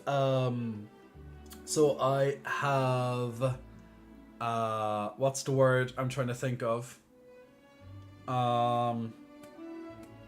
Invested. Why can't I even think of the most easiest of words I use all the time? So I have invested in brand new technology, and Cancer, yes, you are correct with the new technology. An iPhone 14 Pro Max incoming my way in the next, ASA goddamn P. So I got a new iPhone on its way to me, so thank God. Which means, since the light is on. Why are you on, light? There we go. light is turned off. So since I also got the purple version, because purple, it's new, it's different. Like this is gold, this is like a rose gold or something it's called, I think it's called. And although I kind of like this goldy color, I definitely want something different, because I've been looking at this for years now. I don't like to upgrade my phone regularly. I like to upgrade it every couple of years. I think that's what makes sense. And then I can either use this phone as a backup, or I can sell it to someone. But this phone will be most likely a backup phone. And I already have a backup phone, which is an iPhone 7. An iPhone 7. My first iPhone was an iPhone 5. And the only reason I used an iPhone in the first place is because I won it in a raffle at work many moons ago, and then I eventually upgraded to the iPhone 7 at the time. Then I upgraded to the iPhone XS Max Pro, and now I'm upgrading it to an iPhone 14. So this is going to be my fourth. This will be my fourth iPhone. So out of 14 generations of iPhones, this will be my fourth one, which I guess isn't that bad. In all fairness. As I said, I don't upgrade my technology, at least on my phone. But I definitely, so the biggest, the biggest reason, there's two big reasons I'll break it into two reasons. So there's two reasons why I felt I needed a new phone, okay? Now, I know I don't have to explain myself or whatever, but look, whatever. So, I buy what I want with my monies, okay? But there's two big reasons why I decided to buy this phone. Okay? So, obviously, it's an upgrade. So, it's an upgrade from this phone. My mobile provider will obviously offer it at a rather large discount, because it's been such a long time since I've upgraded. Plus I get to go back into a contract, and the contract is only €5 difference in the long term. So it's only €5 difference between what I'm currently paying every month to what I will be paying every month. So at the moment I'm paying like €30. Now I'll be paying €35. And I'm saving hundreds on the upgrade, which will easily balance out. Like the €5 extra is still a steal. It's still a deal. So that's one big reason, and so there you go. And the second one is because my camera, my front camera in particular. Now you might be wondering why sometimes if you're seeing on Instagram there's a bit of a blur. It seems like there's a bit too much light in the photos. It's a little bit blurry. That's because my front camera is actually fucked, and has been fucked for since last November, because I dropped the phone. I got a new screen replaced, but when it did, it messed up the camera a little bit, and there's nothing I can realistically do about it. If I get rid of the dust and stuff trapped in it, it will just come back. That's literally what they've said to me. So it's kind of useless to me. So I've been shying away from using the front camera as much as possible, which has been really a big pain in the ass to be like, hi guys, because I can't see myself properly. If I'm trying to take a selfie, it's very hard to do it when you're not seeing how you look in the thing. And if I do take one, it's going to be a bit blurry and stuff like that. So I need, and plus on top of that, the new phones will have an even better camera than previous versions. And since I do so much content through my phone and use it on a daily basis, all the upgrades and the better battery life and all the camera in particular, it's going to be a big reason why this new phone upgrade. So not only is the phone cheaper, hundreds of euro cheaper thanks to my mobile provider, and I only get an extra €5 onto my bill every month for 2 years. Not really bad of a deal at all. I also finally get rid of the issue that that's been plaguing me with my camera, which is where I'm getting a worse quality image in the front. And now the front is going to be improved, so better titties, guys. The titties are going to be on point, like you see them now. They're going to be on point.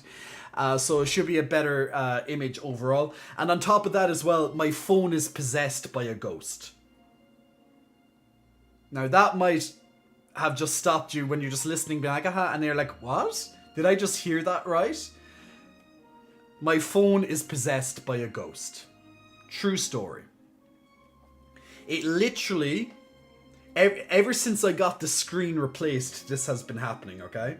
Which was last November. It sometimes randomly turns on, or maybe it might in my pocket or whatever, and it will start randomly scrolling through my phone. Like opening up windows, closing them, going on to apps, off apps, blah, blah, blah. Like in quick succession for like 20 seconds. Really weird, really annoying. So it's possessed by a ghost. So the front camera is shit and it's possessed by a ghost. I think that's enough reason to warrant an upgrade. So there we go. Chaos, I was wondering why your front camera always looks so shiny. Thought it was a filter.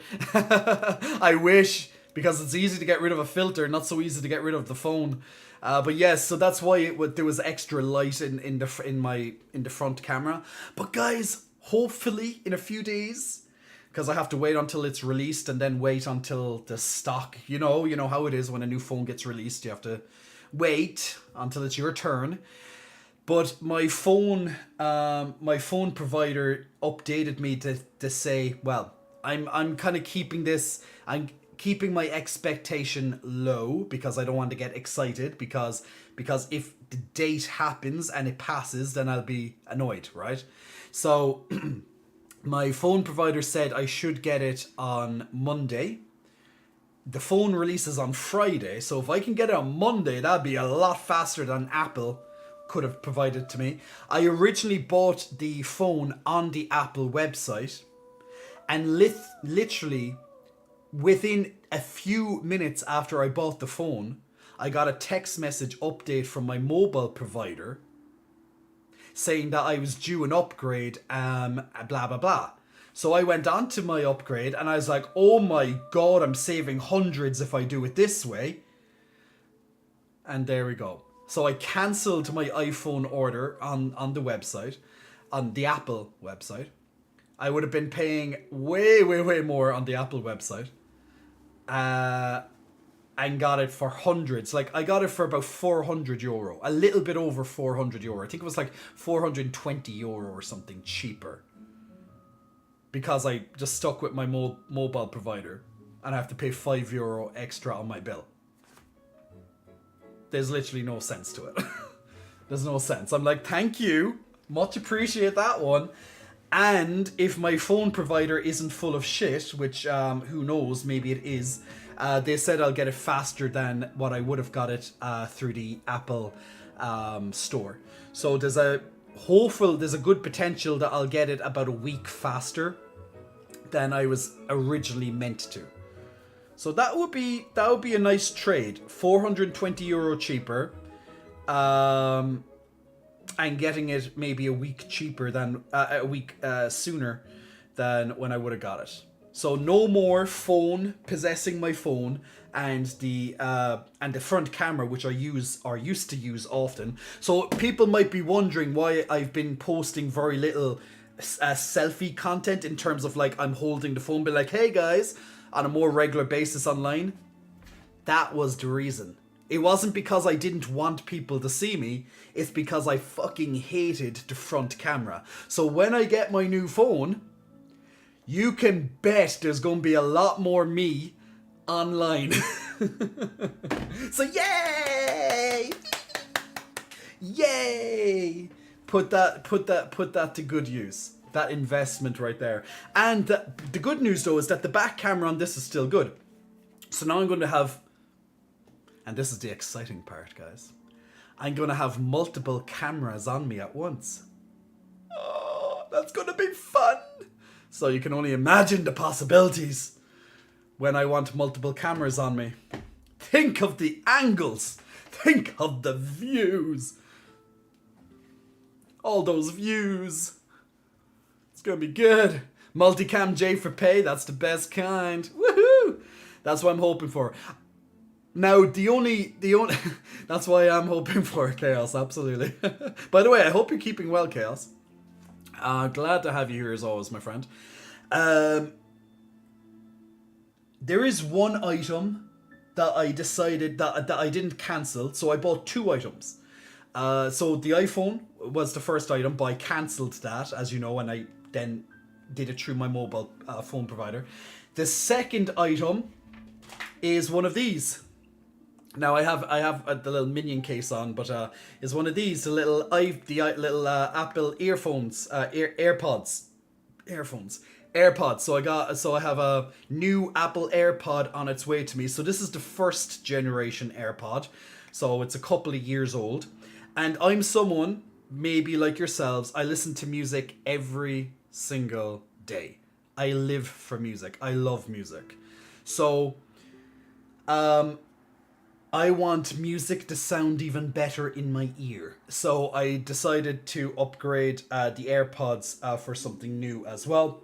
And it gives, and well, let's hope that it will sound a lot better in my ear.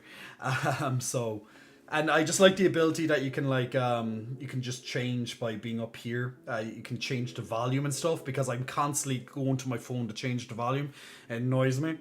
So now I can have less reasons to look at my phone when I don't need to. So simple as stuff like that. I regularly dance in the kitchen whilst cooking with music. Marcus, I dance literally everywhere with music.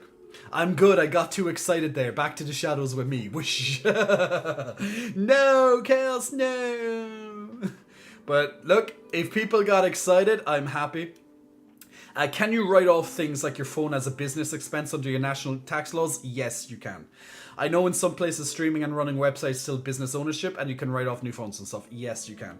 I need to look into the exact specifics on some of this stuff, but it can be classified as a business expense. Literally, since I work from home, I can even, technically, I can get a lot of stuff tax wrote off. That's why I need to look into it more. I'll get into that now in October, because that's when I do a lot of my tax stuff, to have it ready for my tax document for the middle of November, which is when it's due. I obviously want to get it in before that date, because, well, yeah. But October I'll knuckle down and look into specifics about that, because I'm still pretty new into taxation as such, in compared to, a self-employed versus, when you're working for a company, when it's all kind of handled for you here. Now, I know in the USA and some other countries, particularly in the USA, you need to do your own tax returns. Like, ew, what's that about? Ew, tax, yeah. God, this is the most disgusting thing in the planet. I hate tax. I know in just over a week's time, our government here in Ireland will change. Will have its budget, basically. So the budget, for people who don't know what a budget is, it's pretty much the incoming financial year, and that's when they make changes to how they do their government spending, basically. So that could be tax increases, tax decreases. That's pretty much it. And they'll also talk about where they're going putting money as well. Oh, we'll put 1 million extra into this. Oh, we'll put 10 billion extra into this. We're going to spend money on these roads. We're going to that's literally to give you kind of that whole overview of where your tax money is going, not into their pockets. And then on top of that, then they'll start talking about any tax cuts or increases in places or decreases in other places. And that's pretty much it. I'm glad that payroll for businesses do it all for you. Exactly. Payroll is a godsend. Unfortunately, I don't have one of those. I could get an accountant, but right now I don't feel I need an accountant, even though they'll probably save me a lot of money in the long run. But I will probably have to get one eventually. But I don't need one just yet, but it would save me a lot of time. Dub says, I do my own taxes, but I have a simple tax file each year, and I'm not self-employed. If I was, then I would need an accountant to do it. Yeah, that's it. So there we go. So pretty much our forms, I don't know how it is in the UK, Marcus, in this case, but our forms, it's pretty much all done on our revenue website, and we just go through step by step by step by step by step. It's boring, it's long, it's arduous, it's just blah. Newbie says, I studied actuarial maths and I have a master's in finance and no idea how to do my own taxes. See, that's the thing. People don't know the basics. And I'm not saying that that's, you know, I'm just saying, like, people, instead of it being in school and college and learning about, I don't know, but fucking algebra, okay? Instead of learning about algebra, you should be taught about how the fuck you live after college and school. Such as doing your taxes. Like, that would be beneficial to everyone because, as I said hours ago on the stream, guys, there's two certain things in life: death and taxes. Do you know what's not certain in this life? Algebra. Like, how often, unless you work in a subject that deals with algebra, like some sort of engineering and or being a teacher or whatever, something like that, how often do you need algebra in your life? 0 times. 0 times. With a few exceptions that you work with it. So yeah, I would have much preferred if school taught me how to do some basic financial stuff after I became an adult instead of teaching me how to do fucking algebra, which I will never use in my life. The only time I would probably use algebra nowadays is if, for whatever reason in the world, I helped one of my cousins with a maths equation that they were doing for homework. But when the hell will that ever happen? I don't know. And if it did happen, I'd probably be like, just Google it. You know? I don't care if the X and the Y's and they change the sign when you go over to the equal sign and all the X's become minus and blah blah blah. I don't care. Don't care. I was a whiz at maths, now I can't remember shit, says Marcus. Yeah, that's the same in Canada. Again, another holdover being a bastard child of the empire. I used to do my parents' books for their 2 businesses. That's just delightful. You can do mine. That would be even better. That would be brilliant. Okay, Marcus, you wanted me to watch a YouTube clip. Damn it, I just had it on my... Oh, where's it gone? Huh? Paul from Bolton. Limit... Okay, no, that's not too sexual, is it? No, that's fine. Okay, they're wearing clothes. Okay, that's good. Since they're wearing clothes, then that's fine by me to put on my channel. No problem as long as the women wear clothes. And not just women. I mean, anyone. I can't just play any clip without checking it. But since it's on YouTube, if it's on YouTube, you know, most likely it's fine for Twitch. Agreed. Could have done with some basic life classes in school. Does any country teach you stuff like that in school? I don't know. I don't think so, to be honest, newbie. QuickBooks, that could be cool. I'll look into it. Thank you. I'll definitely have it for. I'll definitely have a look at it before October, or well, for October. Hello. Hiya. Who's that? My name's Aisha. What's your name? It's Paul in Bolton. I'm just going to turn this right up. Darling, and what would you like me to do, Paul? I'm just wondering, actually, I'm just looking at you on the telly there, and I put all my Christmas decorations away for Christmas, and I've managed to tread on my lights, and I'm looking for some of those, you know, the ones that sparkle on and off in the background like them. Yeah. Do you know where you got them from? Nelson, you know where we got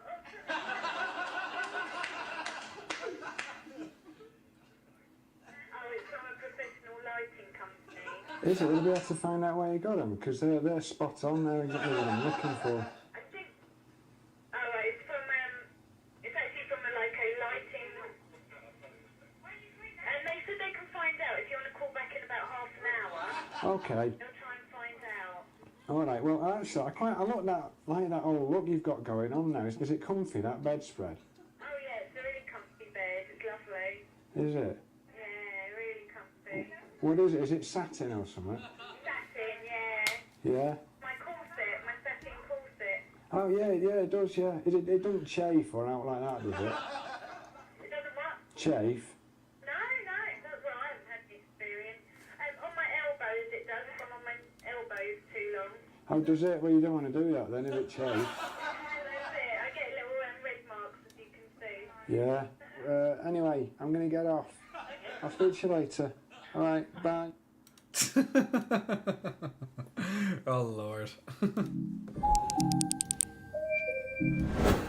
So imagine ringing up one of those babe chat shows, and he rings up to ask about the lighting in the background. Because I know, Marcus, you said something about that about biscuits as well. Christ. Terrific Turi says, I wish school taught us the process of buying a car or home, setting up a bank account, the dangers of credit cards. There we go. That's real life stuff right there, Terrific Turi. Absolutely. That's what school should teach. Not fucking algebra. Literally, if you're going to remember, now we talked about lots of important conversations tonight, like hard topics, but if there's nothing else you're going to remember tonight, okay, if there's literally nothing else and you had to have a tagline for tonight, is that it will pretty much be this, is that we don't need fucking algebra. It's literally, that's going to be one of the taglines for tonight's stream. Outside of all the hard topics, some emotional, some very thoughtful, some hard-hitting, and some delightful, but this is going to be the biscuit. That's going to take the biscuit. We're going to just say fuck algebra. We don't need fucking algebra. We need information about taxes, not that. We actually got a useful math course in grade 11. It says Dub, where it was all math based on finances and figure out interest and what the difference between types of accounts were. Probably one of the more practical classes. That sounds like a actually good class. It does. Gutsy wants me to stand up as well. Okay, last one, and then we're going playing Cult of the Lamb for a little bit. Time is actually passing on even faster than I expected tonight. Let me get that ready in the background as well. So there we go. So yeah, they also did a civics and careers class in grade 10, teaching us about politics and job interviews. See, that's the type of stuff that you want. Like, especially, let's say now, if you were a teenager and you were going to have your first part-time job, for example, right? Like, you'd expect them to have some sort of class or even an event in school where everyone came in and they just listened for like an hour or 2 hours or whatever, just talking about job interviews. And, you know, to kind of help people get their first part-time job, right? Or even another one maybe right before you leave school about, well, looking for full-time jobs, provided that you don't go to college, or maybe you do both or whatever. Because a lot of people can't directly go to college. They have to, they have to get some money saved up just in case the loans don't cover it or whatever the case may be. So, just how it is, people. Marcus says, I learned about vitamins and minerals, the negatives of not having enough and having too much. Careers day. There we go. Yeah, a careers day, basically. That's kind of what you want. Some sort of, it could be, what you call them, a guidance counsellor. We had guidance counsellors in our school. And generally, we would only go to the guidance counsellor for information about that before we left school. But outside of that, not that many people went to the guidance counsellor. Now, the guidance counsellor wasn't just for that. It would have been for, like, if you're experiencing, if you're getting bullied in school, you're experiencing these negative things in school. So they'd be there for that as well. But the only time I like most of my friends would have ever went to them was towards the end of the school, of our time in school, where we'd have to go and we'd have to take like these assessments to see what type of a job would best suit us. Like if you're more business or if you're more like into languages or, whatever the case may be. But God, I never wanted to talk to a guidance counsellor. Thank God, I guess, I never had to talk to a guidance counsellor. Hello, Jay Pex. Hello, Jay's Pex. How are you doing? Says Lou. Hey, Lou. We're doing good, my man. Just standing up for a moment, as requested. We had a nice little stand-up earlier where we just bounced back and forth, and people seemed to enjoy that one. So maybe I should just do that again, just bouncing back and forth. See if people like that a little bit. Newbie says, I had a guidance counsellor. He suggested I do actuarial maths in college. Worst advice I ever got. Well, there you go. So that's another thing. You don't want to listen to it either. Oh, gym motivation right there. I see that V. We see the V. The V's on. We do like a good V. We like V. We like V. We like V. Yes, guys, the titties are talking and bouncing at the same time. I always thought we should introduce the concept of lead years or lag years, where to take you off in high school and do like like a trip abroad. Yeah, absolutely. We do have a system like that. Well, not we call it. We have a gap year, but that's generally like what you do after college. We also have a transition year. Most schools have that. And it's usually a year that, yes, you still study and stuff, but it's a little bit lighter, and they kind of give you different opportunities and stuff to do. The cum gutter. There we go. Lots get caught there, I guess. Maybe. It's more the belly button, but yeah, you know. Look, who's keeping count. In year 10, 15 years old, you have to do work experience for a week. Ooh, a whole week of work experience. Whoa, that's going to really prepare us for life, guys. A whole week of work experience. The disasters that can only cause.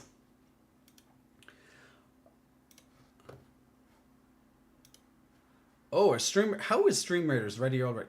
Oh no, it's almost ready. 40 seconds. Oh no, it is ready. Just my thing was lagging slightly behind.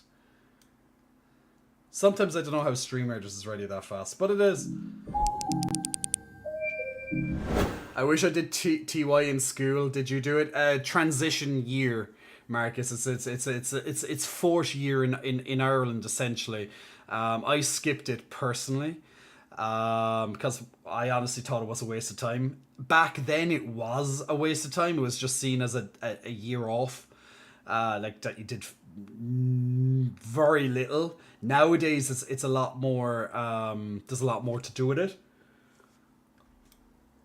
But yeah, it was literally an optional year that you could add in the middle of it, after your if you just need that kind of a little bit of a break or whatever.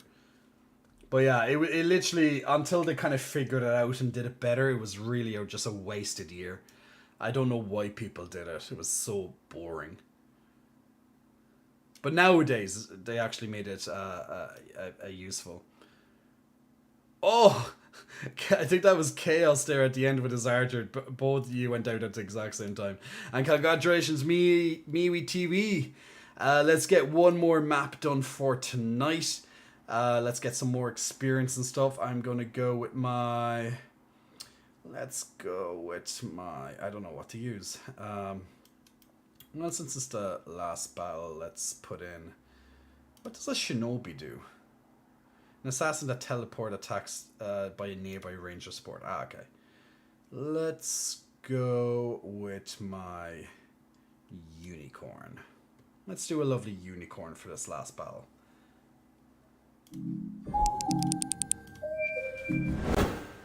Okay, so I'm just waiting now for the game to load up. Now I wanted to get more time with this, but it looks like I'll only get about 30 minutes tonight. But I have been chatting way too much, which isn't a bad thing at all. That's what you're meant to do on a stream, chat a lot. That's all good. Would you have done it going back? I think I would have been good for the all conferences. No, I still wouldn't have done it. I'm very happy that I left school at the age that I left it. Like, I was one of the youngest people. I was the second youngest in my year to leave school. I finished school at 16. So, yeah, 16 is pretty young to finish your final exams and stuff. And then I was in college at 17. So the pain about that was I was underage to go out, so that was the downside. But I guess I had that little moniker being like, ha, I did my final exams when I was 16, you know. At least I know what to do in emergency on a plane. Yay! I know what to do too, because they tell you in the safety manual or the safety announcement thing every single goddamn flight.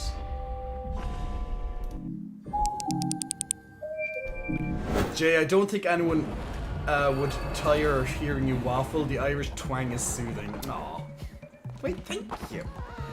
Guys, it's so good to be back in the game. Oh my god, I haven't got to play this now since, well, yeah, last time. I don't even know what's happening in my life anymore. What is life? This is our lovely little cult. All of our lovely minions are away working, so we built lots of little mines and stuff here to keep them busy. We have lots of our lovely people all walking around here. Marcus, you're still over here somewhere. I see you just a moment ago. Ocean Omega just leveled up right there. So, Dub, there's Dub. Dub is right there. Right next to me, actually. So we see some of you lovely people online and looking amazing inside this at the moment. So what I'm going to do is I'm instantly going to go into a dungeon, and we're going to get ourselves ready for the next match. Let me just see. Do we have to do any thing in here? I don't know. I'm just trying to catch up where I am. We have no sermons, no sermons to do today. We're all good. We're max level now on our doctrines, so we have all the rituals unlocked, at least the ones that you get through, you know, regular gameplay and not just through dungeons and such. Wait, this is almost level. This needs a couple of more contributions and devotion contributions, and then we'll jump into the dungeon. So pretty much we're trying to make our place as sustainable as possible. So we have our farmers here. Our farmers are keeping the soil fertilized. They're also planting a lot of the crops that I have as well. So my cult is really coming along well. I don't have to do much outside it. I currently have a no food policy, so they don't have to eat for a few days. So that was good.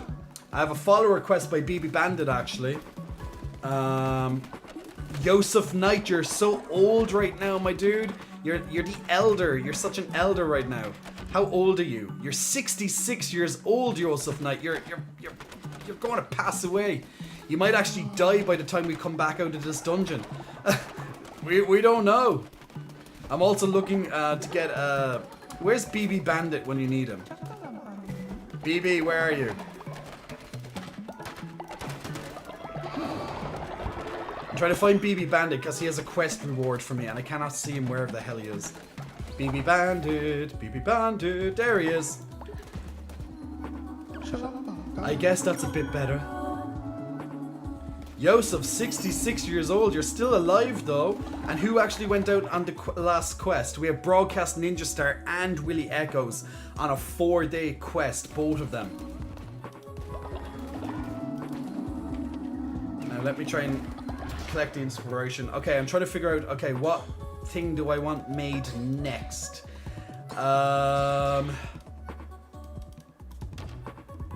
Feed the fire. Tabernacle. Yeah, let's make the tabernacle part 2.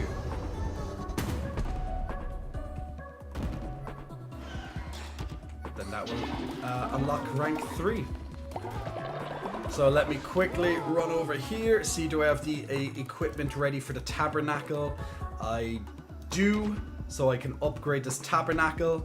So now it's going to be even better. So when I get back, this will be better. Now, while I'm gone, and while I'm in the dungeons, my lovely, lovely people, while I'm in the dungeon, you guys can contribute to the totem by spending 200 of your channel points once a minute. Ooh, what's happening here? Uh-oh. Something. Unknown user has had the terrified of death trick. Ooh, someone just died. Who died?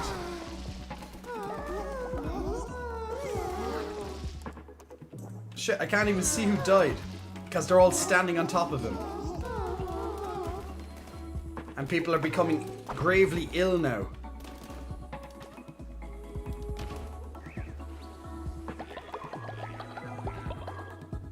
Yeah, someone just died there and everyone's becoming ill because some of them have the traits of becoming more ill. I can't pick on who this person is. Because everyone's literally standing on his corpse right now. This is very disrespectful, guys. Okay, I got whoever it is, but I'm not sure who it is. Okay, people are mourning, so I'm going to bring them over to the graveyard.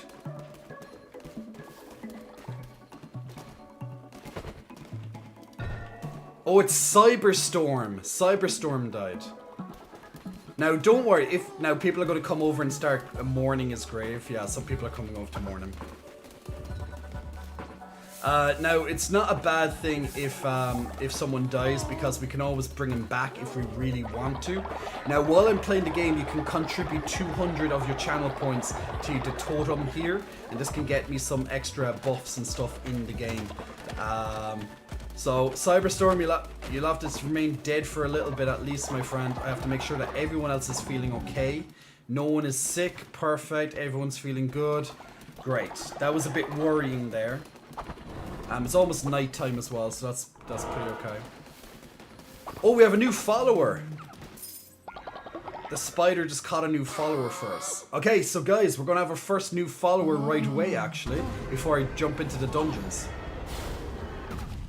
So if you want to appear in the game, now is the time. If you're not watching on mobile, you'll have the chance to enter and become a member. So you should get a pop-up now on your Twitch chat, allowing you to participate. Once again, it doesn't work on mobile currently, or it probably never will. So if you're watching over on laptop or just something with a bigger screen, basically, you should be able to do it. But if you're looking through the app, then it probably won't work.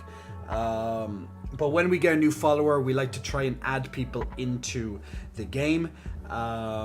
So yeah, I'll give it about 10 seconds to give people a little bit of a chance to check their Twitch and see who's next to join in and get their name into our lovely cult. Now it is random, of course, so I don't pick anyone directly. Congratulations to Tick Daddy Blue. Tick Daddy Blue, you actually got in when you said pick me, pick me.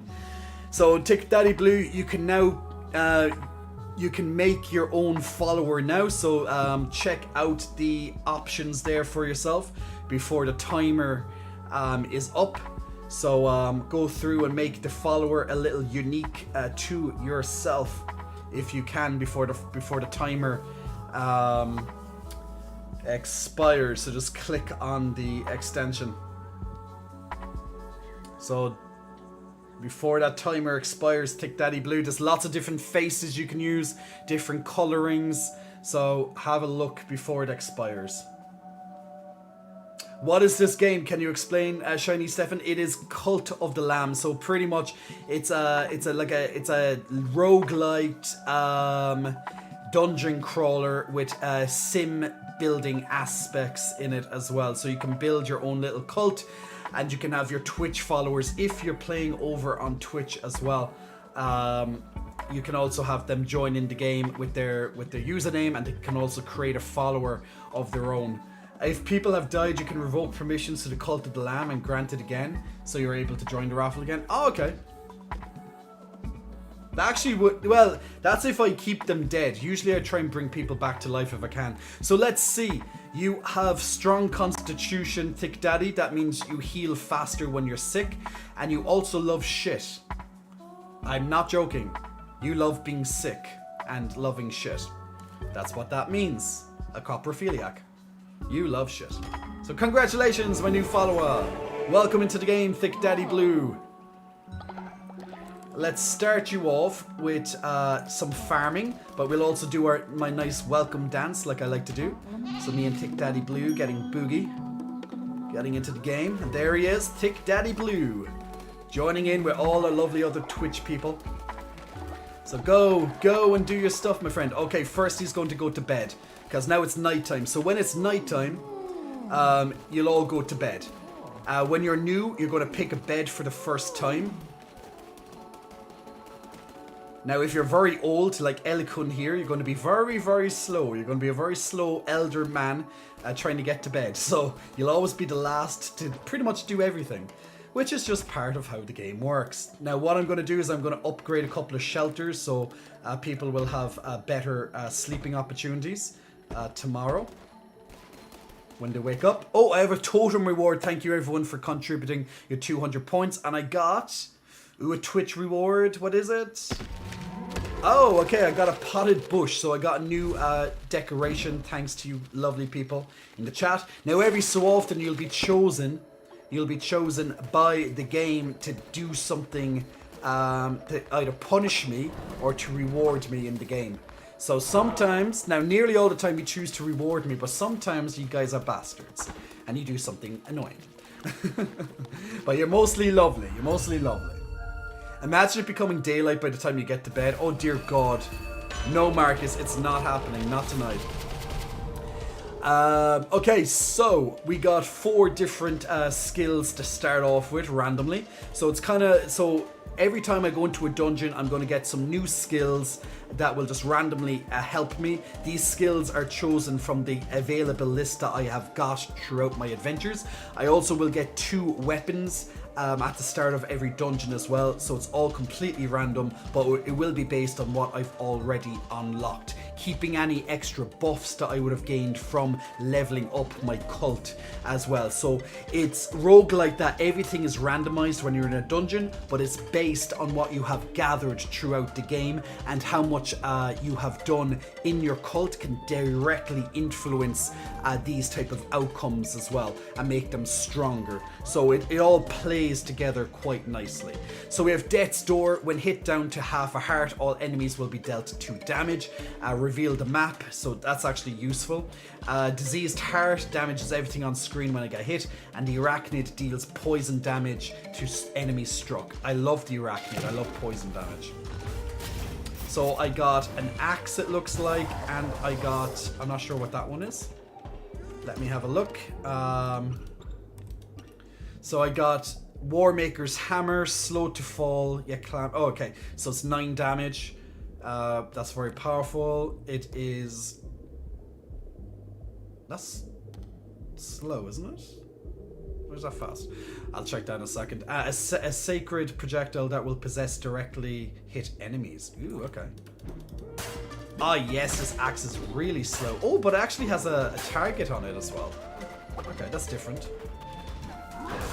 So this is the dungeon gameplay. So it's kind of very old. You might remember this type of gameplay from like old SNES games and stuff. Like let's say now like old Zelda, for example. So pretty, you know, it can be pretty cool. If you like this type of gameplay. Very fast-paced gameplay, lots of dodging involved where needs be. Now, in between me fighting, you'll see me smashing up the screen quite a lot because I can get resources from the various environmental stuff that's spread throughout the game. So it's important to smash a lot of things while you're actually playing as well. Also, thanks for updating the Cult of the Lamb on the game. For I think it was Chaos that done that. Okay, Clunky and Bop. Hello, wee lamb. Fancy seeing you somewhere dangerous like this? I'm Clunko. This is Bop. We're off to our friend Ratto's for the night of drinking and dicing. It's going to be quite the party. Also, he's going to be a new challenger for that Knuckle game. Ratu and the others know me for going overboard with the betting. Last time I bet and lost my hand. Talk about overplaying your hand. It was hilarious. I'll win it back, though.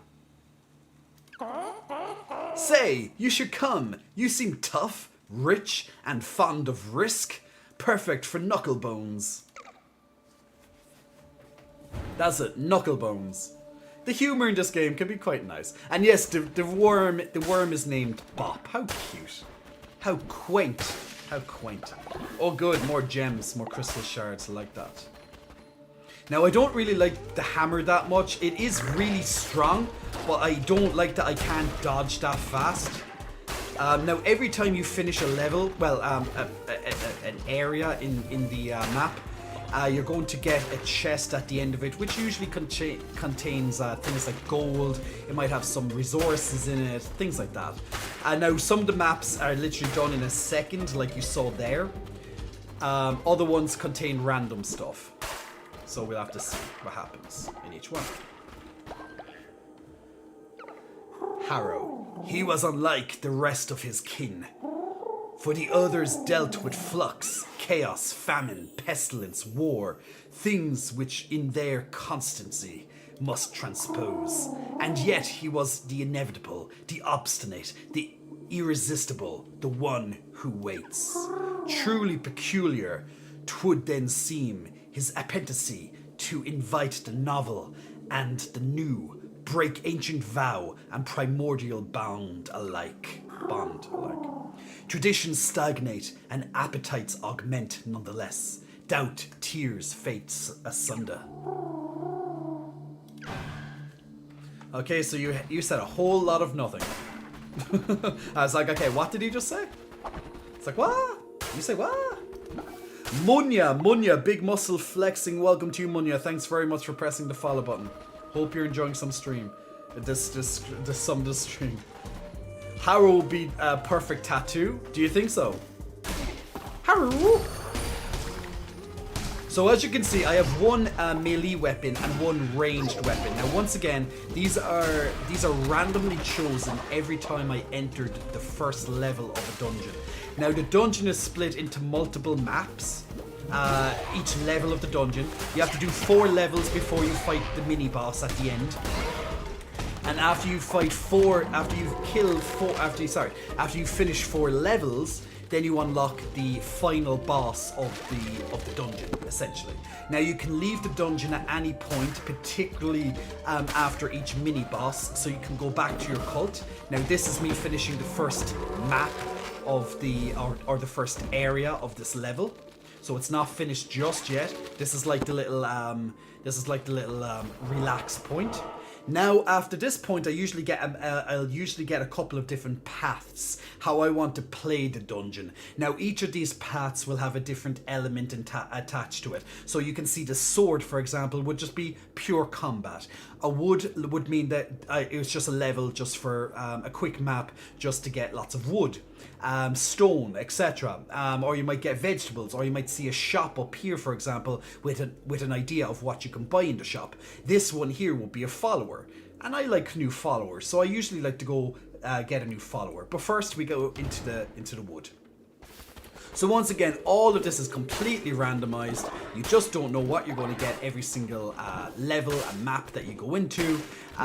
So the game is never truly the same.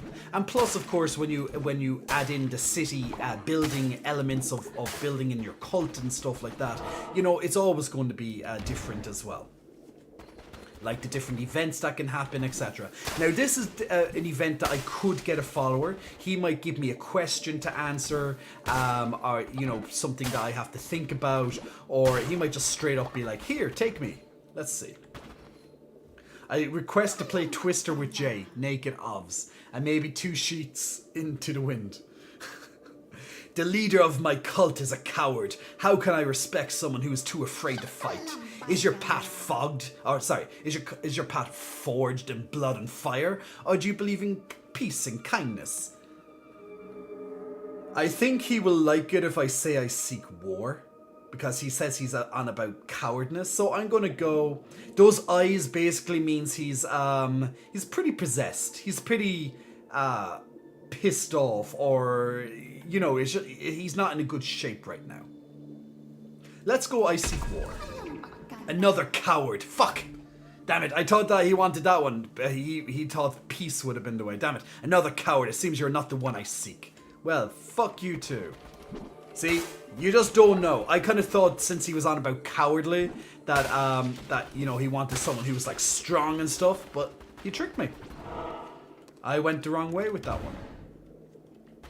So I didn't get him as a follower. I'm just going around getting some bones, even though I'm killing off these guys that are harmless to me, but I like the extra vegetables that I get and the extra bones that I get. I love that no one does anything as I literally run around like breaking everything. The only thing I'm not allowed to attack is him. So he's going to give me cauliflower, tuna, or meat. Tuna's harder to get, so let's go tuna. I received a red heart from the Twitch chat. Ah, thanks guys. So yes, Twitch chat can influence my gameplay a little bit, so you guys just gave me an extra heart to make this level just a little bit easier for me. So thank you very much. Yeah, high protein tick, daddy. Yeah, he tricked me, Yosef, absolutely. So here's the start of the mini boss level. Now the mini boss level looks. Ooh, this is a new guy. I like new monsters. I'm pretty buffed up. I'm pretty jacked, guys. Not just physically, but in the game, I'm pretty strong. So these guys drop like flies right now. Now, where are the guys hiding? Here they come. Oh, it's the boss. Well, he's going to be the main boss. Kalamar. Your friend Ratau was the last vessel sent against us, the sniveling coward.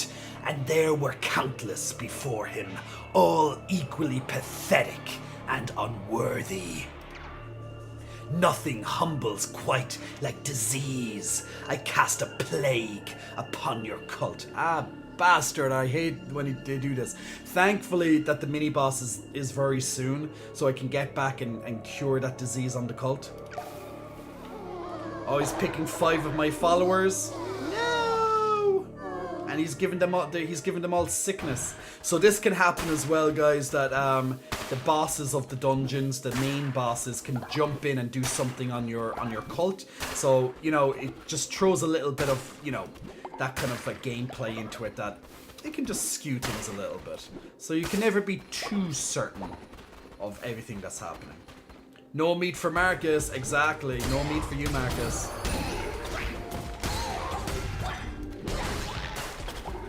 Vegetarians aren't allowed to have my meat, sorry.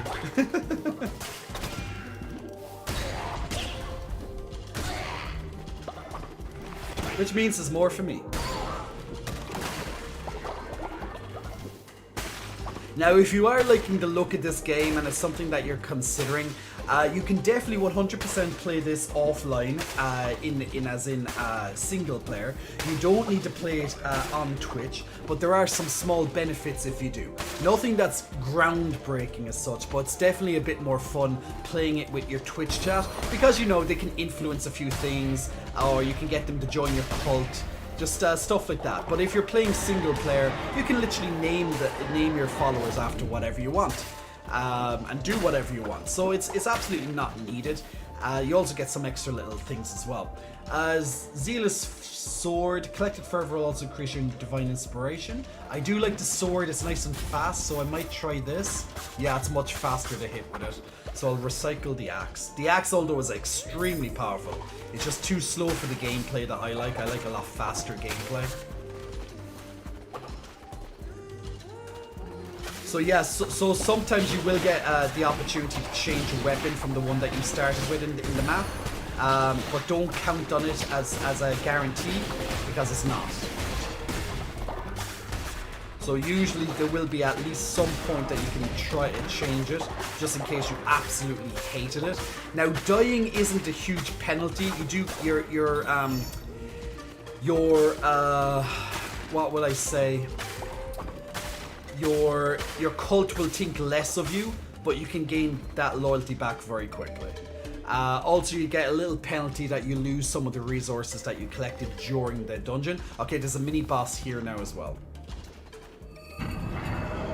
Haborim.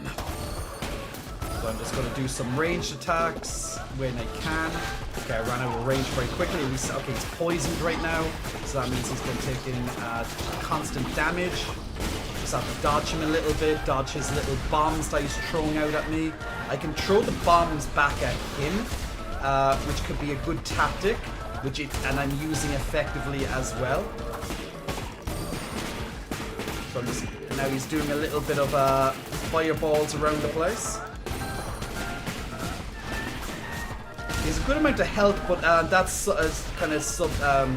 kind of like he had a lot of health there, but the bombs that he throws at you do a lot of damage as well. So it kind of evens out the health gain. So if you play smart, you can take him down quite fast, like I did there. Now, when you beat him, he becomes a follower, so you can convert him to your side. So I'm going to convert that mini boss. Oh, actually, I got 2 followers. I just got another follower for him. Oh, did I get a follower for him, or was that an image? I actually didn't see what that was. I think it was an image. And now, as you can see, 2 doors are now opened. I need 2 more. until I can fight the final boss of this dungeon. So now, pretty much that the level is finished, I can jump back. It will give me an overview of what happened, what I collected, everything that's going on. And now I can jump back into my cult again, and I can cleanse any issues that happen, such as the disease. I'm going to try and clean that up if it hasn't already. Oh my god, some people are really sick. Fuck. Get some now, there's two different ways that you can get people off the sick. One is getting them to the infirmary, but that can cost a little bit of resources. Another very good one as well is just sending them to bed. Getting some bed rest. That can be a fantastic source. It's cheaper, it takes longer to heal them, but it is cheaper that you don't have to worry about that resource. Now, the resource isn't exactly expensive by any means, but it might be a flower that you mightn't have enough of. But I'm going to have to look around and see if anyone else is sick, because I don't want anyone to die early if I can prevent it. Josh, you need to go to bed, my man. Get to bed. Is there anyone else who's very sick? I think I have them all in bed now. Okay, just one of the tents collapsed, so I just have to run over and pick that up. Another tent collapsed as well. So every so often the sleeping quarters might collapse. The worse they are, the lower version they are, the better the chance they'll collapse. There is the max upgraded shelter won't collapse, but it is quite expensive, as you can probably imagine. Hence, you know, why it doesn't collapse. So when these guys are collecting wood and stone for me, I can just run around every so often and collect it from the pile. Now, these mines and lumber yards will only last a certain amount of time, a certain amount of mining, and then I'll have to start again afresh. So you're constantly going back, replacing things. These refineries right here can upgrade the first level of resources into higher level of resources, which is very much needed in the game. So I'm just going to make lots of level 2 blocks and lots of level 3 wooden planks, and my 2 followers will go and take care of that.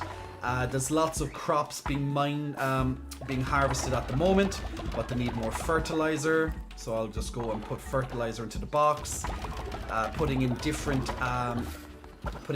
seeds for my farmers to use eventually. I'm going to check. I have lots of shit in the outhouse, so I'm getting all that because I need it. So I'm pretty good now again. So I should be okay. So we have 2 followers to indoctrinate. Okay. Cleanse me from my sins, Daddy. Jay could make Crayon for Dummies book sound interesting. I do a lot of in-depth detail into these games, don't I? Because I realize there's people that have been watching the game, you know, over a couple of days, and then there's people who are literally tuning in for the first time, being like, okay, what is this game? What's it about? So I like to try and be as, you know, I'd like to try and explain what I can. Now, guys, if you're watching and there's something you don't understand in the game, let me know and I'll try my best to answer it. But I do try to kind of, you know, talk as much as possible while I'm just doing the most basic of things to help everybody out, so we're all on the same page. Now, the great news. Convert me to your cult. I will follow your teachings faithfully. So now is our chance, our second chance tonight, to get one of you lovely, lucky people to join our cult of the titty. So if you are on Twitch right now, you will be able to enter in this raffle process. This only works if you're not using it on mobile. So if you're on a bigger screen, you should be able to see the pop-up to allow you to enter the raffle. And then depending on how many people are in the raffle, it will be a case of, well, you just getting lucky. Now, at the moment, only one person's in the raffle, so someone has a guaranteed chance of getting it, for example. So there we go. Do you play other games as well? Yes, I do, Tick Daddy. But since we're currently playing through this game, I'll continue this game until it ends, most likely. Then we'll jump on to another game then after that. Alright, we'll end this raffle process, and congratulations to Renan Geo. Take a moment, Renan, congratulations. And also take a moment to create your follower. Now, when you win one of these raffles, guys, you get the ability to create an avatar in the game. use something that's different, that represents you. So not only is your name in the game, but your character out of the select choices will appear as well. So you can change into multiple colors, multiple different looks as well. So feel free to take a moment to do that before the timer runs out. And we go from there. Dub says, talking about the game is a great way to get noticed by game creators that want Twitch and other streamers to do their games for advertising. You generally at least get a copy for free. Yeah, like I'd love to do that, to be honest. Like I'd love to get big on YouTube, you know, from making game content, and eventually get review copies and stuff like that, to be honest. That would be pretty fantastic. One day, hopefully. And yeah, we were playing Pokemon Sword before we played this, and we also played Stray. Stray is a cat exploration game. So we played that right before this, and then we played Pokemon Sword before that. What game did we play before Pokemon Sword? I'm trying to remember now. God, we played lots of different games on this stream. You know, and they vary. So it's always good. Okay, Renan, let's see. You're naturally skeptic, so you immediately lose 10 faith on following. You heal 15% slower because you're sickly, and you also, well, basically love shit. So you're just like Tick Daddy. You're a croptophiliac. You love being sick. You love poop. So a little bit of a little fetish there for you. So welcome, my lovely friend Renan, to the game. So let's start you off by doing some farming. I need more farmers, and let's do our little welcome dance as well. And there you go, Renan, running around the place.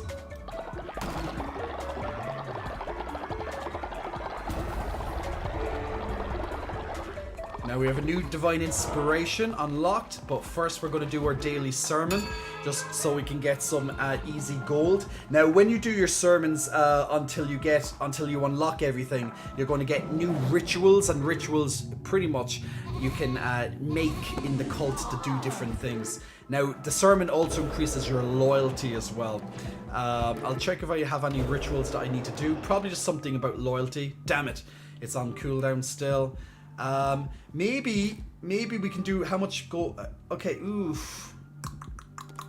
I think I'll do an enlightenment. Yeah, let's ascend a follower who's old. Now, as you can see, when I'm doing a ritual, all of our followers go into their hoods, so it becomes very cult-like. I want to send one of my elderly people.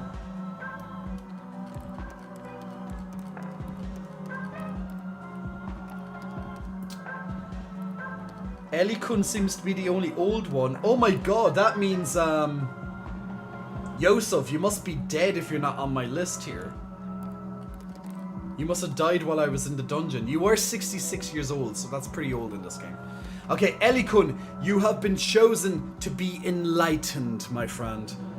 Now usually about 50 is the age you die, or getting close to it, or thereabouts, 50, 55. But if you've been resurrected, you get brought back, and your age stays with you, but you don't get old for another few years after that again. Ellie-kun, prepare to be enlightened. Rise, my friend, rise. Hey, wait, why doesn't it accept you, Ellie-kun? Ellie-kun, it won't accept you for some reason. Let me try that again. Why didn't they accept him?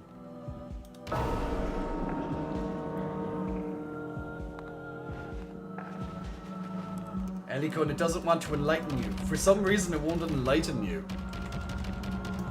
Okay, for some reason, you can't be enlightened.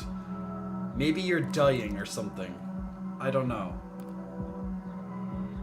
I would ask if your followers die of old age, but I feel like the answer is they don't survive to old age.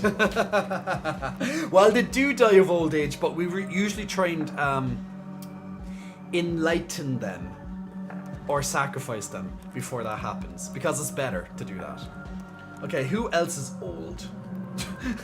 Yeah, Jay is being selective here, like killing off the old people. Hey, that's not my fault. That's just natural selection, people. Marcus, yeah, you're old, but you were brought back to life. So, you're fine. JDD is brought back to life, so you're still fine. I want to sacrifice. I want. I want to enlighten Elikun, but it would be good for us to do that. Maybe I can't do it. So if it doesn't do it, I don't know why it's not letting me sacrifice. I mean, not sacrifice, but enlighten. I need to get. Okay, let's marry. Let's do a wedding. Let's do a wedding. That's the next nice thing. Yes, you've been resurrected, Marcus. Okay, who am I going to marry today? Who's old? Who's old so I can marry them, and then you'll die so I don't have to stay married to you for long.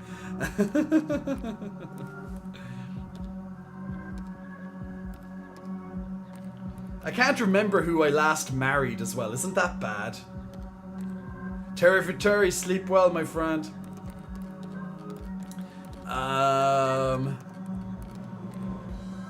Killing Fire, marry me. Wow, Jay. Where's the gilfs at? I know. Where are they? Let's marry... JDD, you're pretty old. Let's marry you. Oh.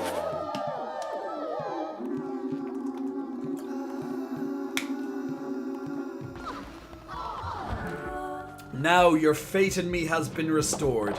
Now go, my followers. Go and preach the word of the titty.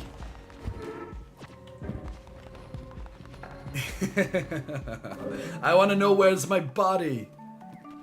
Uh-oh, something's happening. The game is frozen, so there must be something happening, but I don't know what's happening. Hello? Game? Hello? Okay, it's not doing anything. My game froze. I thought there was like a cutscene. It looks like there's a cutscene, but it's just frozen. Hello? Game? Okay, maybe it's just broken?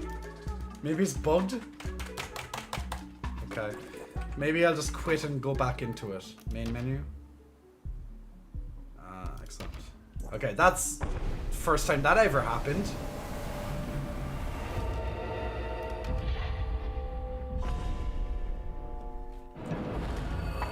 Okay, I think everything's going to be the same, right? Oh, I think the marriage didn't work.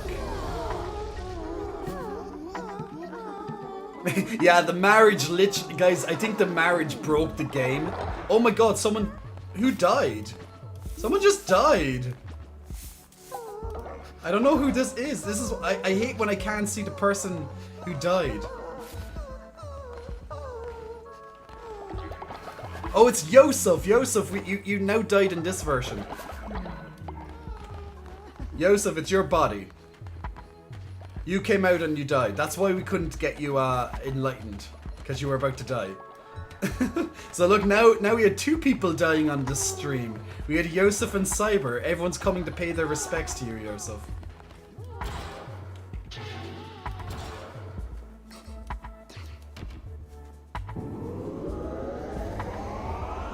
Now, death isn't exactly final in this game. We can always resurrect you for the third time if we need to, Yosef.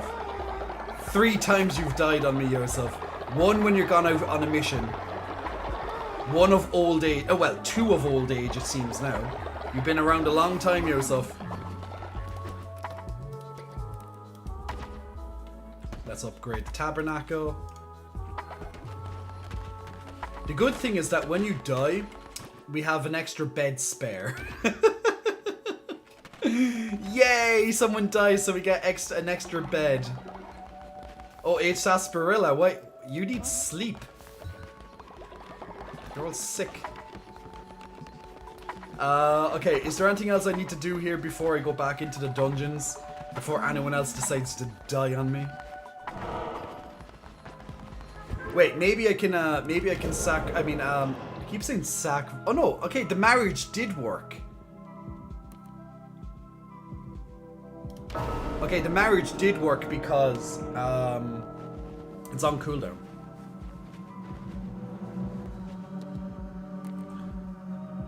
Okay, let's try. Yay! We can enlighten Elikun this time. Elikun, you've been chosen to go forth into the afterlife and ascend.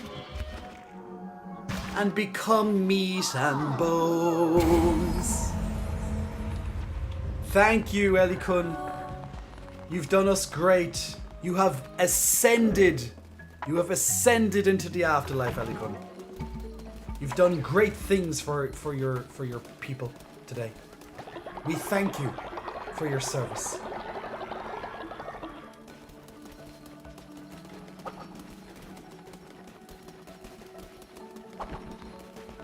Ah shit, Twitch chat, you're deciding what to do with me. Do something nice. I just had 2 people die on me. I can't go through any more heartache. What are you doing? Ah, you brought back Cyberstorm. Ah, welcome back, Cyberstorm. A buried follower has been resurrected thanks to Twitch chat. Good job, Twitch chat. You brought back Cyberstorm. Well done, ye. You do have a heart. Is that a sacrifice ritual? So there's 2 different types of killing. Well, there's 3 technically, but there's 2 that we focus on. There's a sacrifice, which is straight up killing someone, and then there's enlighten. Enlighten is a lighter version of doing it. Gracious Lamb, you have once more restored this place to all its shining glory. As I swore, here's our offering in return. Praise the Lamb, O Lamb of Light. Acquire follower form. Oh, cool. Now, guys, if you choose to be a follower, you get a new head that you can choose. A new animal form. Anyone have any idea what the hell animal this is meant to be? I'm not too sure what the best animal, what animal this is. Man, I'd love to see back scratches right now. I hold the power to revive people, says Salami. That's true, we do.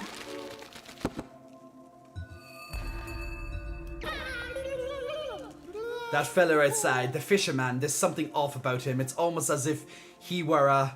No, that'd be too ridiculous. He's a fish with a nose.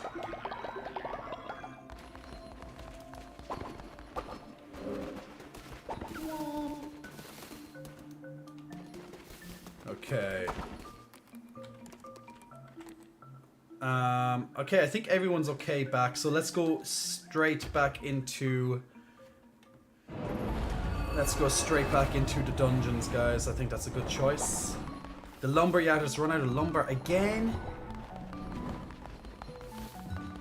Okay, there's lots of people grieving at your grave, Yosef.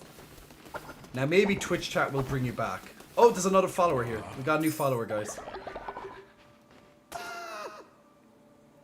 An oxolittle. I'm not even sure what an oxolittle is. We need a bear form, yeah. Well, there might be one. We just haven't we haven't discovered it yet.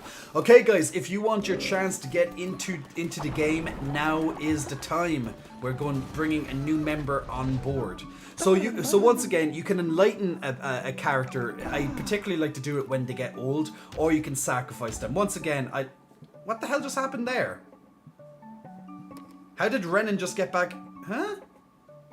That's strange.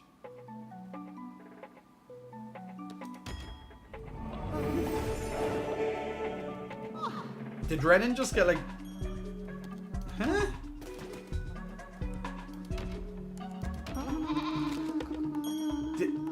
Did the game just bug and Renan got a second character? Or is this like... Or I'm not too sure what just happened there. But I already have Renan in let me have a look. Is there like 2 Renans now?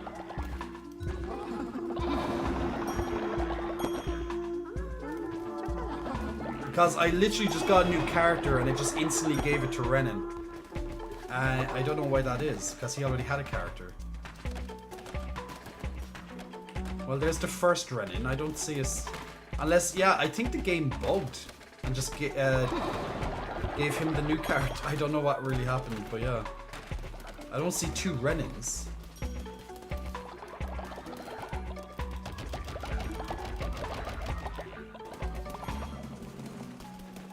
Yeah, I guess the game just bugged slightly there. Honestly, I'm not too sure what happened. Jay, look at the chat. What? What's my chat? I'm trying to watch everything. I'm trying to figure out why my game's breaking on me. Okay, one second. Let me have a look. That's Stream Raiders. Oh, Stream Raiders is ready. Okay, but let me. Okay, let me scroll back up. Because I'm trying to figure out why the hell my game just decided to go ape shit on me. And then we'll go from there. When you die, that frees up a bed. Sounds like a corporate hospitals. Absolutely. Salami, hope you're keeping well, my man. I died in the best way. An ocelot. That's one of the. We need a bear form.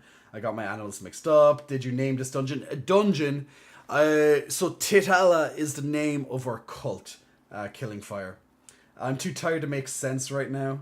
And Nick, how are you, my good man? I haven't seen you in forever over on Instagram, my dude. I hope you're keeping well. And I hope the streaming is going well as well, my man.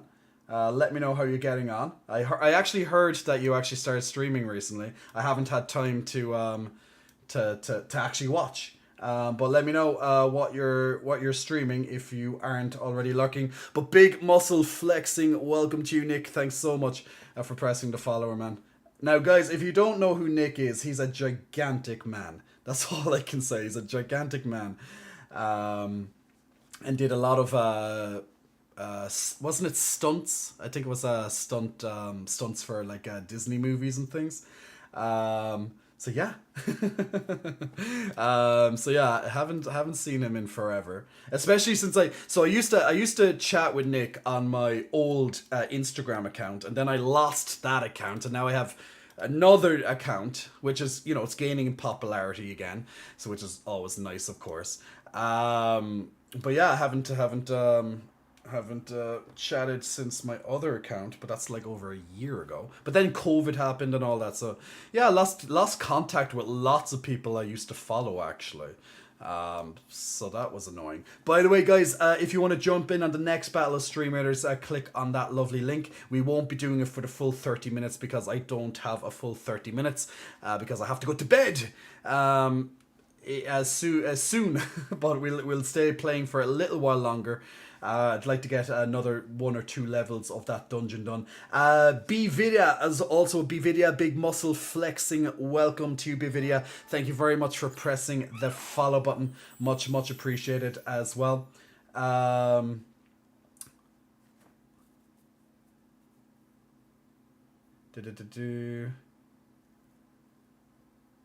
Holy titty, says Sprinkles but louder.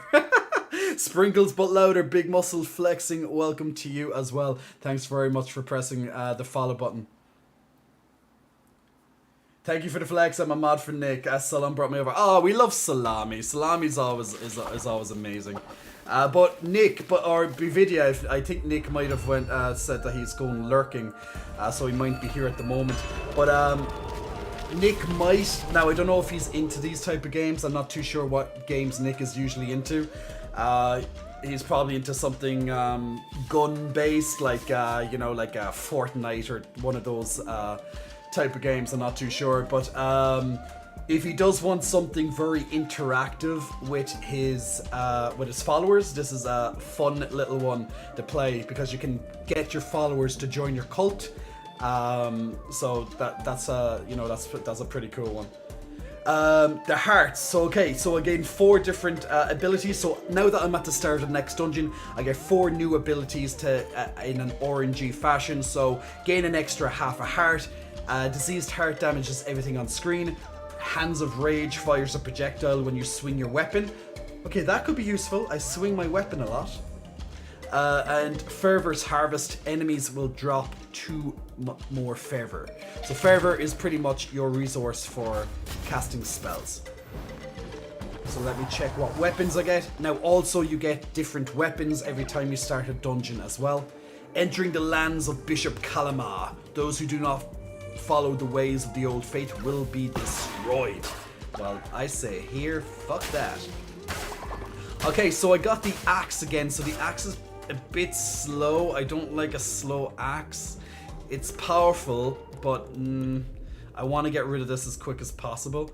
But I do get a big chance to deal critical hits. And then I got a devastating melee attack that will also freeze enemies. Death Squall. Okay. That could be pretty cool. It's Yiddies galore, says Anarchy. Jay admitting he does the helicopter peen. I do the helicopter peen. I like the helicopter peen. Alright, I'm going to go to bed. Good night, Jay and chat. Tick Daddy, no problem at all, my man. Thanks very much for joining in tonight. I love how Jay explains the game every 10 minutes. Of course, because every 10 minutes there's new people who may not have seen the game before. So I'm constantly explaining the game while I'm playing. You have to cater to everyone. That's how it is. Now I know some people will just be like focused on that one aspect of what they're seeing right now, but I literally just explain the game every time. So guys, if you're joining and you're seeing for the first time this game, so I'm in a dungeon at the moment, and pretty much in the dungeons they are RNG, okay? They're roguelike based, that they constantly change every single time you go into a dungeon.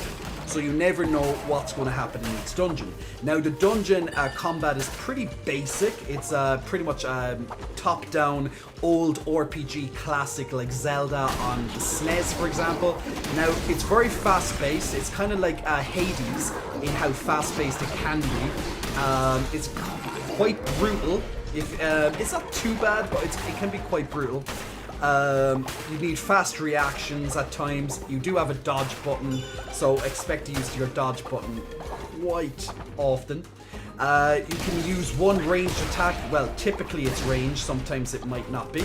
But you'll have one ranged kind of magic-like button, and then you'll have your standard melee attack button.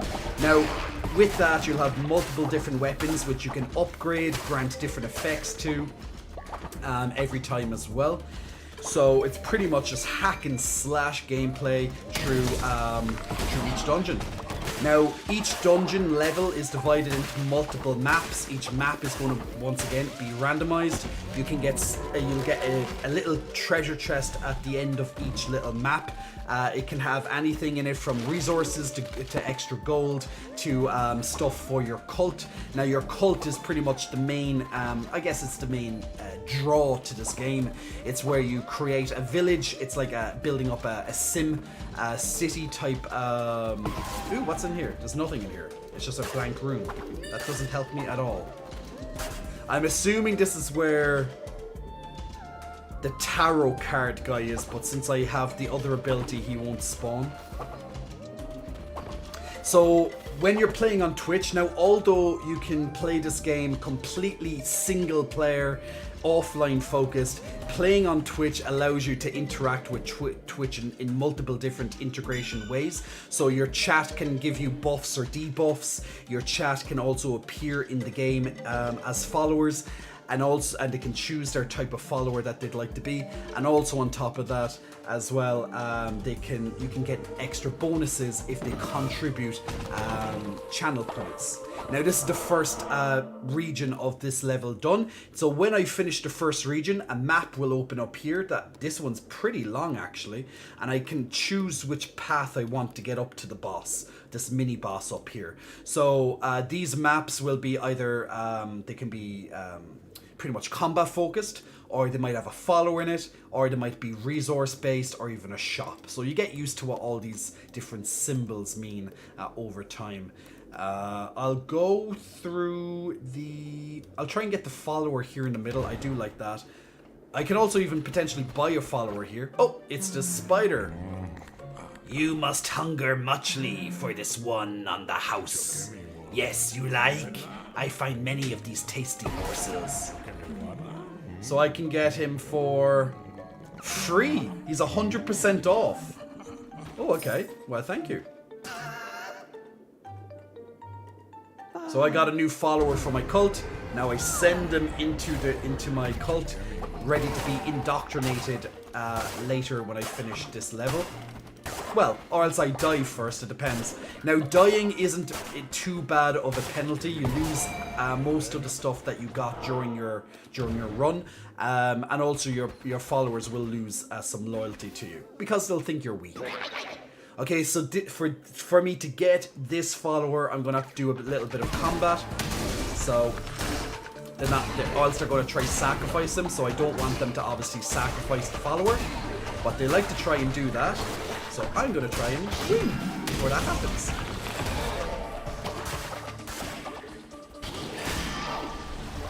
So there'll be multiple different waves of enemies coming in here. Now, it's very important that we'll have to keep an eye on my health throughout the whole dungeon, because once you die, you lose everything. As in, you die, you lose your progress. So you have to start from the beginning of the level all over again. So, you know, it can be a bit time consuming if you die. But outside of that, there's no big penalty really, except for a little bit of loyalty loss, which can easily be recovered. So it's just, you know, you just have to be a bit careful. So when I go through each of these levels as well, you'll just see me hacking through the environment, because lots of the environment will be able to give me some resources. So that's pretty useful, pretty useful. So now we got 2 followers awaiting. So if you're watching over on Twitch, particularly if you're watching on a non-mobile device, you'll have the opportunity to get into the game once I finish this dungeon. Let's go for the bones. I think that's just going to be bone harvesting. Yeah, perfect. Now bones are very useful because that's the main resource involved in rituals. And rituals can be anything from sacrificing to curing different things through magical means, of course. What else can you expect from a satanic ritual, guys?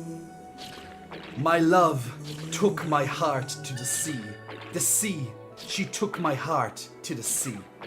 'Tis where my heart will be in our bed at the bottom of the sea. Welcome, Crusader. Take a moment to join me in my search.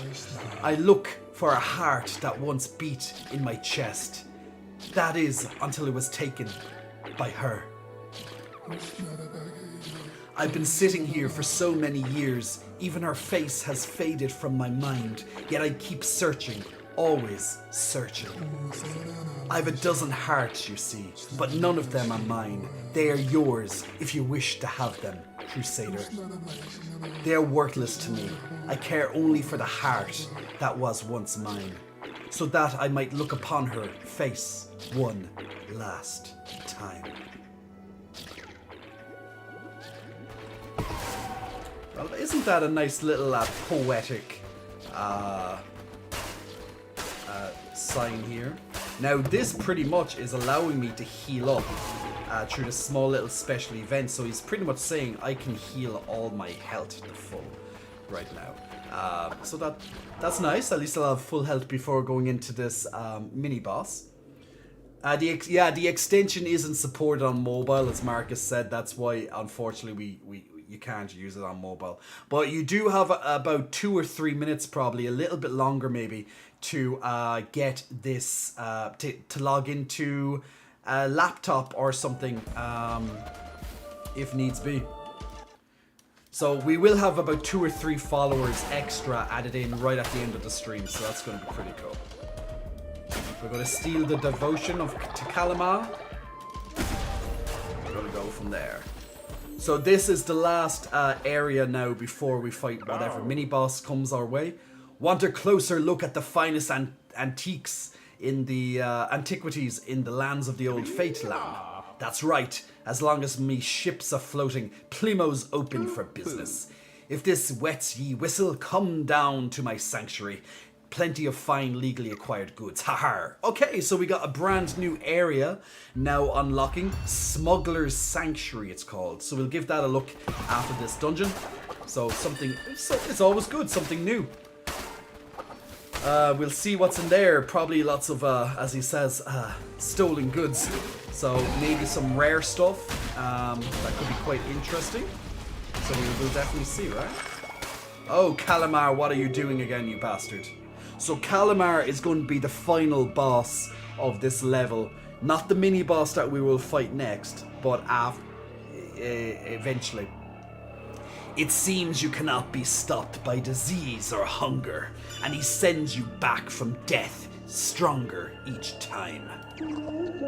Please know, it was not my idea to cast out the Red Crown. The other bishops, my siblings, the blame lies with them. Please, I beg you, spare me, kill Shamura, but do not send me to my death. Do not send me to him. You will not find my temple. I will be safe there. Yes, I will be safe. This is strange. Because Calamar is usually... I think he's playing a trick or trying to sound like weak or something and cowardly, because these old bishops, which are the main enemies of the game, they're usually like, "Mwahaha, I will destroy you, little lamb." But he's more like, "Please don't kill me." Whereas literally the last time we saw him, he diseased my entire cult. So I don't really know what to make of that. He seems to be I'd say he's playing a little bit of a game of some description. A game within a game. So he's literally telling me to destroy the older brother, which is Shamora. But what? It's strange. I'm not sure what tactic he's playing at. I think he's just trying to confuse me. And it's working, to be honest, because now I'm confused. So well done, game, on confusing me. Because either way, I'm going to have to kill him. Because my boss, which is pretty much the devil, wants, well, all of them dead. Because each one holds a chain that keeps him locked up. So I kind of guess there's no way around that. Okay, we'll pick this ranged weapon next. I prefer ranged than a melee weapon as my secondary weapon. And we'll continue. Now we're getting very close to the boss of this particular level. Now remember, every 200 channel points you have, guys, can be contributed to the totem. There's a 1 minute cooldown, but it can definitely help. Okay, so this is the end of the level. Whew! Okay, let's stay focused for this boss.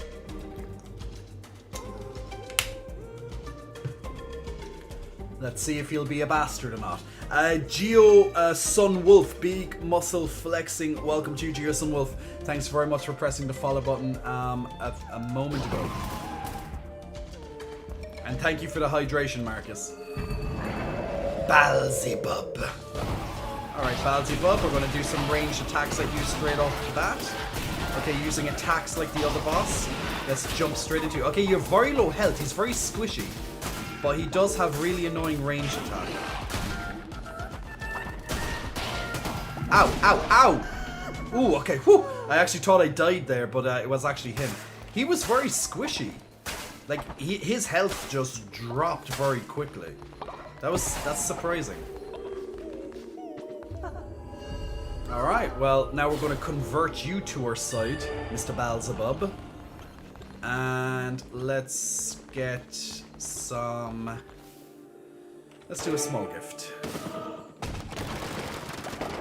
Now we get a little final treasure trove. You're welcome for the flex. And now we have 3 out of 4 levels done. Before we get on to the area final boss. Now we get our little summary at the end to see what we've done. Anything extra. We got a few new followers there as well. So guys, we are going to go in and indoctrinate the new followers. Then we'll check out that new area that we unlocked, the smuggler's place. And Twitch chat are doing something to me. What are you doing to me, Twitch chat? Be nice. Be nice. I'm going to add more fertilizer for the farm. Oh, Sloth, you have a quest for me, Sloth. Okay, so it's time to take these pranks to the next level. Let's murder Drakami. It will be hilarious. Literally, guys, this is what I need to deal with. Sloth Inactivity has increasingly tried to make Drakami more and more sick. So now his prank is going to be to murder Drakami. And it will be hilarious. Yeah, I can always resurrect him, Glowers, but murder's a little bit extreme for a prank.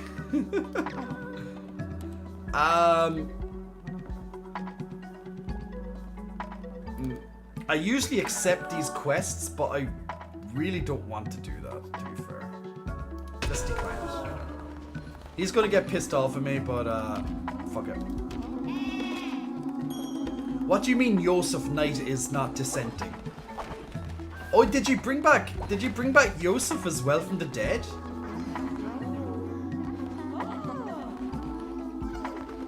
Where's Yosef? H. Sarsaparilla, why are you still you should get to bed. Ooh, we got 2 people back from their quests. Oh no, Broadcast Ninja Star! I was not strong enough, I couldn't do it, I'm so sorry, leader. He's gonna die! Uh-oh. And Willie echoes, I did it, leader. I've retrieved what you were after. For fuck's sake, one guy comes back and then the other guy dies. Well, time to pick you up. Another one into the grave. Okay, so you revived Yosef Knight. Oh, that's cool. Jay, I told you I'm reviving people. Yay! Well, can you revive Broadcast Ninja Star next time too? Okay, totem reward. Thanks, guys. Oh, we have all the other Twitch stuff. The other ones are done. So now we can only get resources or else an extra follower. Okay, let's collect this devotion. It might be a level up actually, or very close to a level up. Yes, leveled up. So a divine inspiration allows us to pick an extra building to add into our lovely game. Okay, let's pick compost for this one. They have terrible gag reflexes. Well, let's see, can we add in this compost heap? I'm not sure where this will be. Compost. Oh wait, I can't make it yet. I need 8 of whatever the hell those things are, which I don't have one. It's not in this dungeon. It's the next dungeon I think that stuff is in. But it's definitely not in this dungeon. Well, let's do some conversion, refining some products. For tomorrow. Okay, so let's indoctrinate people. Oh, I have some sick to clean up. Oh, my fate is pretty low, but that's okay. Convert me to your cult. I will follow your teachings. Alright, guys, so if you want to be the next person in for a chance to be in the game, to be in my lovely cult, now is the time to click on the extension on your Twitch. Now, of course, if you're on mobile, that won't work as it doesn't allow extensions automatically. So you have to be on laptop or desktop, some sort of desktop, basically. Now we have 3 chances, so so there's at least 2 people that want in. So let's do the first one. Bevida, my friend. Big welcome to my lovely cult. Now you get the opportunity to choose what you want your follower avatar to look like. So choose away, choose something that represents you. There's lots of different animal heads you can pick, and then you can choose your colors as well. So feel free to take a moment to choose what you'd like. Okay, so we're choosing some sort of like a foxy, kind of a brown foxy. That look good to you, Bevida? I made a little fox guy. Awesome. Okay, let's see what traits you have. Okay, you're zealous, which means you ignore dissenters when they preach. That's good. That means that you are less likely to leave my cult for a different cult. And you're also sickly. That means you heal 15% slower when you're sick. Not too bad. I like the zealous one though. That's really good. And we will send you farming when you wake up, but now you're going to go to sleep because it's nighttime. Salami, I'm not going to be able to stream much longer. Why? Okay, guys, if you want the next chance to be in the cult, now is the time. The second raffle will take place. So I know there's at least 1 extra person that wants in. If I see that going up to 2, then that means I'll do the last one as well. Oh, you're just asking, yeah. I won't be able to stay as late as I wanted to because I started a little bit later and I have a lot of work to do tomorrow. I have a lot more stuff to get done tomorrow, so I can't stay up too late, unfortunately. Now that's why I hate, like, since I live in Europe, guys, I know for some people who are watching in the USA, for example, like it's in the middle of the day, like early evening and stuff for you, which is great, but unfortunately not so great for me. You will lose. We will sacrifice you. Yeah. No, I'm too zealous. I'm too zealous to be sacrificed. Alright, congratulations to Gia-san. Congratulations, my friend, on getting the next follower slot. Take a moment to select something that represents your character. There's lots of different animals to choose from and colors, so definitely have a look. It's almost 5 a.m. for you, and I have class at 2. Salami, you are a night owl, though. You always stay up late. Salami, did you finish that game that you were playing recently? Which one was it? It wasn't Breath of the Wild, was it? There was some long game you were playing. I think it was Breath of the Wild. I could be wrong with that one. I'm trying to remember. Okay, we have a lovely bluey kind of bunny rabbit dude. Nice blue bunny rabbit for Geo. Okay, so Geo, you're materialistic. That means you gain faith when building better sleeping quarters, which is good. And you have strong constitution, which means you heal 15% faster when you're sick. So kind of opposite to Pavita. We'll get you chopping some trees when you wake up. But first we're going to give you your welcome dance. And get you going, Geo. So getting you into sleep. Now we have one more opportunity for now, my lovely people. To get indoctrinated. So this is converting a Beelzebub. So if you want to join in on, be the next participant in our lovely cult and see yourself walking around in the game and taking part in lovely cult life and choosing an avatar that represents you, now is the time, and good luck in the raffle. I think we have one more spot unless we get one. Unless we get one more before the stream ends. But there's 3 people vying in for this opportunity. I sound better than Vivida. Foxes eat rabbits, not this muzzle bun.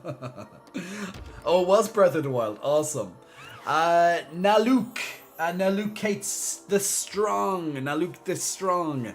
Congratulations. And have an opportunity to create a follower that represents you from all the different animals we have unlocked so far. So try and choose something a bit different, but anything really that represents you. Okay, you're picking a little foxy, a lighter brown foxy compared to Bavita's. Let's see, your strong constitution, so you heal 15% faster when sick. You're also materialistic, so you gain faith when building better sleeping quarters. And you're also zealous, which means you ignore dissenters when they preach, so you're less likely to leave me. That means good. Fox unity, yes, the foxes seem to be uniting. Okay, and the next day has arrived as well. Let's get our morning sermon in, people, before you all go working. Look at my lovely little community all going to work. Or worshipping me, or whatever the case may be. Oh, this mine has collapsed. Can I have to make a new one? Oh, 2 mines have collapsed.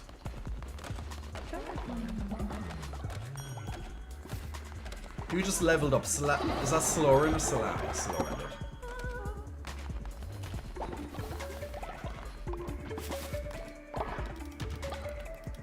So I'm just gonna plant some new things. Oh shit, I have a lot. Oh, I have a lot of stuff. I had a lot of stuff there. Wow.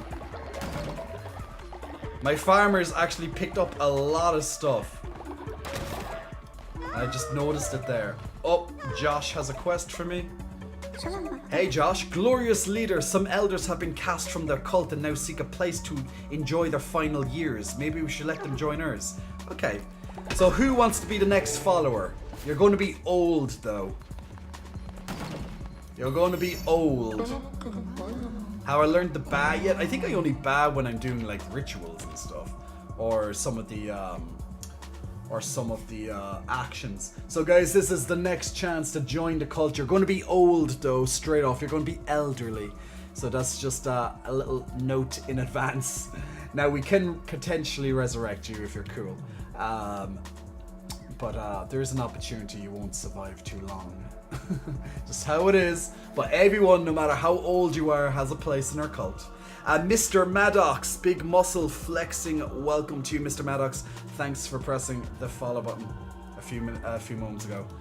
And congratulations to Galoris. Galoris, you are back in action, Mr. Galoris. Choose a character to represent you. Are you going down the giraffe route? Or are you going picking something else? I think that's a giraffe anyway. I could be wrong. Or maybe it's some sort of deer thing. Ooh, that's a owl thingy. So much choices. Just sacrifice them instantly, says Marcus. Well, you know, we're not ageist, are we?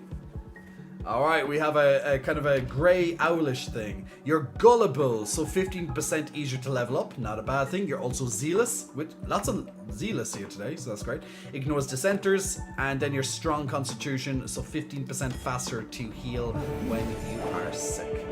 I figured if I was old, I should be a wise owl. That's actually very wise of you, very noble.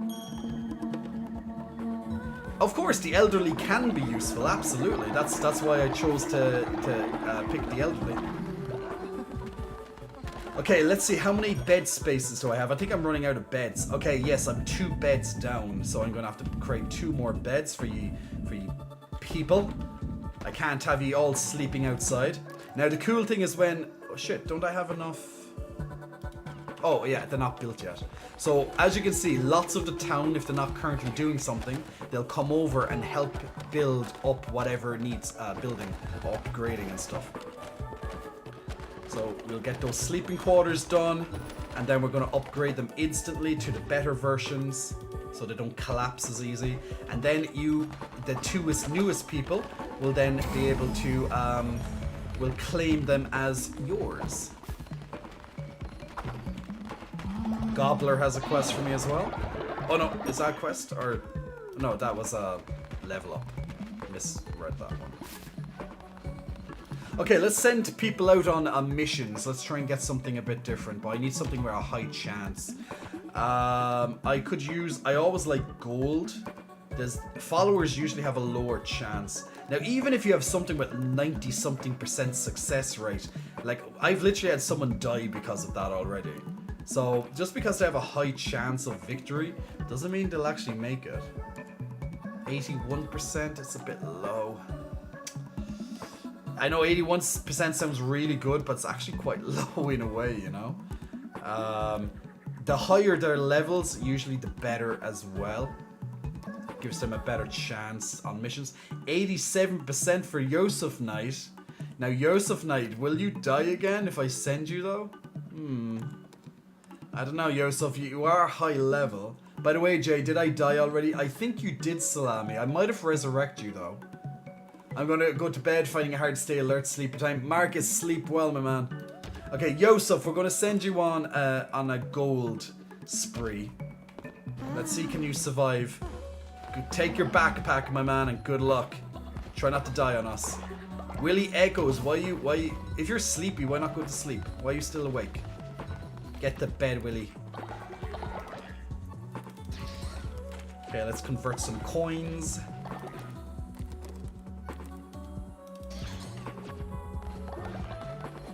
Who's sick? Someone's sick. Oh no, they're gone from sickness now, okay. And let's... I think I could use a little more bone. Ocean Omega, you have a 94% chance. That's pretty good to me. So let's do that. Send you on that. Hey, and thanks Twitch chat as well. Getting another upgrade for our totem. And it will be lumber. Nice 50 plus lumber there. Let's do our morning sermon, guys, and let's see what else we might do. What we might do. When are you singing? I need a welcome into the cult song now. Didn't I give you one? Ah, yes, I see that now. It's in between all the other contributions. Alright, let's... excuse me. Rituals. Is there any rituals that I need to do? Okay, my bonfire, nah. Brainwash, nah. Sacrifice, nah. Let's do a ritual fast because it's going to get harder and harder to keep you guys. All donate. Actually, donating gold sounds good. We haven't done this one yet. Let's check what this one looks like. Put on your hoods, you lovely people. It's time to cult. I am your leader. Give me gold. I need money.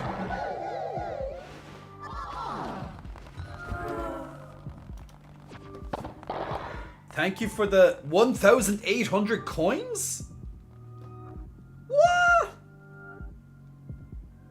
That's overpowered.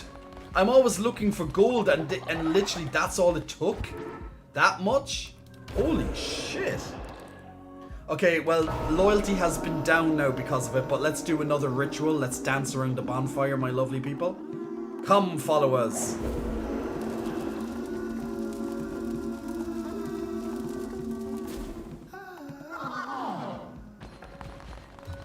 And my loyalty's back to full. So basically, I just took a lot of money from ye, and now I just literally made you dance, and now you're all back to loving me again. Guys, ye are so gullible.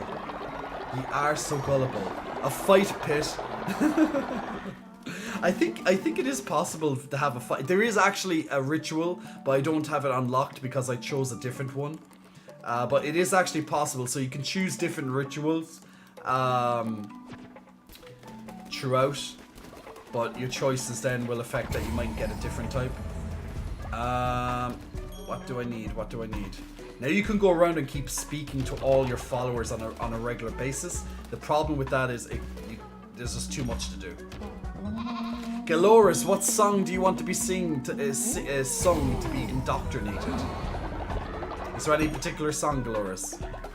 Galoris, the thing is with elderly people, they don't work anymore. They just sit around and think they're better than everyone. So Galoris is literally there, entering the cult, and he doesn't have to lift a finger. What a bastard. Hope you're happy, Galoris. You lazy bastard. Alright, let's create another wind lumberyard so people have more things to work with. That will be useful.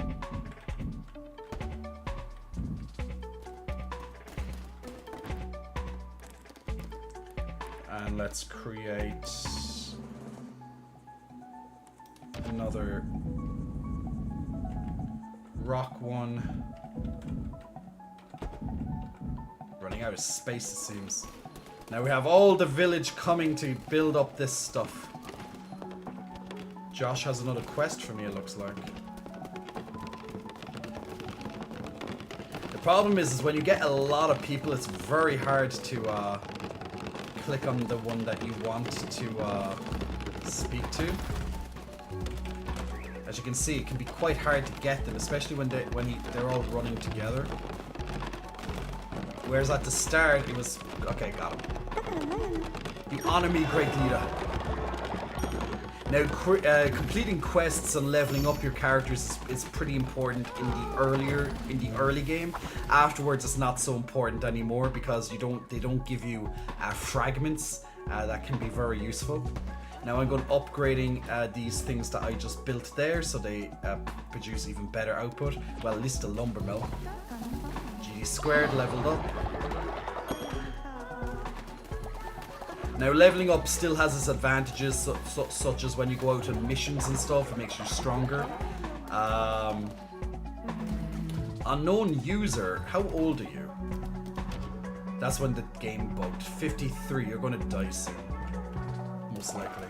Yeah, you're still streaming as lurking, making dinner for a while. But you can change to a verse to welcome me into the cult, it'll give bonus points. I don't know.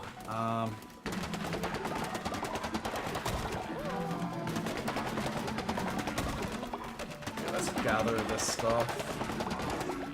Okay, let's check out the new smuggler's place that we got.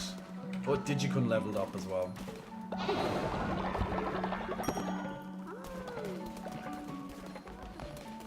Uh-oh, people are getting hungry. Shit, I knew I should have... I know, I have the best way around this. I'm going to making everyone fast. Because that's what great leaders do. They make everyone fast. I have the bones for this, right?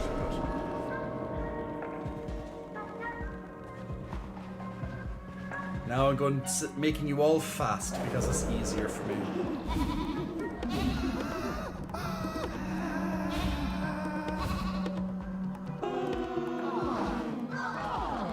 Thank you, my lovely people. Now you won't be hungry for a few days. And I might need to...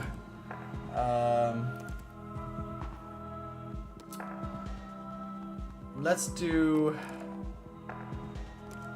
Actually, that cooldown's almost done on the...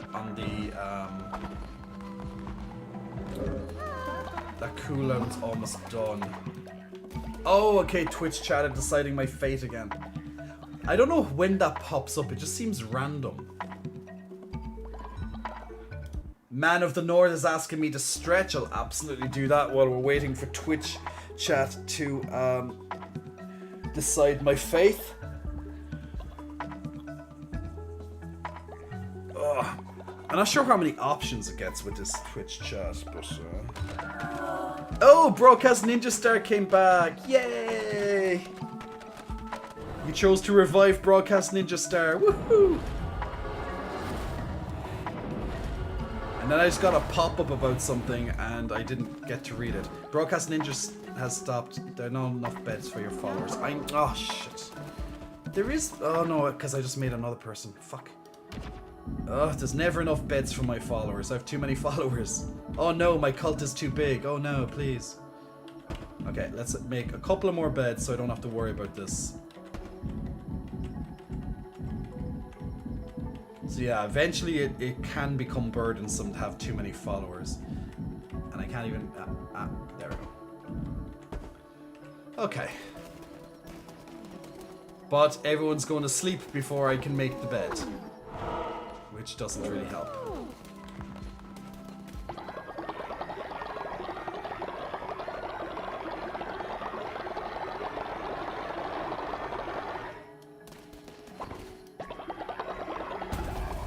Okay, another level up, so now we can make something new.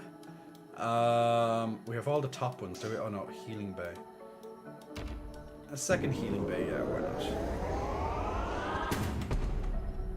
Level 2.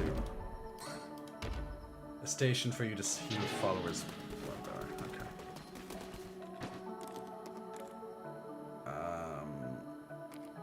Okay, that's actually pretty cheap. Okay, that'll be built tomorrow when you wake up. And we have another follower here, and then we go to the new place, and then we're done. So guys, if there's anyone else watching that still wants a spot in the cult, this is most likely the last chance tonight to be added into the cult.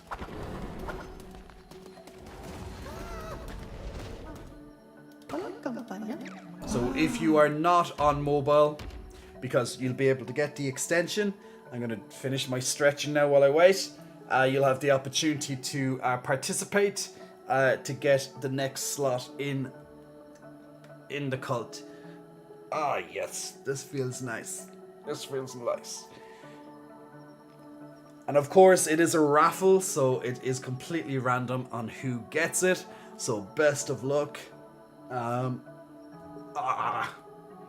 All these stretch. Oh, this is gonna be a good stretch. I feel it. I feel it. I feel it. I feel it.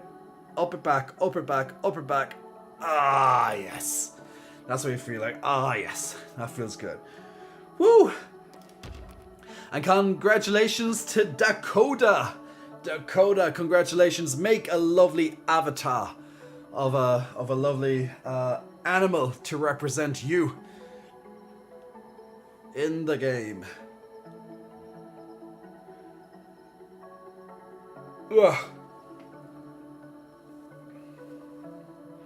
And Don wants me to hug a bear, hug my lovely teddy bear. Dakota chose a little kind of a little foxy Great, Foxy. So you have strong constitution, so you heal faster when you're sick, but you're also naturally a skeptic, so you lose faith when I recruit you.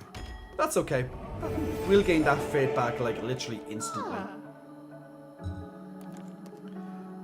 You can help with constructions, but you're going to go to sleep first, aren't you, Dakota? Because you literally just entered and it's nighttime. Alright, still in the middle of the night, so this is a good time to go and check out the new area, the smugglers area, while all my followers are asleep. Smuggler's Sanctuary.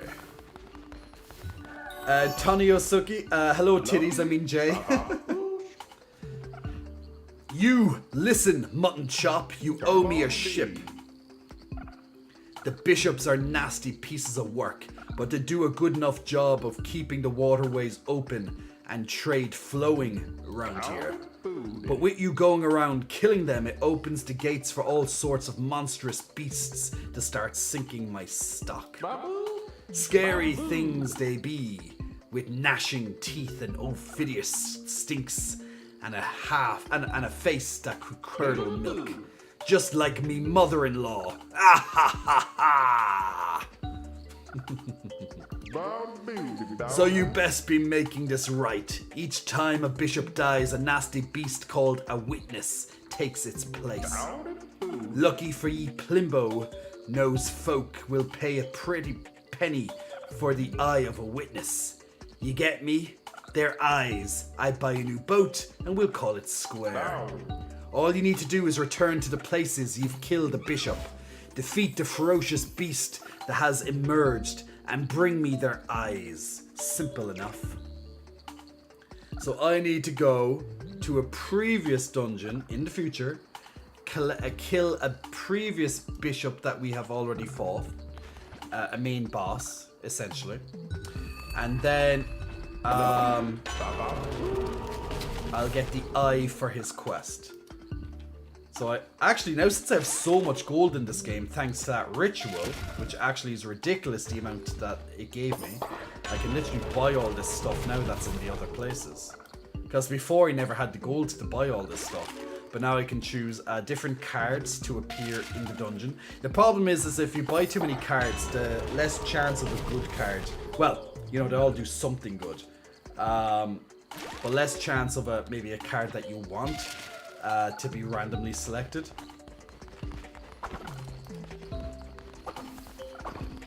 Let's get some patterns for cult.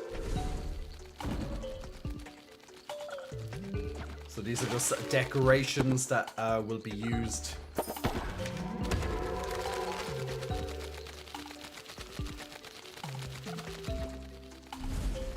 Gayson, Geosun, sorry. You like the little teddy bear? Yeah. Well, if you redeem your channel points for asking me to hug a teddy bear and hold a teddy bear, I'll absolutely do it. One of my few teddy bears I have here with me. There's a different one chosen each stream. Okay, so we got some follower forms, so we have a couple of different choices that we can use for followers in the future. So the first one is, that looks like a dinosaur to me, which is pretty cool.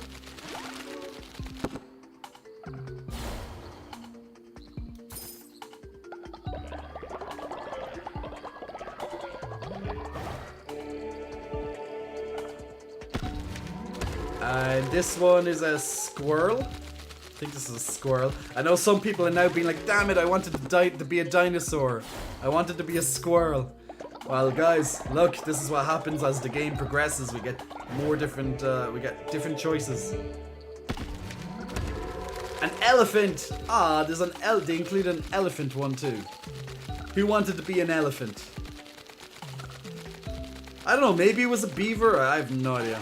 Some of them are hard to figure out for me. Well, we have a couple. These are your choices, guys. When you're picking a follower, a new follower, look at all these choices you already have. There's a lot of different choices here. Yet a lot of people seem to pick like one of these with the cats and the foxes and stuff. Not that there's anything wrong with that, but look how many choices we can actually have to really diversify the area. And we still have a couple of more to go. We have 3, 4, 5, 6, 7, 8, 9. We have 9 still to unlock.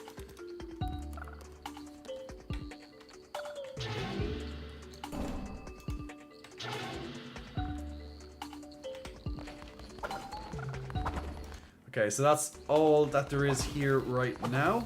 So I have to bring him some eyes. Let's go back to Tithala just briefly. Yeah, there is a lot of choices, but a lot of people kind of keep it safe. Oh, another totem reward.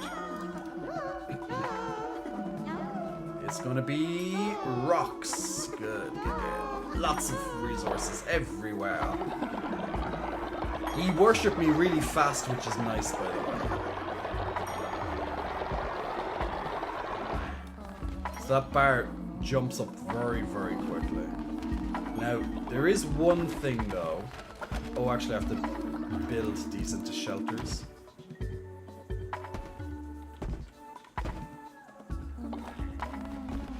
I do need to do my morning sermon. And then do a ritual. Do I I have a couple of older guys now in it. Some elderly that I see. I keep clicking crown. I don't want crown, I want rituals. I need to do another loyalty increase. Damn it! Why is that always on cooldown when I want to use it? Let's do a sacrifice, I think. Yeah, the sacrifice is cheaper. Let's do a sacrifice. Who wants to offer themselves up for the cult of the titty in Tithala?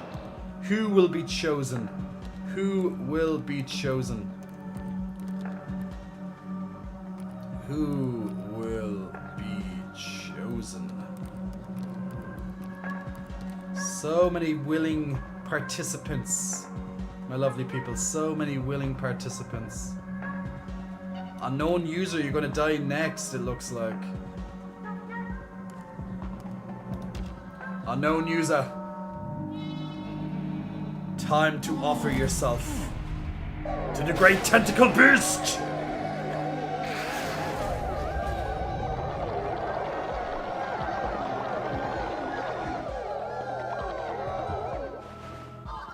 Give me his gold, give me his bones, give me his meat. Thank you, thank you, thank you, thank you. The problem is some people are horrified at that. So it doesn't help me with some of the loyalty, unfortunately.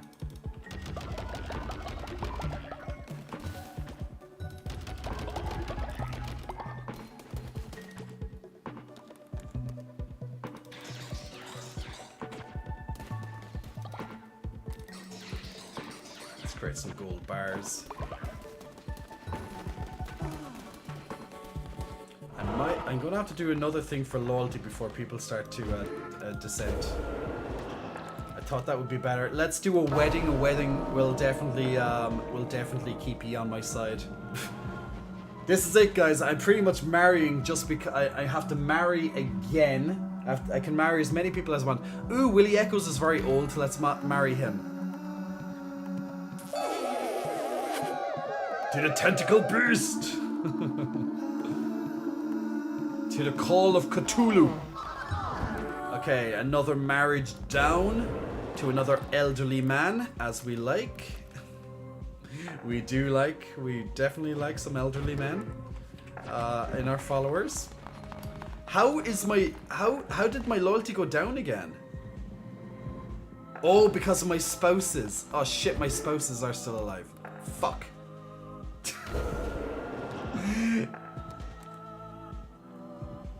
Today I was catching in Legend Arceus, then appeared a shiny one. I tried to catch it, but the other one escaped. I don't want to play anymore. Aww. Damn it, I'm running out of bones. And I don't have any followers with brainwash. fate will be locked. Yes, let's do that. Let's brainwash you bastards. Come guys, be brainwashed by the titty. Follow the cult sermon. Be brainwashed by the magical mushrooms. Psychedelic mushrooms, making you feel good. Yes, enjoy, be brainwashed. Yes, yes, yes. Whew, okay, that got your loyalty back up a bit. Good. Now that will keep you away from annoying me for a while.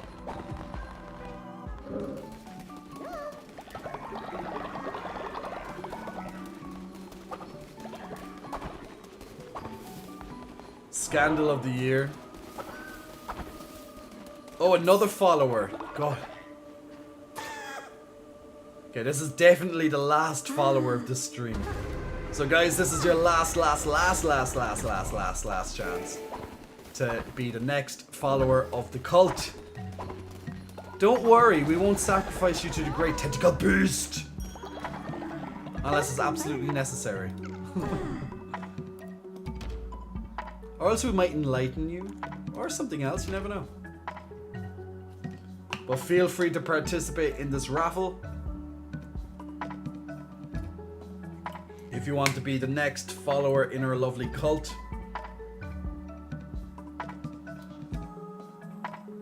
Remember, it won't work if you're on mobile because the extensions are blocked. Unfortunately.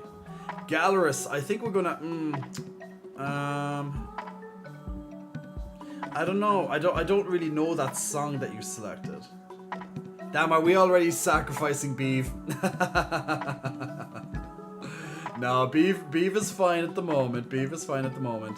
And Salami wants a full flex. Okay, congratulations. Oh, it's loading, so that it might go into an error. Oh no! Chaos! Chaos! Yay! Chaos has finally entered and became a follower. So Chaos, choose a lovely, lovely avatar to represent yourself. Make it something different. That'd be awesome.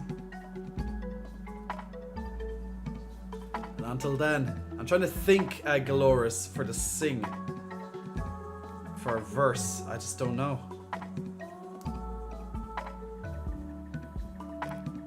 Oh, this is actually... I'm not sure what that is. What is that? Looks like it has a pair of balls on its head. I know that's meant to be like hair or something, but it looks like a pair of balls on its head. Blue balls. Chaos, you got blue balls. Okay, Chaos. It's an otter, you think? Maybe. Okay, Chaos, you're materialistic. But you gain you gain faith when better sleeping quarters are established, but you lose faith immediately because you're a skeptic to the cause. Digicun is brainwashed. I was like, oh no, Digicun looks brainwashed, and I was like, oh, he is. And Chaos will make you worship me right out the gate, so let's get some worshipping going, Chaos. I think you like that. Not the first time I've had balls on my head. Glad to hear it. I'm very glad to hear that. Truly ecstatic. Why can't I leave... Okay, I can leave that, but I can't enter the teleporter. Why can't I go into the teleporter? That's strange.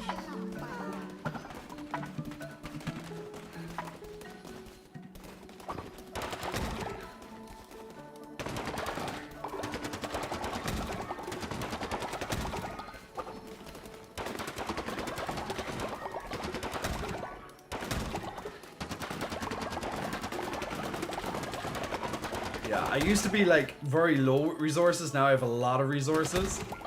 And I'm like swimming in resources in a way. But now I don't know why I can't enter this teleporter. It's really strange. Maybe I should save it and try and exit and come back in. Yeah, it's saved. I don't know is it a bug or not, but I should be able to teleport. Because I want to check out that one last thing before the stream ends.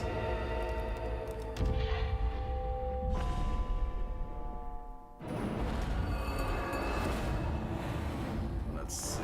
Okay, now it's working. I don't know, this we had two weird glitches tonight. One where the game just froze and stopped after we married. And then this one, well, yeah, just went haywire. Clunko and Bop, wee lamb, glad you could make it. How about a match? So we're going to play a mini game called Knucklebones, and we're going to fight the latest entry, which is Clunko. He should be the hardest so far, at least. So it's kind of hard to explain this mini game. It's pretty much a numbers game. So pretty much, I'll just explain it as I'm kind of talking through my pace. Okay, I got 6. So it's pretty much a dice game. It's all about the numbers. Who has the biggest numbers at the end wins. Now, if you get the same number as they have on their side, you or else vice versa, you destroy the same number on the same row on the other side. Now, if you get 2 of the same number, or else even 3 of the same number, they multiply together. So for here, for example, that this became 4 instead of 2. At the moment, it's pretty bupkis so far on my side. Not getting any... So he got 3 there to destroy my 3. So that can be a good tactic. Now see this, I have a 2. So I'm going to get rid of both of his 2s. So that's going to reduce his score. Down to 5. So whoever fills up their side first ends the match. And whoever has the most points by that time happens wins. That's basically it. Oh, fucker got 5s there. Not happy with that one. I have to try and get a 5 quickly or else he'll win. Got a 6. Ooh, 2 6s though. That could be, yeah, that's good. I got triple 5. Oh, you motherfucker. Cheating, I call cheating. He cheated. I demand a recount. If I got a 6 though, that'd be nice, but I doubt it. Fucking 2.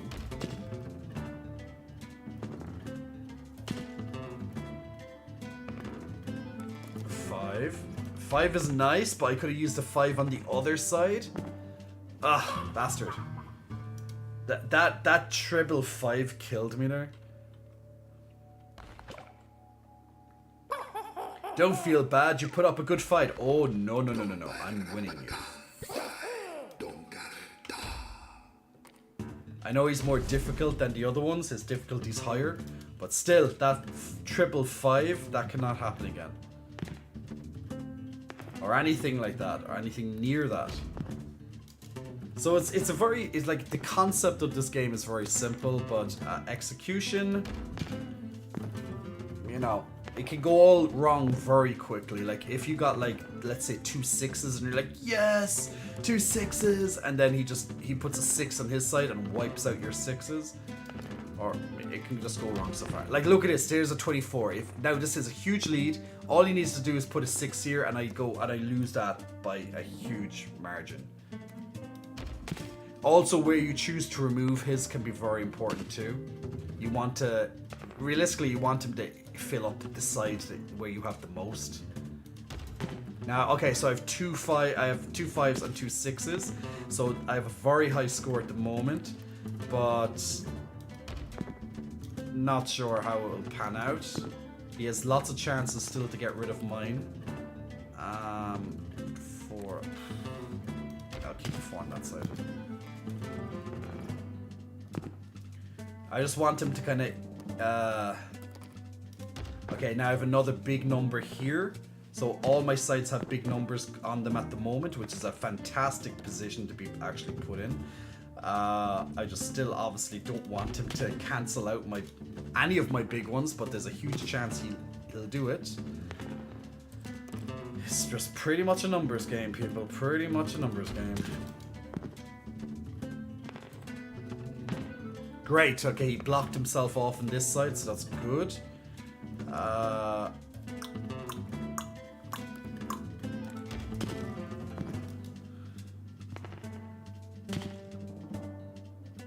Just need 2 more to get through it. I just need 1 more to get through it and him not to block 1. Good. Yes. What?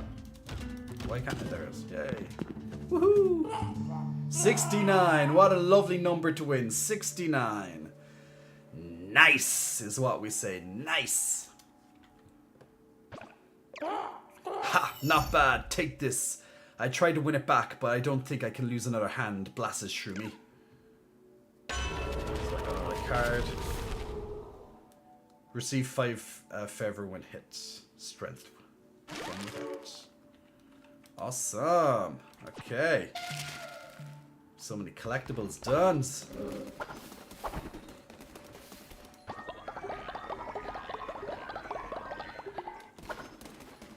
And I need to quickly check, is it Pilgrim's Passage? Because I think there was still items that for me to buy here, now that I have so much gold. Sold out, sold out, sold out. Okay, perfect. Hay pile.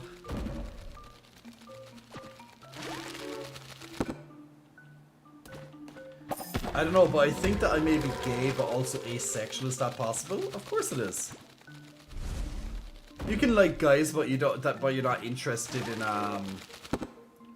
having sex with them. I don't see. I personally, I don't see why it's not. Why it's why it would be impossible. You know.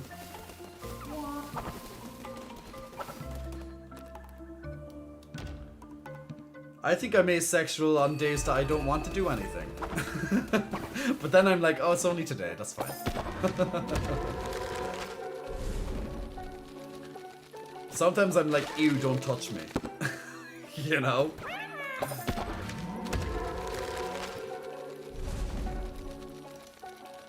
Mood. I know, right? Such a mood. Such a mood right there. Do I have anything else that I can buy off him? I know he wants more psychedelic shit. Don't you want psychedelic? I actually can't remember. What quests do I still have? Bring mushroom build a mushroom sculpture. Ah, yeah. Okay, that's the. I'm sure the mushroom sculpture is quite expensive. That's why I never bought it. Else I couldn't because of the items required. Let me have a quick look at that. Mushroom sculpture, mushroom sculpture, mushroom sculpture. Is it this? Yeah, it's... Ooh, actually I have enough... Wait. No, I need 6 more gold. Yeah, that's actually very expensive. But I actually think I might have it. Because I just got a lot of them built because of all that extra gold. It's actually not so bad. It's still quite pricey, but it's not as bad as it was before. When I had very little gold, that would have been nuts, but now it's not so bad to build this mushroom sculpture. That will complete the quest as well, actually. Let's build mushroom sculpture here.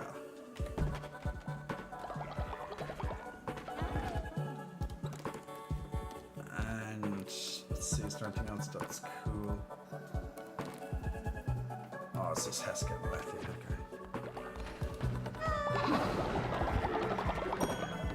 okay. Josh, you have another quest for me?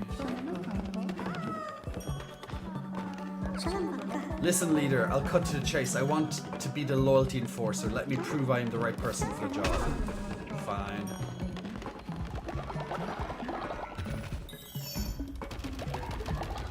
Now a loyalty enforcer basically increases loyalty around the place. He's like a little warden, so you can choose someone to be a warden, which just ensures that people loyalty is increased. I'll see, is there a negative side to that? I can't remember. Is there a negative side to the warden? Law enforcer, yeah, it reduces. Actually, I can't afford it right now. I need more bones. Evening, Jay. How's the cult? GD, we're doing good. You're still alive. You actually died. I think you did die, GD. But then you did die, and then we resurrected you. That was fine.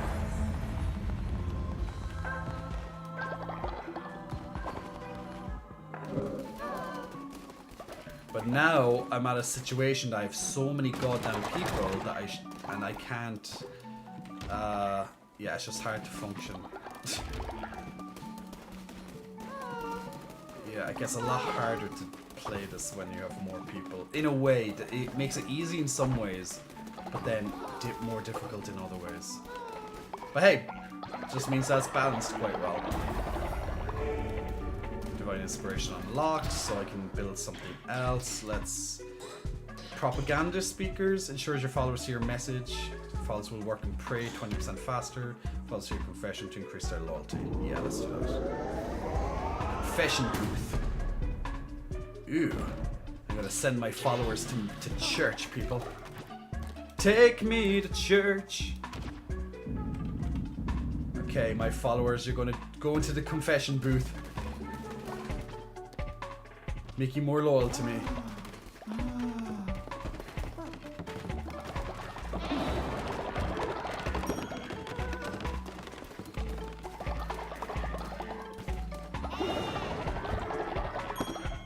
You guys are so demanding.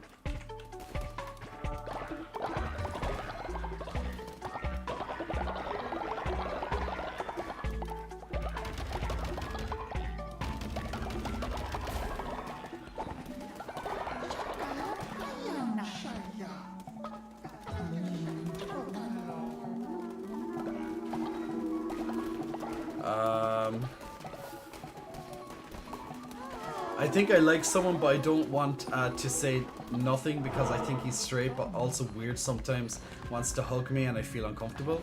That I think it's because you like him. You like him so...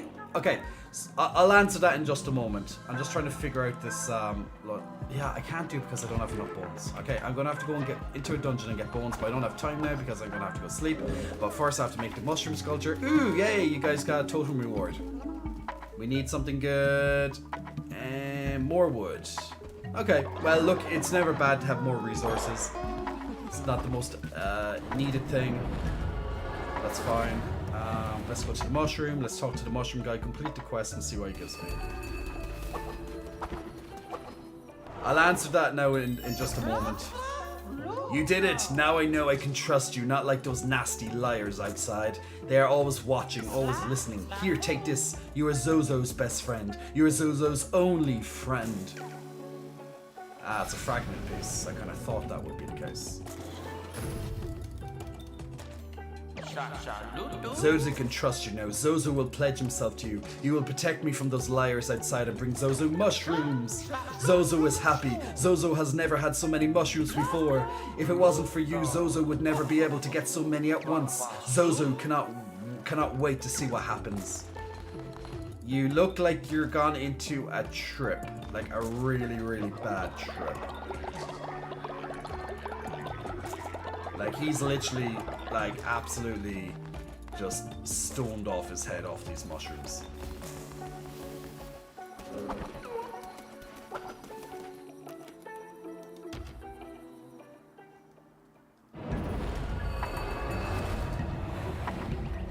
He's on a very magical trip. Like, very special.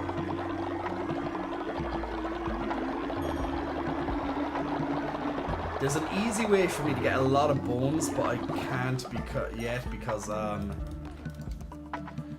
oh, Yosef Knight is currently on coin and Ocean Mega's going to get what's the next day? Okay, so I'll wait. Take a confession. How do I know who to take a confession from? I don't know. Let's see what happens.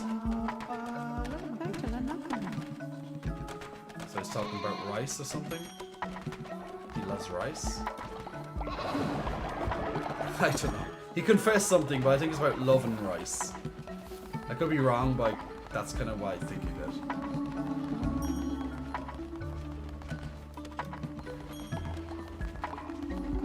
Okay. And that's enough for tonight on this lovely fun little game. Until next time. We're going to do a lot of it on Sunday, though. We will make sure we do a lot of it on the Sunday. So it'll be good.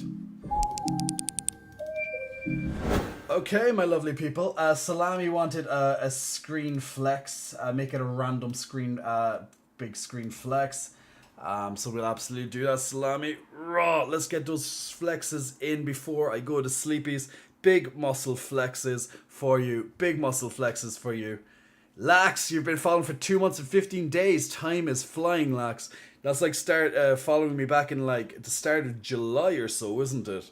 Roar! There we go. Big muscle, wide lats flex right there. Getting in the traps, getting in the biceps. Boom, boom, boom, boom, boom, boom, boom, boom, boom. Yosef following for Yosef. I thought you'd been following actually longer than that. An excellent end of the night stretch and a flex. Absolutely needing those flexes. Absolutely needing those flexes. But that's how it is. Those lats are looking amazing. Rough. They're looking a bit wide. They are looking a bit wider right now, alright. GD, over a year and 10 months. There we go. I think both of them are distracted now. Yay! Almost 2 years, JD. Salami, how long have you been following? How long have you been following Salami? Have a look. Oh, I'm very curious.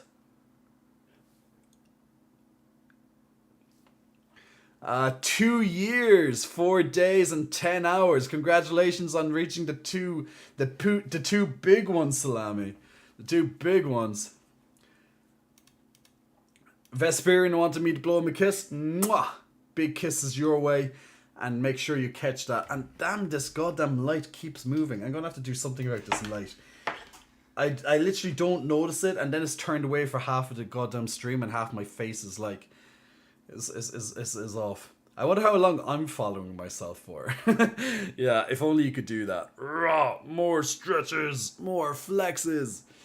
I'm all stiff now, and I stayed up a lot later than I actually thought I would. Also, by the way, to Seal Blue as well, big muscle flexing, welcome to you. I completely missed off follow, but if you're still watching, big muscle flexing, welcome to you, Seal Blue. So thank you very much for the follow. Vesperian asking me to growl. Gruff, gruff, gruff, gruff, gruff, gruff, gruff,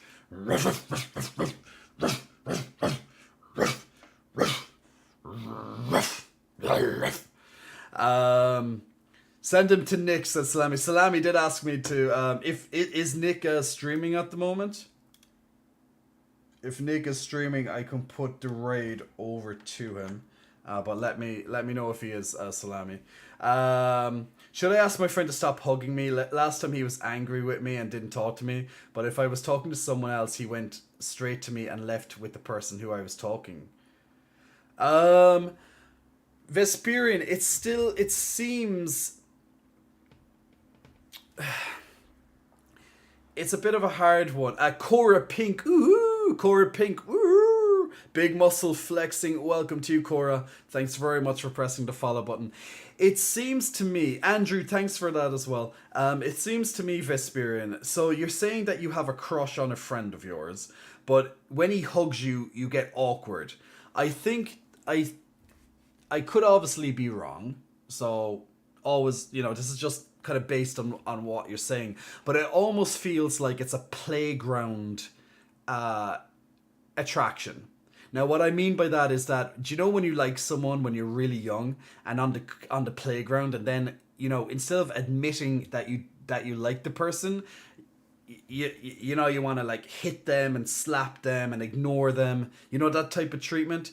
So I think it's because you like them, you don't want to let them know that you like them, so you resort in stopping them from hugging you, getting uncomfortable around them, and stuff like that. Especially because you think he's straight, and you would feel embarrassed by, asking him.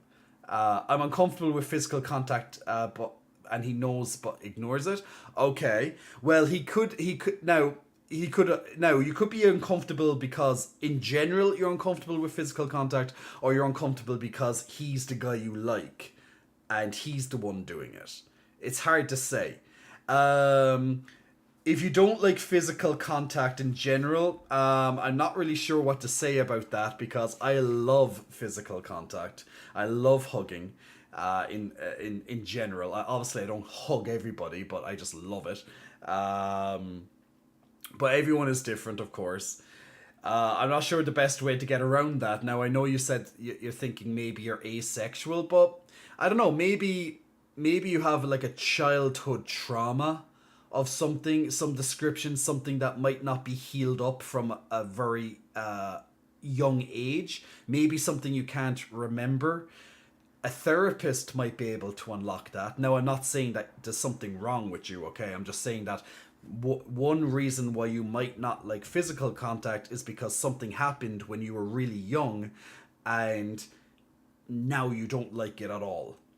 Even when your parents try to hug me, you enter turtle mode. Aww, that's so cute. Guys, everybody hug Vesperian. No one's allowed. No one's allowed to let him leave out of here. He's getting a group hug. Group hugs. Group hugs, Vesperian. Group hugs. Rah! Attack hugs. Rah! Are you uncomfortable now? Would you be uncomfortable if I give you a hug? Maybe. I don't know. We'll see. I'll give you big strong hugs. I'll snap your bones. Well, then there's no getting away because you're going to be like, oh, at the end of it. If someone tries, I have to say I have a taser. Oh my god. Wow. Mino Ramen, big muscle flexing. Welcome to you, Mino. Thanks very much for pressing the follow button. Yeah, it could be just something that's stemming from your childhood, so it might be something to look into, especially if you'd like to maybe accept hugs. And I guess, look, if your friend keeps doing it and you really think it's uncomfortable, and you might have said it to him before, like you have, it seems. I guess it's just all you can do is reiterate and be like, look, I'm just very uncomfortable with people hugging me in general. It's not you, it's just how I am. And if he doesn't stop, then, well, you can either get a bit nasty about it, or else you can just pretty much reiterate it and just stop him from doing it. But like, if he knows you really don't like something and he keeps doing it, it definitely isn't. It's definitely disrespectful, because even with a hug, you should have consent for it. Like you know. You don't want to just randomly go up and hug people, especially people you might not know even, because it might make them uncomfortable. It might be a situation that you're just not comfortable in. Things like that, you know? So it's hard to pinpoint why you might not like people hugging you. It probably is something from childhood, but realistically, I think if you like your friend, as in you have a crush on him, it could be something to do with that. But since you also in general don't like physical contact with people, then it's probably just best to say, look, reiterate that you don't like people hugging you and just stop him. Or you can get nasty about it, but getting nasty is probably the way you don't want to go, because that could lose him as a friend. But he's not being a really good friend if he's doing something intentionally to embarrass you. You know? It's a hard one. It's a hard one to call. But do whatever you think is right. And if you feel the need that you should look into the non-hugging situation from anyone, absolutely feel free. But if you're very happy that you don't like people touching you, then that's completely okay. Because the thing is everyone is unique, everyone is beautiful in their own way, and it's what makes us unique. As mentioned, I'm very much the opposite. I love hugging people. I love physical contact. I wouldn't like to say I don't know if I could live like myself, just who I am and the type of person I am. I don't know if I could live without anyone ever touching me, but that's who I am. That doesn't mean there's something wrong with you, okay? Just that's who I am. Because I just really, really, really love hugs and cuddles and kissing and just all that lovely fun, nice stuff, you know. But yeah, maybe you are just asexual. Maybe you are. And there's nothing wrong with that. Absolutely not. I would give you a hug every day. Ah, the love is real. The love is felt and the love is real. Big hugs back to you as well, Gio-san. Just follows me tonight and he's already being like, yeah, hugs. we're on that level already. We're on that level already, so it's all good. And the last battle of Stream Raiders is ready as well. So let's do that before I raid and end off the stream as well.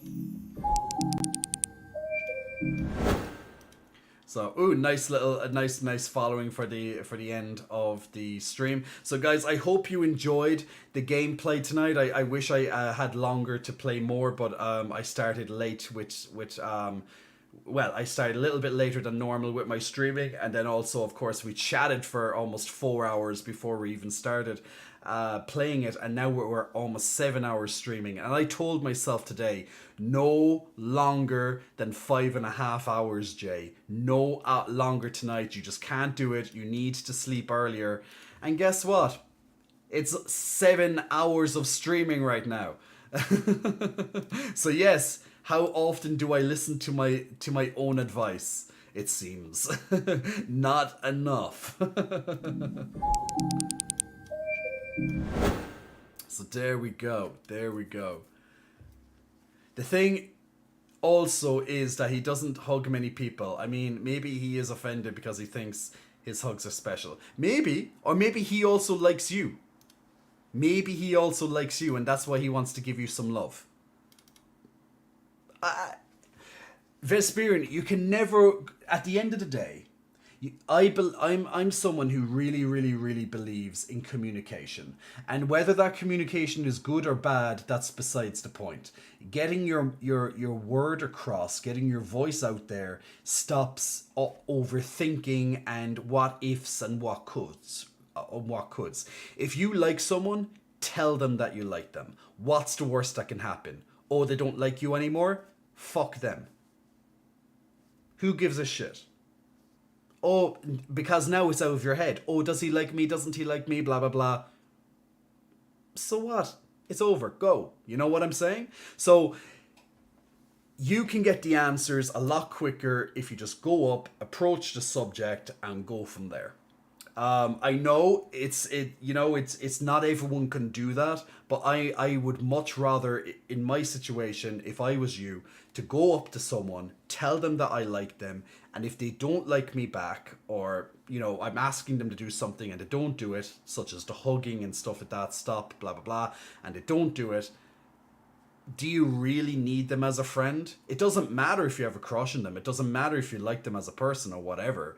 If they're disrespecting you or if they're tormenting you in some aspect, you don't need them in your life. It's, they need to grow up a little bit. So do what's best for you.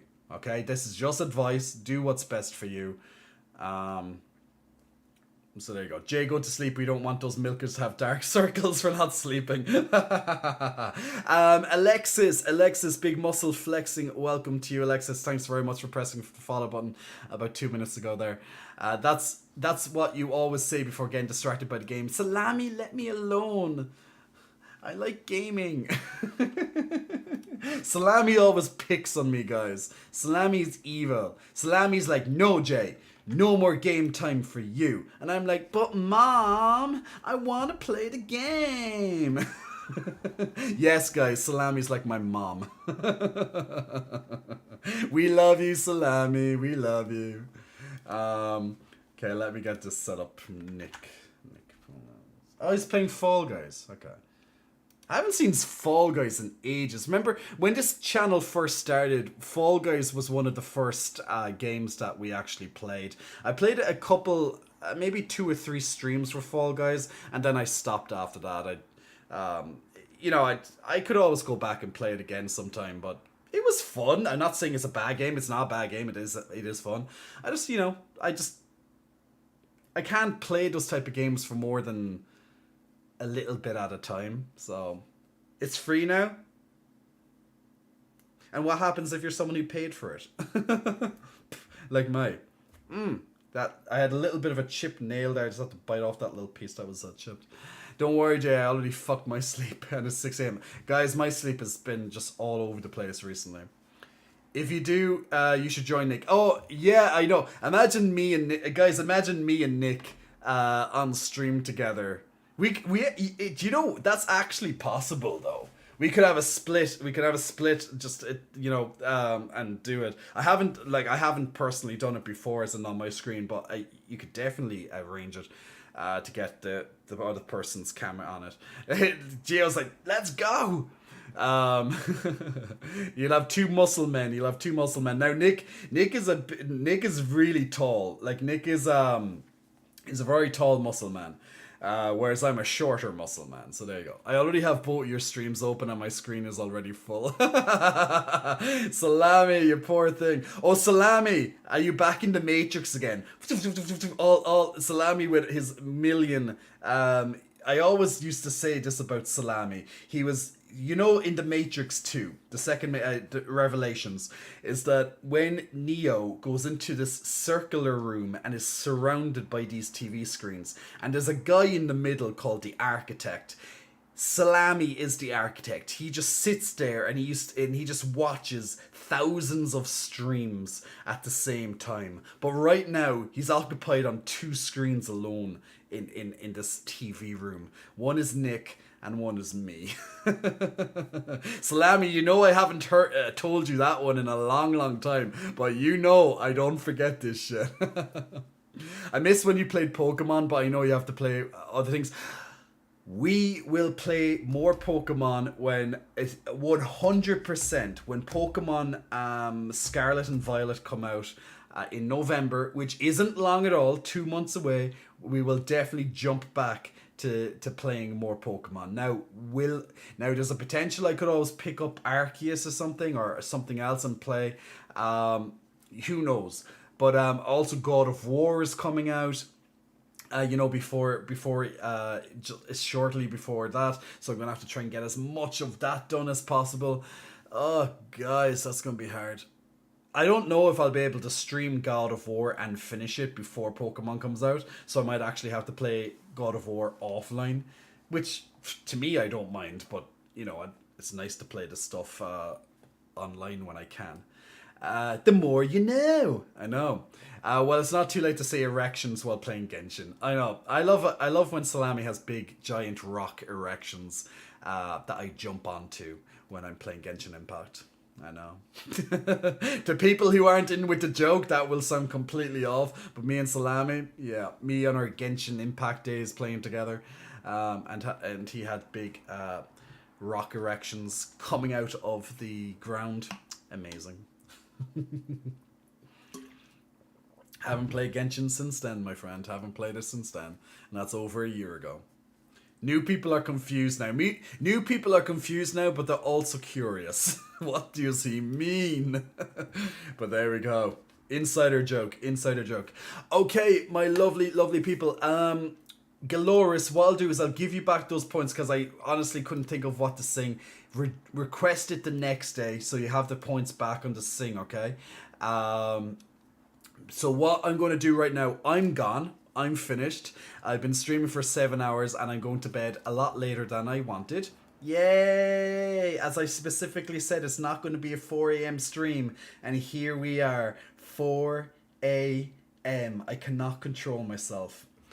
Yay! So what I'm going to do now, guys, is I'm going to pass you over to the capable hands of Nick Pullis. And if you want to watch some Fall Guys, you're absolutely going to be in good hands with Nick. So I'm going to send you over to his channel. If you want to go, absolutely then join over on the raid. Outside of that, I'm done for tonight. So thank you very much for your viewership. Check me out on all my social medias. If you want, the socials was just linked there just a moment ago. You'll also find the link underneath this channel as well. You'll see the link tree. and feel free to check out any of my social medias. I have a new phone coming, I think it's on Monday, so then the selfies will get better with the new camera and stuff, so that's going to be awesome. But in the meantime, there'll be new content coming out on certain platforms. We all know the ones that I mean, so I'll get that up ASAP. Up. So we'll get, oh my god. So we'll get that up ASAP, and there's a huge amount of new content over on my fitness and nutrition website as well, with new videos currently in the works and being created to help guide you even more. But if you need fitness and nutrition plans, check it out. For a price you will not get beat anywhere else for the amount of content that's there. So if you need help with your health and fitness, nutrition, then definitely go check that out. Okay. So until then, guys, I'll see you all on Sunday. Thank you very much once again. And I'm going to go onto the end screen, and after about 20 or so seconds while on that end screen, the channel will then swap over to Nick. So just give it about 20 or so seconds, and that will happen if you so wish. Otherwise, just stay on the stream and listen to some nice chill out music while the stream comes to a close. Good night, guys. See you soon, and thanks very much once again.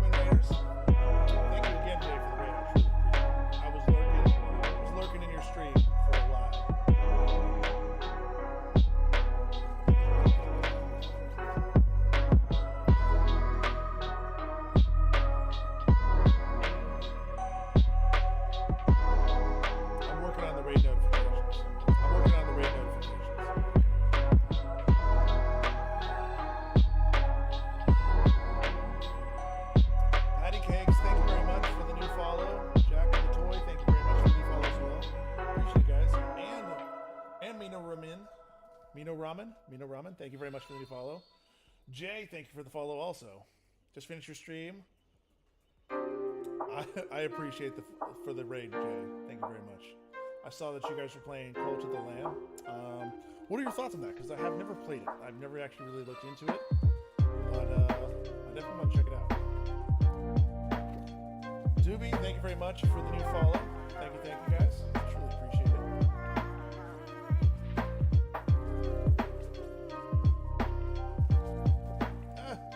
No! Well, that was it. I was trying to read the chat and play. And this is a difficult one. It's all up to you, Mike. You can do it.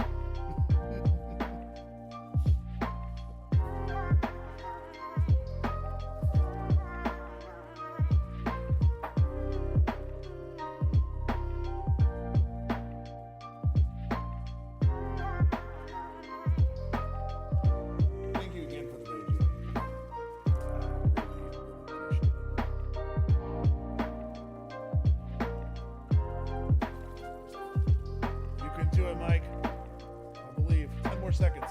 No! Oh.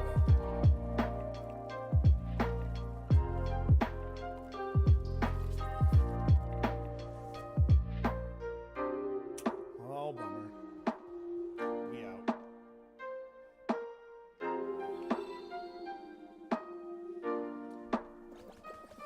The Bee Bandit, thank you very much for the new follow. Thank you guys. Colt's fun with your Twitch followers.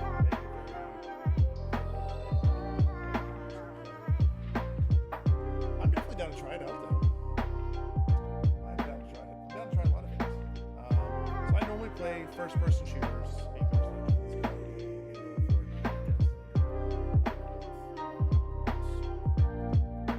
Apex Legends,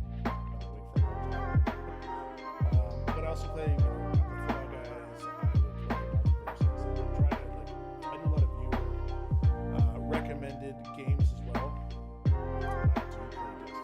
I typically main Titan. But yeah, I just try to have fun. No, like my bread and butter is, oh wait, we're out, I forgot about that. My bread and butter is like competitive first-person shooters. I used to play a lot of like Halo tournaments back in the day. I did try Elden Ring. I uninstalled it after 6 hours because I was livid.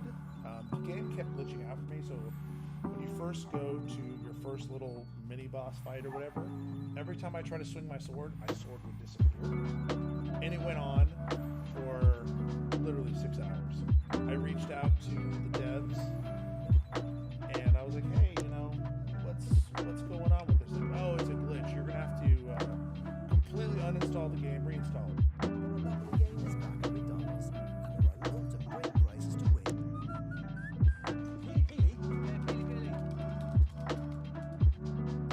Completely uninstalled the game. Hammer Titan main. I normally am Hammer Titan main as well, but now it's Arc 3.0, so I've recently switched over to Arc. I got the Superman Titan now. Tried to get on stream. I'll have to re-download it again. We'll see. It was very hellish. Chaos Hero, thank you very much for the tier 1 sub 6 months in advance. I truly appreciate it. Thank you, Chaos. Yeah, I was.